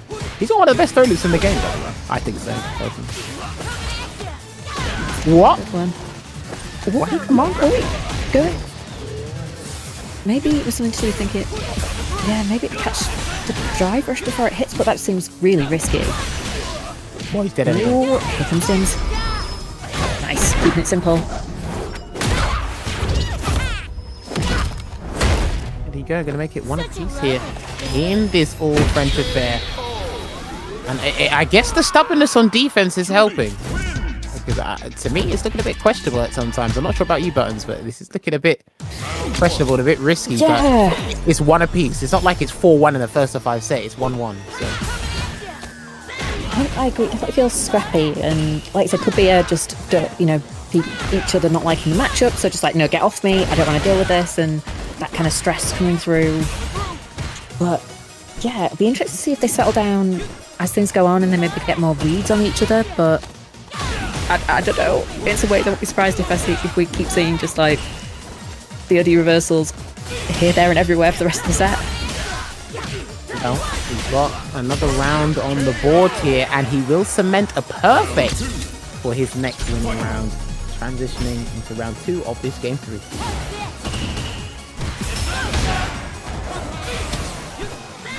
Wow, he done. Are you serious? He done that from there? Damn, he's gonna get punished. You deserve to be punished.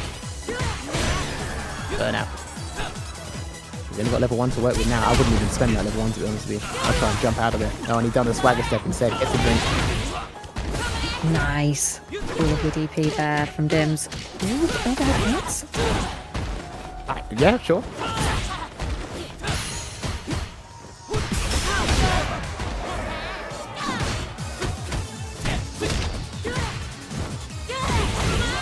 Now. Ooh. Oh, nice head to us. Oh, dive kick time. Not dead. He's not dead, and you've already stunned him. Yeah. Oh, big call out. Yeah. I think he wanted him to throw tech. I'm not sure if you can get thrown out of that, and that's -6 move or something. It would have been safer just to go for the overhead, but I guess he wanted bigger damage or something. Yeah, I think it's one of those where I think you're right with it being like an auto shimmy, so kind of expecting the tech, so kind of going, I'll get the auto shimmy and then get massive, kind of punish off the back potentially. Okay, so these guys are jumping all over the place, and he will get a level 3 conversion here. Dims. He's gonna replenish her up to 2 drive stocks here. This is important as well because the shoes on the other foot. What's AZ gonna do to kind of win? Wow, I don't know why that connected. And he did anyway, and he's gonna get an activation. Oh, I thought he was gonna activate. He didn't. Parry! Nice! But we're still kind of just going super ham on this. It's like the guys have just decided, you know what? Let's just throw it all out there. You know what? The fact that he was ready to perfect parry a drive impact when Dims really needed that. Oh, sorry, when AZ really needed that. Yes. Is, like, again, situational awareness through the roof. Making sure he's on point. Because, again, sometimes you can sense desperation from your opponent. And when you're ready for that, or ready to counter accordingly, that's a skill in and of itself. So. Certainly is. Feels like AZ's just getting back in the zone now. Although, having said that, here comes Dibs. First place of level 1, level 2's about to be not crazy. Too far. Yeah, too far for anything. So that drive reversal was kind of fine. It was too far for any punish or any legitimate punish, so he was alright.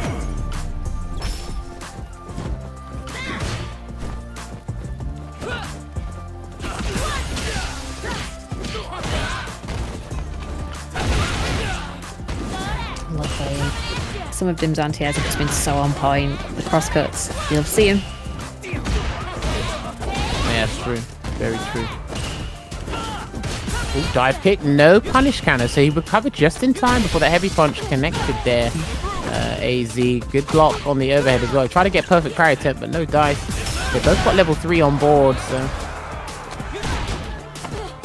Ooh. As he finds the throat. Third drink. Dippers needs to keep the command grab in mind now. Prevented the activation. Oi! And that was a beautiful choice. Yeah, was AZ going for the command grab on wake up? Did I see the point, or am I just hallucinating that? Well, I'm not sure if he did, because I saw he done the breakdance, and obviously the drive reversal came out, but maybe if he was trying to go for a command grab, it was probably because he thought Dims was expecting a reversal or something else, so he said, let me take advantage of you. Got you, yeah. Listen, there's some crazy mind games on wake up now, because you think your opponent's going to do a reversal or something. So.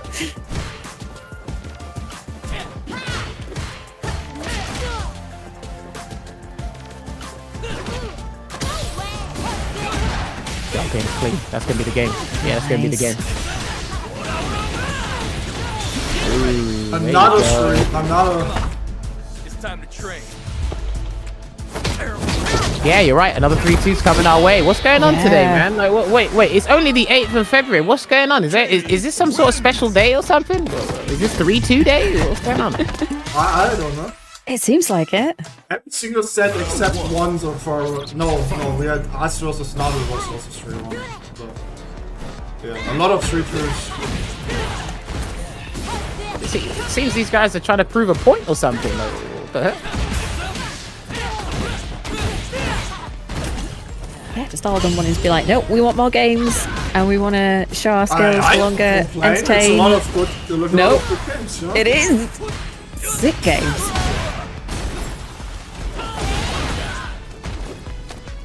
Lovely. Going the blender, are we looping? Ooh, delay on the throw.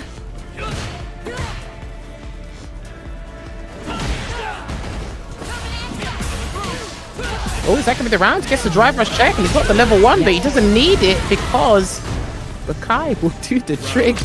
And AZ is going to put himself on set point here. This guy is... These guys have been crazy today.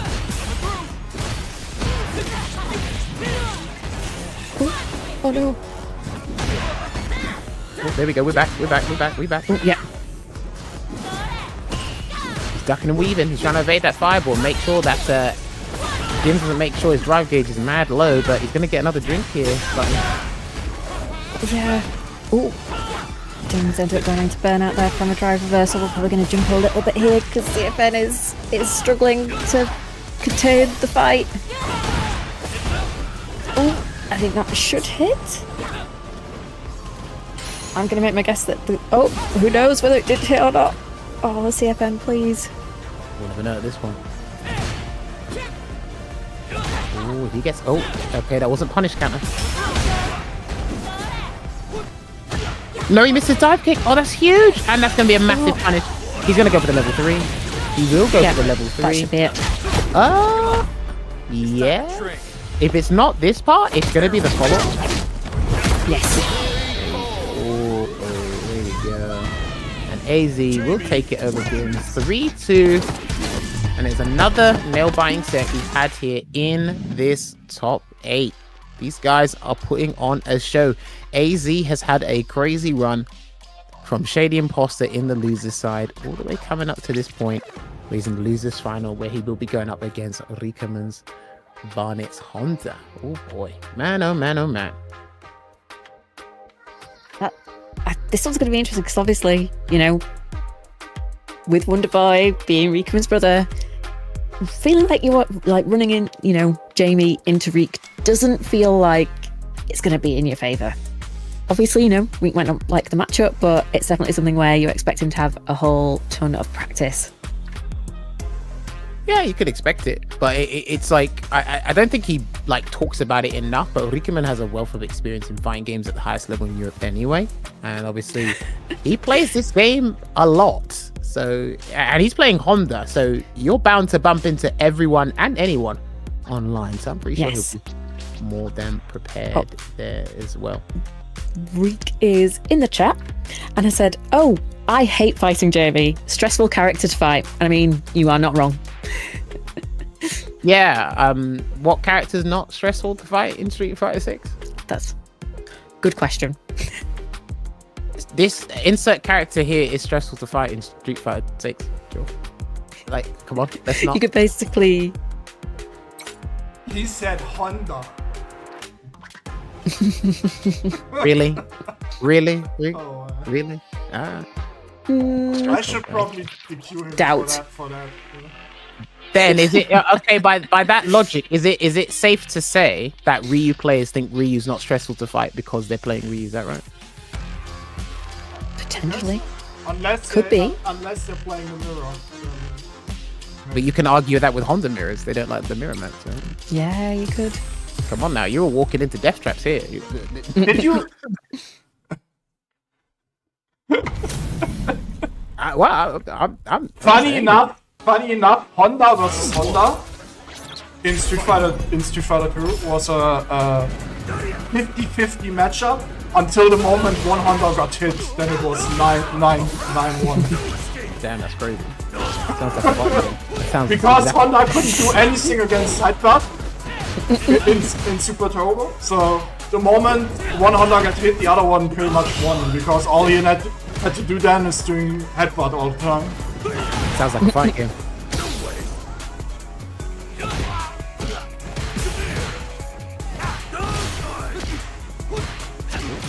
Good counter poke there, Crazy.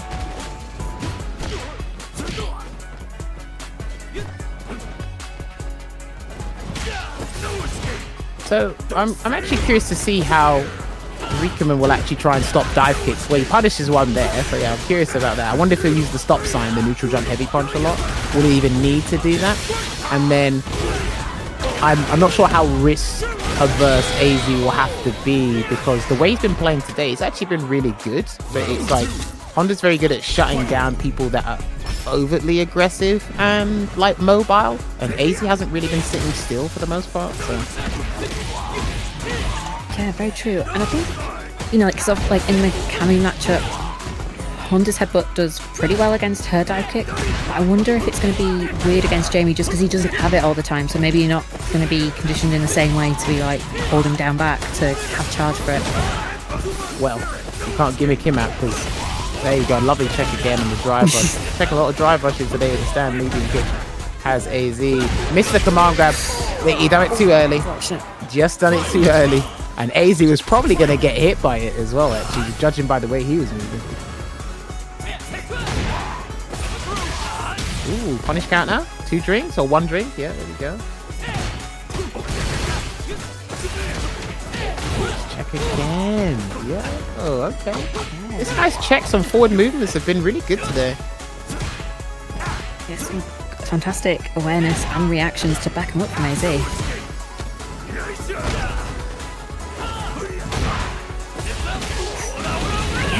He can get those punish counters. Should be the game. This time. He's got a lot of drive meters, so there is a particular follow-up he can do, which can be a little bit tricky to do. He's going to have to burn himself out for it. 1, 2. Oh, he missed it. Yeah, that's the conversion I was looking at. It's drive rush medium punch, then heavy kick, then you cancel it and then do it again. But it can be a bit awkward because of the height, especially when they land it. So he got the game anyway. So he done the hard part.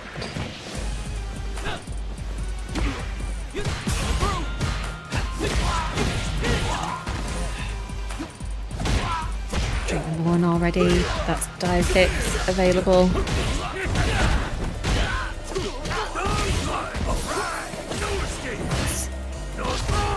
Oh, just too late to be able to punish the drink. Try again.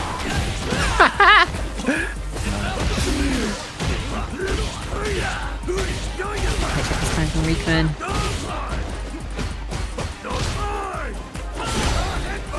What? Oh, Hold on. What? I mean, his headbutt connects against someone awkward before and it hit twice, but this time it didn't work. And he tried to overextend. Thought Rikemansbarnet was going to press the button, and he didn't. I got to say, man, Rikemansbarnet's defensive choices in clutch scenarios, they're some of the best I've seen over the time I've been watching him play fighting games. He didn't crack in that scenario, and that's what rewarded him the round. Blocking does get you somewhere. it does.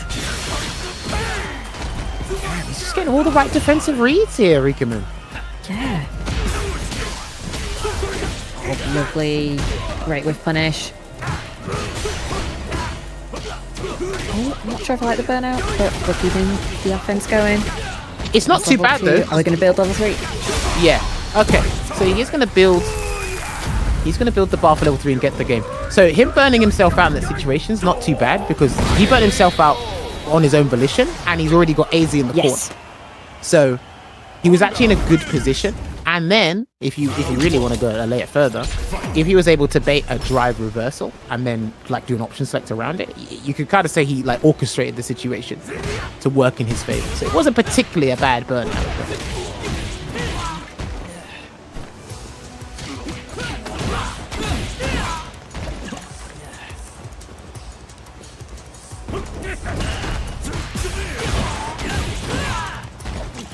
Awesome. Okay. 3 drinks already? Damn. Yeah. We'll check there for Rikemansbarnet. This time finds it as a count hit, but still 4 drinks. That is a scary number. And if he gets a commander. Oh, there you go. Drive rushes in for the forward heavy kick. And he does get another round on the board here. Do you know, it feels like this set's been going on for longer and it's only 1-1. That's the insane part. I don't know if it's because the rounds are long or just that we've seen a lot of kind of like ebb and flow with like this one round where it feels like Week's really in charge, the next AZ's just like, nope, I've got this. I'd probably say it's the latter. I could say it's the latter. We've just seen a lot of interactions and ebb and flows happen. So. Yo, Dimmy with the raid, thank you very much. Thanks for entering today, bro. It's good to see you after some time. Shouts to Jimmy.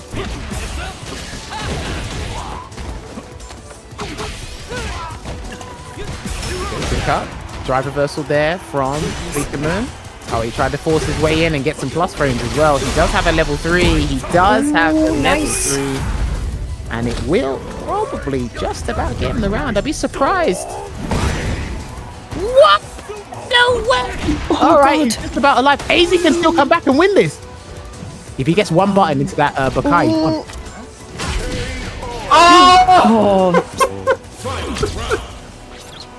I can't believe it.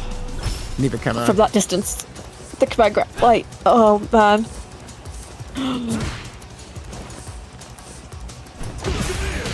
Oh, okay. Alright, we got this. Alright, he's ready now.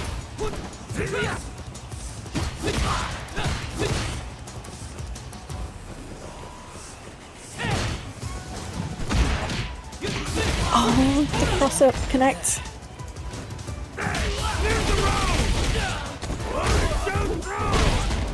Oh, nice reset into the Ocho throw for Rikemansbarnet. She's with 5 kick.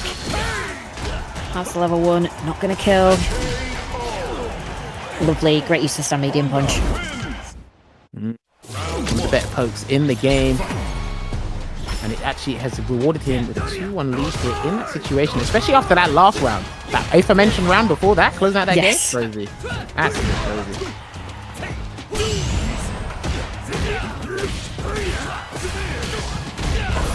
Look at that. Gonna get the Sumo Spirit there as well. Really piling it on here, Rika. Pressure. And see there, heavy punch. And the pickup as well. Nah, he's too much. Nice. He's dead. That's dead. Oh, yes. Ocho throw. A Honda classic. That whole sequence was actually really good. I don't see a lot of this stuff from Honda. So.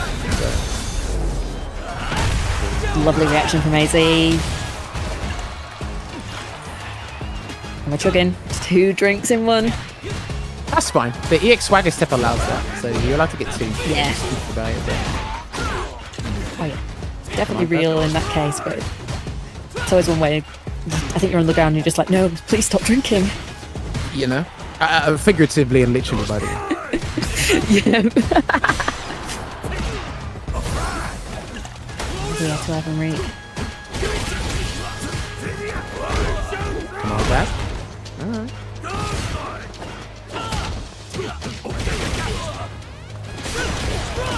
Oh my god, why did that get him and he's gonna get rewarded?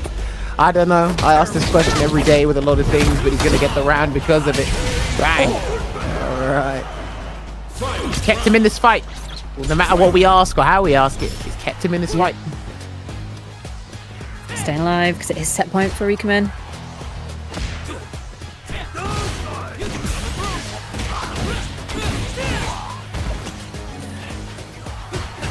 You can still do it though. Just needs to drive rush cancel to build momentum, but he's used the headbutt to escape. I think he tried to the headbutt to get back in. I think that's what it was. Yeah.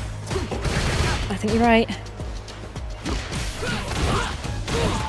Trying to counter it as well. This is a good situation for AZ. Nice tech though there from Rikemansbarnet. Uh-oh, this is huge. He's gonna get the punish counter conversion over the butt slam. Meaty. Boy, that Frank, it was crazy. Oh, And he's it's dead. nuts. Whoa. Double? Nah. Double? What? Double stomp. Gonna get the conversion into the super art free and close this one out in the losers final, where he will be awarded his run back against Overlord. What That a way was to so close out the nice. set. I know. I don't say that often with Honda, but that was kind of nice. It was not too bad, Rika. Not too bad. I like that combo. I do. Yeah, I do like. Minad came through. Okay. He's been itching for some execution. Yeah, there's definitely some really cool corner routes for Honda where there's definitely like some really tight timings on some of the juggles, and when they hit, it's just like, oh, that is so cool. Oh yeah, for sure. Like that was actually really good stuff. And again, he was just resilient in the corner. He was able to get back into a beneficial position. Add an abundance of meter. Splurge it, baby. Get it out there. And then do it in style. If there's anything Rika will do with some of these characters he does play, is he'll do things in style. Done it with Manat in Street Fighter 5 with some V-trigger combos. And he's continuing to do it here with Honda. So. Certainly is. And something else that is doing it in style right now is the Guys, match arena, because fabulous Jamduoza has taken us to $200. Guys, I said please don't start. Now we're getting a Twitch ad during Grand Finals. Can we give a shout out to them for starting? Oh yeah, what are they? Ladies and gentlemen, Grand Finals, Rikemansbarnet versus Overlord. Wait, are they watching a Twitch ad right now? No, but we will have one during Grand Finals. No, play it now. Play it arbitrarily. Just don't tell them when you're gonna play it. Actually, just randomly play it, and make sure it's those ones that are like a minute long. No, it's I'm evil.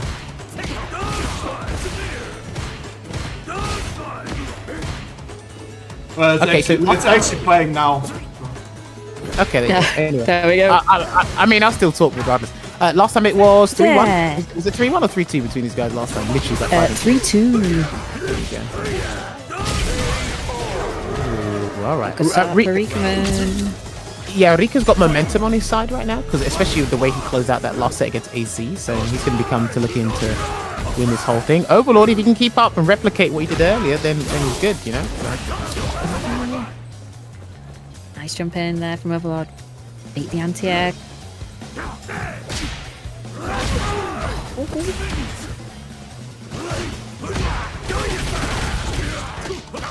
Finish. Nice. That was a beautiful bait on the EX headbutt there. That was beautiful.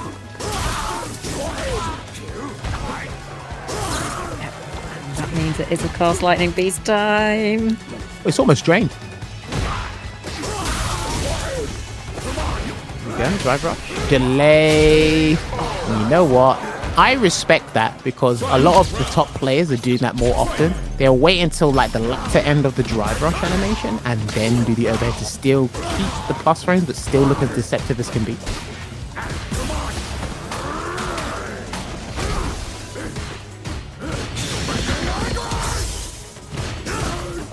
Already back. Level 2. Back down the head foot. He missed it. Yeah, he avoided it. He Yep. avoided it. Nice. Perfect there to boot on game 1 in this grand finals there. Overlord keeping up the momentum from what he had when they had their last exchange in the winners final. By the way, this is already the best placement Overlord ever had. So maybe he even gets his first Saltmine ever win. It's a big, that's a big ordeal. It's a big thing. Big Yeah.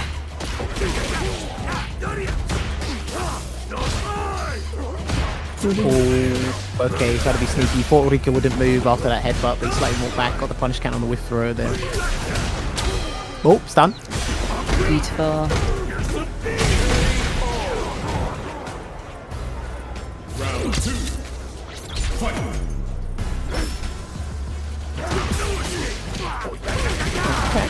Beautiful. Delivered through from Rikeman. Walk back into stand medium punch.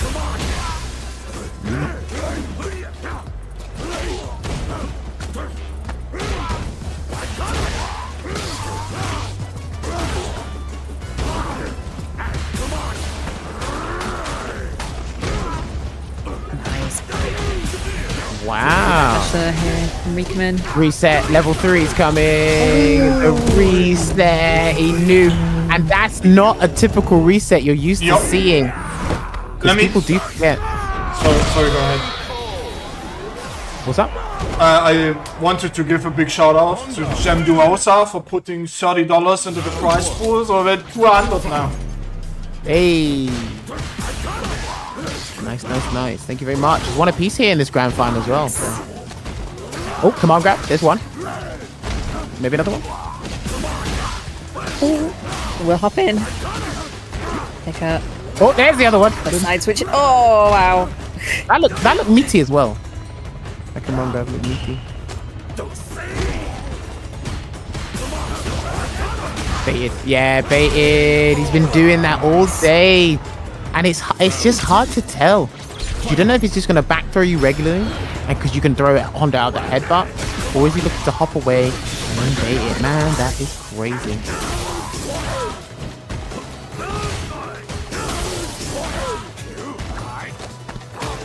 There's a throw. He's got the plushie as well. Yeah, baited. Bait. Oh my god. How has he know? Wow. This is just Overlord. This is crazy. Another perfect as well. Yo. Alright. He's toying with Rika at this point.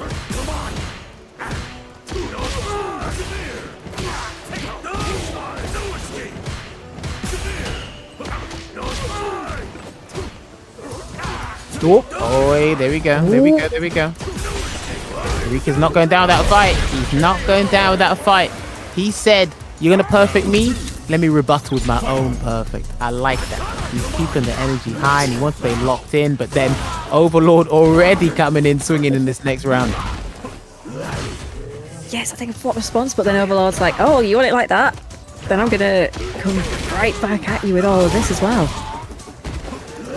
Fight fire with fire, man. That's how it goes. Ooh, too far.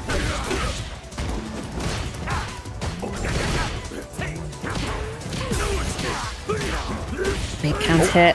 Hold on. Is he about to be level 3? Yeah. Bar. Yep. How's he always building the bar like that? His beater management is really good. And then he's able to build it off these drive rush cancel combos. More drive rushes. And that's going to be 2 apiece in the grand final here. So this next game is huge because if Overlord wins, we're done for the night. If Rikemansbarnet wins, it will be a grand final reset, and it will be a reset in a race to 3 again. Overlord's trying to make sure that doesn't happen. Overlord. Oh, wall splat. He's going to build the level 1 as well. The plushie's here. Plushie's here. Bro. Go in. No level 1, so he doesn't have to worry about it. He doesn't have to worry. And he just interrupts with that jab. Very audacious jab down defense from Rika. Tournament point for Overlord. Can Overlord close it out? That was a great start with the anti-airs from Rikemansbarnet. Good backdash, but no punish. Can's getting the stand medium punch. Single Spirit is installed.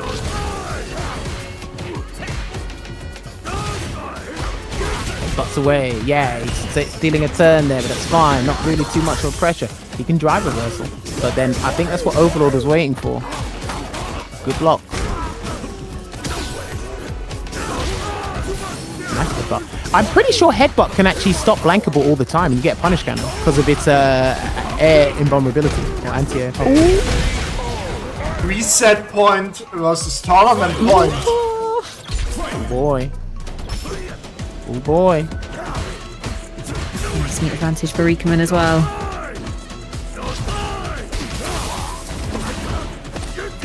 Pop back from. He tried to bait a super or something. Oh, he's falling apart. He's crumbling. Level 1. Is he going to come out? There's a level 1. He's crumbling here, Overlord, and he hasn't got level 2 either. We got a reset. We've got a reset, ladies and gents. Ladies and gentlemen, we have a reset. That is crazy, dude. All right. Kept it nice and entertaining there. And what's interesting is the fact that it was another 3-2. Regardless of the reset, it was another 3-2, not only between these guys, but in this top 8. And they're going right back into it to let us know this is the final set of the day. I have no idea how this one's going to go because it just feels like it's on a knife edge with, you know, like we've been saying, 3-2, 3-2, tournament point, reset point. Because it felt like towards the end of winners finals that Overlord just really had it when you got to the corner, the Blankachan setups, everything was going his way, but I don't know if it's Rikemansbarnet being maybe slightly more careful about positioning that might be helping. I'd say it's defensive choices as well. He's not cracking as much as he's done. Like there has been times where Rika has guessed wrong, but if you look at the time he's guessed right and how he's come back from a deficit, I think that's what's kind of separating the two. Like Overlord's just got a lot of he's mastered his offense and he's got a lot of offensive tricks and mix-up. That's what's really good about his gameplay. Sometimes the defensive choices have let him down, but that's just Street Fighter 6. That can happen to anyone. Yes.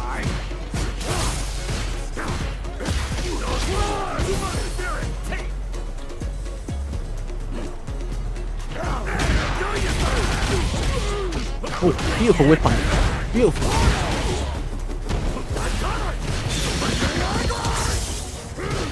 These times.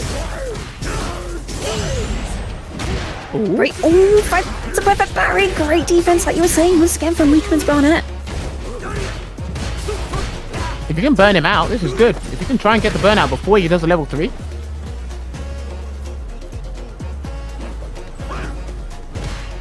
He's trying to avoid it here, and he kept him the command grab. That was a very risky reversal, but the command grab was just as risky from Rika, but he's getting out the stun, and that will be game 1 in this reset. Damn, all right. I see you, Rika. These guys are keeping it close. Very evenly exchanged blows from these guys.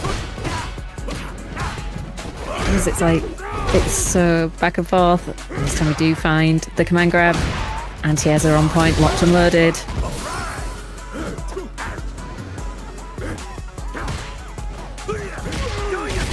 Crouching Fierce. And notice how Rika's only using Crouching Fierce when he's got Sumo Spirit charged up. That's dead. Dead. We're getting a bit of momentum going here, but I think Overlord came back from a 2-0 deficit in winners finals, so it definitely wouldn't all be over if Rikemansbarnet takes this. I said he only used that when Sumo Spirit was charged up. He's like, nah, Jammers, let me show you that I can do other things with it. Jump, he's dead. He's dead. Oh, what the hell? Perfect. Yo, that EX command grab actually does a lot more than people realize. I think it's like a 2700 damaging command grab. It's huge. I remember he was doing safe jumps before with heavy kick, but now he's done it with a light kick to kind of reduce the block time so you can get the command grab earlier.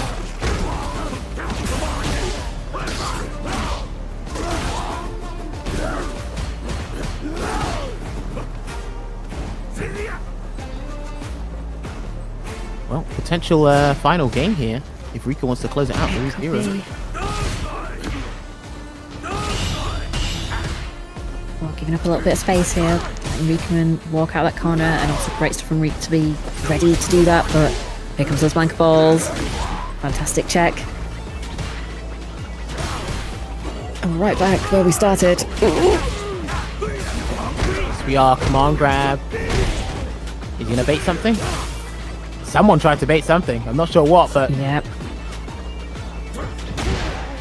wow, good punish there. Missed it.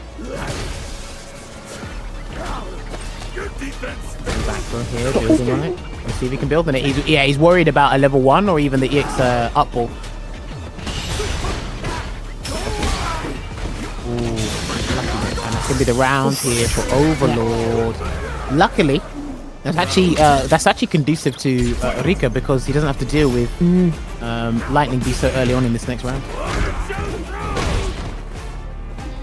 Yeah, it's definitely where you go, okay, yeah, it's going to take a while for that to charge back up.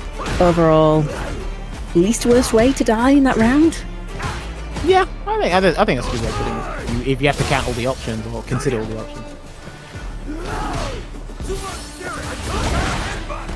Nice headbutt. Low. Oh, he's too far. Thank the heavens that didn't connect. Otherwise, I would have been really upset.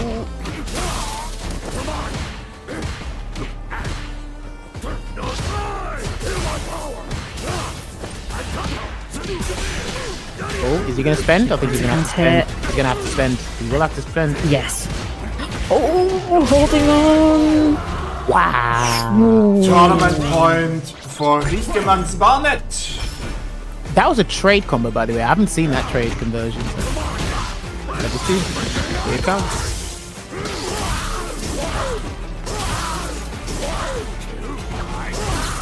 Not discussing the setup is it this time. Good defense from Rikemansbarnet once again. Survives. Yeah. That's putting it mildly. Gets a headbutt out of the corner now. Headbutt again. A lot of straight hits are racking up now. Nice drive reversal. Ooh. He tried it again. He tried the overhead reset again. Didn't quite work, and he's going to lose the game because of it. So we are going to see a 2-1 here in this grand final reset with Overlord and Rika. Are we getting history to repeat itself? Well, I know it rhymes, so... It might just be that feels really risky because we know Overlord can bring it back from this far down. Something switches on, it's like, right, time to lock in.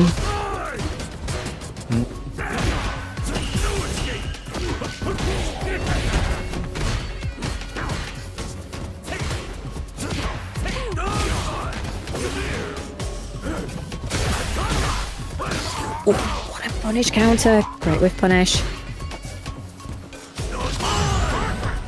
Parry. Alright, gets a headbutt here. We can build on this, but he misses his raw drive rush, unfortunately, there. So that might actually come back to haunt him here, Buttons. It certainly might. Because this is going to be a big combo. There we go. And of course, we're spending level 2. That's going to put that within pixels. Tournament So point what was again. spend? The final hit? I think that was the final hit that killed him. Must have been. Stand medium punch is doing a whole lot of work today. They're poking at him. Doing his job. It is. Alright, Lightning Beast again. Pop him in the corner. What's the defensive choice going to be from Rika? Takes the grab this time. Takes another one. I'm going to take another one. Good patience. Oh, until then. Commentator's curse. You done it to him, Buttons. Yep. He was fine. It's my fault. How dare you, Buttons, you're fired. I I know. This is not acceptable. 5 people for commentates, go. Yeah, that's great.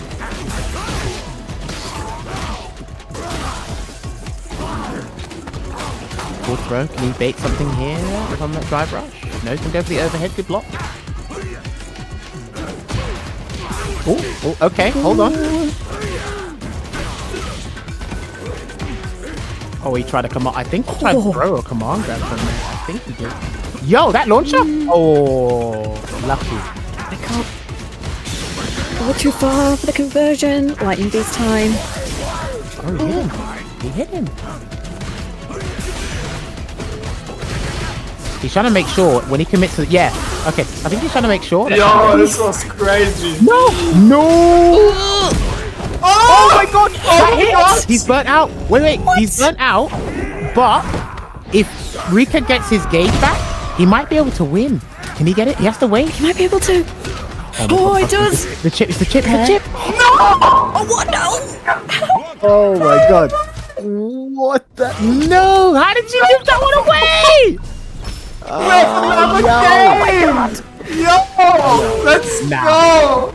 No, the timeline. What is going on with this timeline?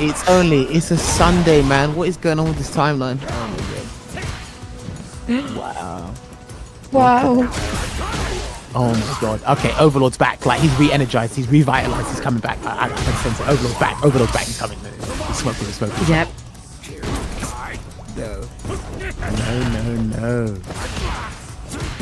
Stop, son. Burn out. Man, my scripts are the best. I'm sure they are. This is a great script for readers. I mean, I Very hope well written. I hope you didn't ask ChatGPT to do it for you. There's the stun. Come on, grab. I'm Rika not said on no, tournament that should have been my point for tournament. Please. Can we do it this time? Oh. Should have been my tournament, baby. He's back. Deja vu territory all over again. It's a drive rush cancel. People rate. What a perfect What a type of raid. Welcome to everyone coming in from Brian F's stream. It's grand finals, reset, Rikemansbarnet versus Overlord. Stays in front. Yes, we go crazy. Rika's got level 3. Oh, he can do it. Yeah, he can do it. Launch him. And he's got the whole combo. Yeah, he's done. He's finished. Boy, and he's going to get the full conversion into that Super R3. He should have won it a couple of moments ago, but he's made amends by closing it out this time around, getting the reset, and then going for another 3-2 in the grand final reset. A close exchange between these two. So well played, my guys. Well played. You should have graded a couple, like 1 minute earlier. Bro, you missed it. Oh, the round? You all should watch the what? Watch the replay, like right now. This was crazy. Bro, that was crazy. Because he should have won that. He should have just done a simple block string, chipped him out, and we would have called it a day. But he's like, nah, one more game. Yep. Just one more game. Oh. Crazy stuff. Crazy. What a bracket. This has just been insane from start to finish. 6 games from round 1 all the way to the end. So many 3-2s in top 8. So many close games. The players are putting an amazing show for us, and it's brilliant that we can pay them out a super healthy prize pool of $200. That means top 3 are getting paid. Ooh, and it's more than a minimum as well. And they definitely deserve it, because goddamn, those sets have been so close, so tense. You love to see it. I don't know what happened. I don't know what it is, but you guys just, no one wanted to do. There was one clean sweep, 1-3-1, but the rest of you were like, Yeah, nah, I showed the bracket real quick. This was actually. One sec. Yeah, you guys did not want to. No clean sweeps. You just wanted to keep a trend going. Hashtag 3-2. Yeah, there we go. Sweet 3 City, right? That's the 3, baby. Stretching it out to the last game. That's what you guys wanted. It seems that everyone had, no one had nowhere to be on a Sunday. They said, nah, I'm going to maximize my time in the tournament on a Sunday.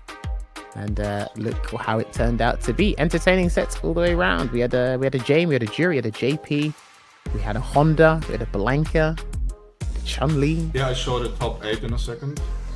Do we have any reuse? We did have any reuse, did we? No, we didn't have any reviews. No. No, We've you seen know. 0 We reuse. only have top tiers in Saltmine League and top 8. No, I know what they're doing. They've announced when a patch is coming, so they're all. They did. Oh, yeah. Okay. Makes sense. okay, I get what he's saying. Here's my top 5 reasons why you should buff reuse, because I'm not playing him. so I Yeah. can't play him. Don't worry, man. Don't worry. Here's why you shouldn't Yeah, they're like- change Terry. Like, no, don't. They're laying low. They're kind of sitting on their hands. Yeah, look at that. Akuma and Bison as well. Nah, this is really good gameplay from everybody. And look at that representation from the countries as well. I think one of each country outside of France. Yeah, France had the most representation too. But everybody there. Rikemansbarnet first, Overlord second, AZ third. We got Dims fourth, Kuna fifth. We're joint with Game In 5th as well. Roomie and Nibil 7th place. So I'd say overall good day with everyone. 100 plus people in this bracket, along with that continues. So I think Nibil picks up some points. Dims picks up some points as well, I believe. Like you said, it's Overlord's first win, so he climbs into that top 8 leaderboard. There, I think, if I'm just doing the maths off the top of my head. I mean, right, Overlord didn't win, but it's his Oh, my best bad, sorry. result. Yeah, You're fired, Jim. or something. He got 12 points. That's what I meant to Yes. say. Is it 12 points? Yes, 12. What is it? It's 2 points difference every time, right? 2 Is that- points, yes. There we go. There we go. I don't know. Overlord was playing so well. I just remembered. I'm like, yeah. Ooh. There you go. So, Woo! It was so sick, so close. yeah. Yep. Anyone, you know what? I think if you were to run that back again, the 3-2 could swap. It probably could swap. It could. Yeah, Good, yes. absolutely could. When we are getting the leaderboard is already there from last week. All you can actually do ! ranking in the chat. Should work. There we go. Yeah. Hey. That's good. Which would mean a lot of these guys that performed well today, it will incentivize them to come back next Sunday Yep. and perform well then. So nah, look, that's really good. Really good. Also, you should all come to Hassel Crash. Talk to Ritas. It is back. Plug the event. I will be there. I'm there almost every year. So, probably will run Street Fighter side of things. 5th to 7th of June 2026 in Bad Homburg.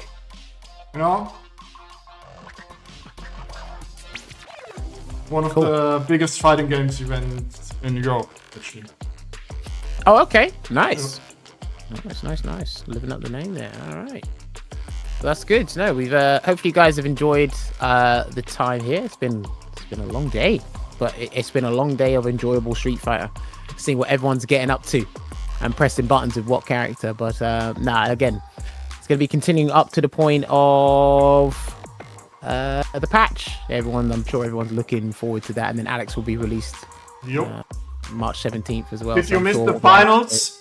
Yes, you did, but I give everybody the advice, watch the replay right now. Go Watch and do it. It was so good. It was so good. Yeah. And, have a good one, everybody, and see you next Sunday. See you next Sunday.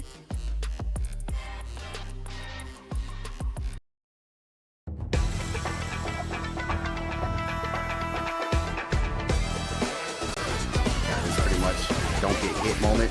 Oh my god, you got hit! Oh my god! About to get burned out. It was so clean. And there it is, the nice reaction to DI. Don't want any of it. Trying to try push again. Caught him jumping back. Overhead, still going. Yeah, he could indeed just chip, but... Oh, no way!